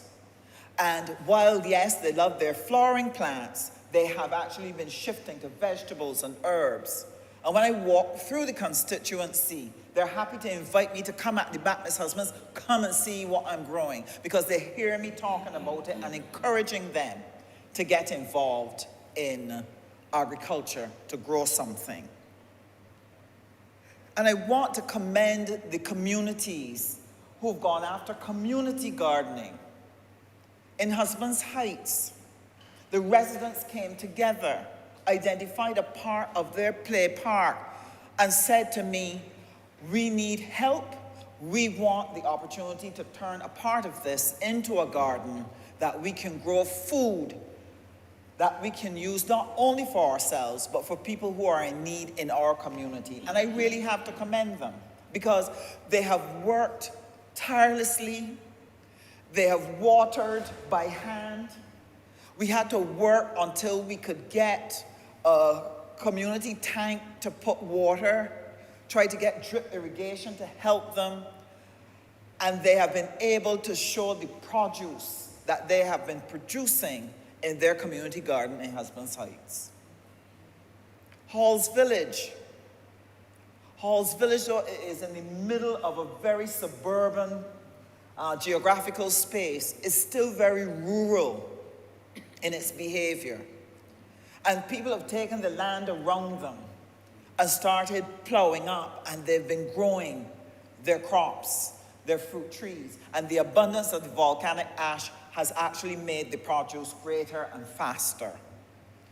One lady in Thorpe's Terrace took the strip of land at the front of her guard wall, dug it up from the lawn grass, and started planting food. And when I stopped to talk to her, she said, Miss Husbands, we are going to need food, and I intend to grow food because I am not going to starve. And then over in Haynesville, a young man, we got some loads of soil and we helped to dump it in an open area that we have just a little way from the housing estate. And he started growing food to be able not only to sustain himself, but to help his community. And I want to thank him, because he was able to give a number of pumpkins that we were able to cut up and share to people across the community. And he gave that out of the goodness of his heart. But he's growing a lot more stuff in that community garden. And we want to be able to get involved in more of these types of activities. And this is why we are going to need the help of the Ministry of Agriculture. I know that they have a big program that they're bringing out that the minister is going to share. And St. James South is going to be a part of that, because we understand the importance of safeguarding ourselves from hunger and starvation. But that's not all that has been happening in that community. I have to thank the Rotary Club South, who they've been working with a number of schools to start Agro Kids, where they would have developed gardens and greenhouses, because they recognize that there's a link between children learning to love the soil and grow things and getting them to eat the produce coming from the soil, that we can combat NCDs. That if we start early, if we start now, we can save the next generation from a lifetime of diabetes. I think World Diabetes Day was yesterday or this week, and they've been putting out a lot of programs talking about this. And so the children were so excited by the garden that they now had, because around them, there's hardly any space to garden. They were happy to have the AgroKids project come to them at their school where they could learn to garden. And it was reported to me, Mr. Speaker, that when they were reaping the okras and reaping the carrots, one child was so excited she ate the okra raw. Now, these are children who don't normally eat these things. But she ate it raw because she was excited. She had grown it. And therefore, she wanted to try it. She wanted to taste it. And what did that tell me? That Barbadians are going to respond if we put before them the information, the opportunities, the resources, and we can help them change their habits so that we can have a better world, that we can have a more healthy population, and that we can save ourselves from becoming a part of the 811 million people around the world right now who are hungry. Now, Mr. Speaker, the Honourable Member for Christchurch East Central talked about the maritime environment and the pollution that is happening there. But we also have something else that's happening. The greed does not only extend to what is going on in terms of agriculture and in terms of the cost of oil and so on. Is also extending to what is going on in fishing. And one of the things we've had across the world is illegal fishing. And we have had overfishing, and we've had actions that have led to overcapacity, which has been straining the fishing stock. So along with the pollutants that are making them unhealthy to consume, we also have a diminishing of the catches that are available because greed is causing people to overfish. And so we have stock that are depleted. And so Barbados had to participate in the World Trade Organization discussion on a global fisheries agreement. And sir, it was a battle. Because in that fisheries agreement, those who were earning billions of dollars in fishing, because they have these huge fishing boats that can go long distance into the sea. And they have boats that can come and take the catch and let the fishing boats stay out for weeks and weeks and weeks and deplete the seas of fish that are now in danger. That they have absolutely no appetite for curbing their overfishing and their depletion of the fishing stock. And what does that mean for islands like ours? Fish don't have any sense, Mr. Speaker. They don't understand national boundaries. They don't understand our economic zone. There are no Barbadian fish staying in Barbadian waters. They swim by their own paths. And if you have people intersecting them and overfishing them, by the time they get back round to us, you're going to end up with a little baby dolphin. You can't get a big dolphin, a big flying fish, because of that problem. I share this to say that Barbados is fighting on all fronts to be able to deal with the issue of biodiversity. And in the W Fisheries Agreement, we were able to secure a space for us to be able to develop our fishing industry, but to do it sustainably. And these are the things that we have to fight for. These are the things that we represent when, as Foreign Affairs and Foreign Trade, we go overseas to make representation, to enable us to agree on the behaviors that will help us to keep a clean and healthy planet. And I want to commend the officers and the ambassadors and our technicians, our technical teams that go out and help to fight this battle in order to secure a safer, better world for Barbados. Now, one of the things that the Ministry of Foreign Affairs and Foreign Trade will be doing in support of the program that the Minister of Environment has put on the table in terms of restoring the biodiversity. There's a lot of work to be done, and it will cost money. There's a lot of work to be done, but you need the knowledge, the research. We need to have best practices available to us, exchange of information and ideas to help us work out the best way that we can restructure how we here in Barbados manage our environment. And so we've had discussions just this week, and I just wanted to share this with the Honourable Member for Christchurch, West Central. We had discussions just this week with a number of countries about giving us assistance in smart agriculture, giving us assistance in managing our biodiversity, asking them to share with us some of their technical experts to come and work with our ministry to expand our capacity to be able to make the necessary changes that will help us to stave off this crisis that can plunge all of us into hunger. So, sir, with those few words, I want to commend the minister. At the personal level, I plan to support and change my behavior so that I'm a good citizen of this earth. As an MP, I commit to continuing to work with my constituents, encouraging them to adopt the practices that can help make us safe and help us to keep food on the table.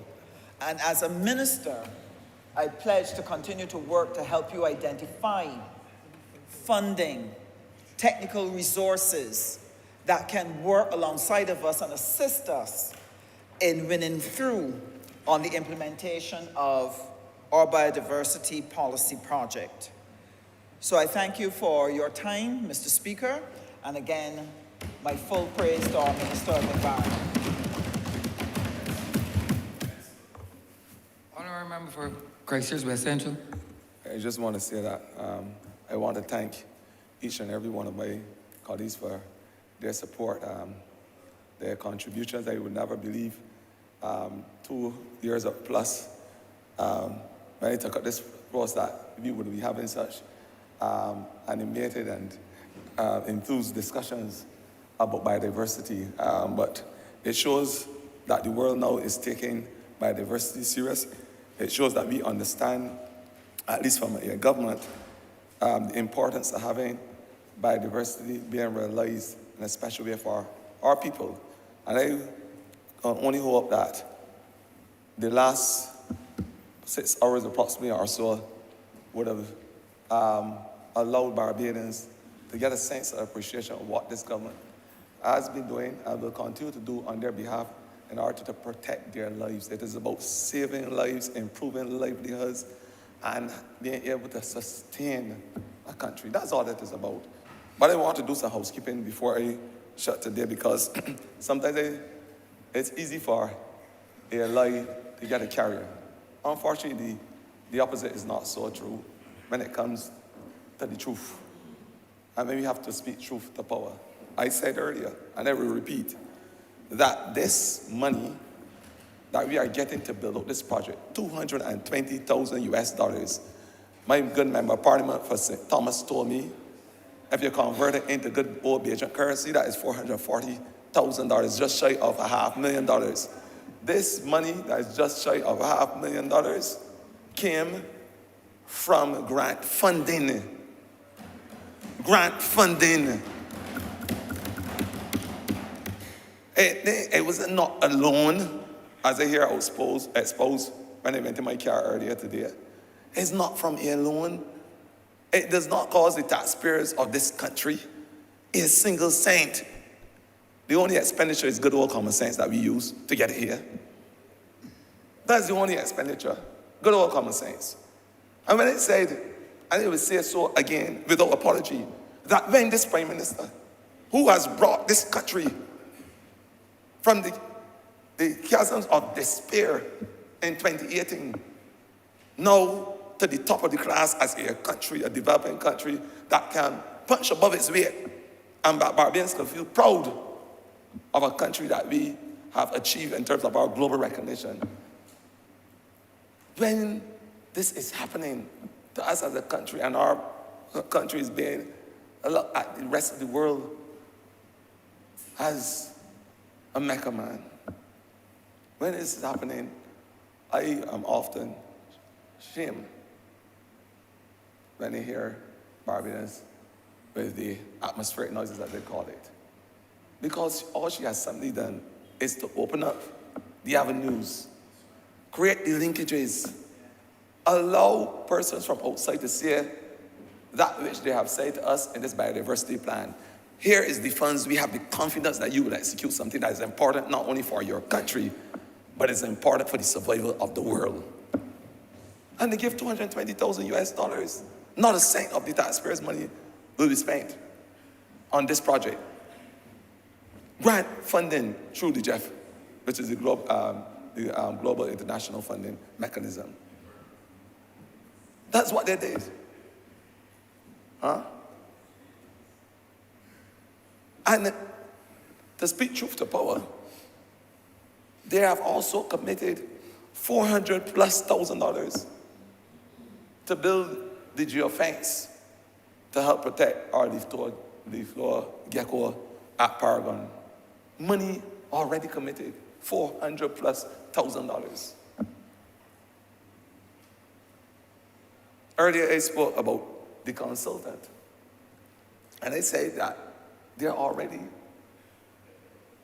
have provided the funds for us to have a consultant to work with our Gullies project. They have already, so that when we are able to do the waste assessment, the ecological assessment, the assessment on our botanical product.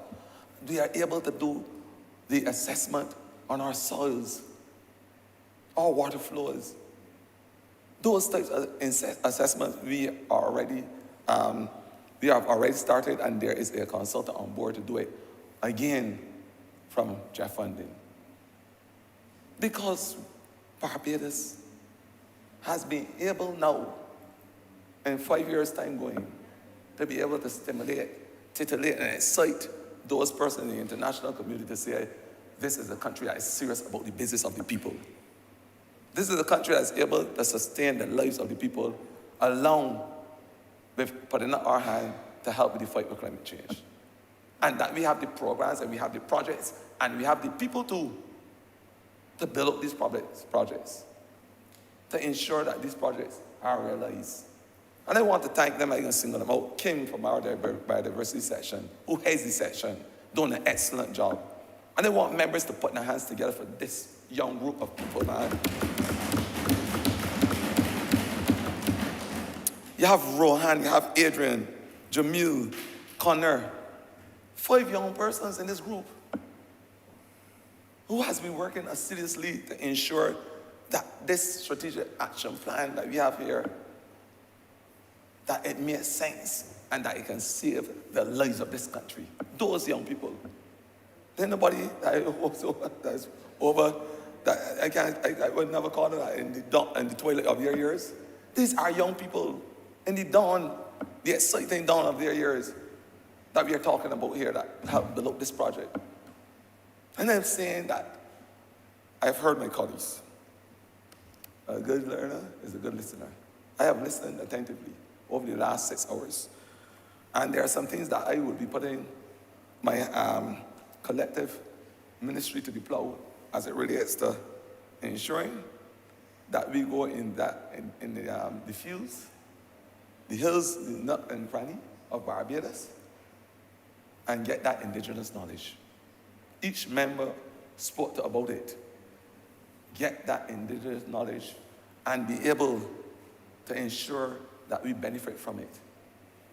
That what the Member of Parliament for St. Thomas spoke about earlier, what the Member of Parliament for St. Andrew so eloquently spoke about as it relates to those trees and those remedies, those plants, the lifestyles that we had and the cottage industry.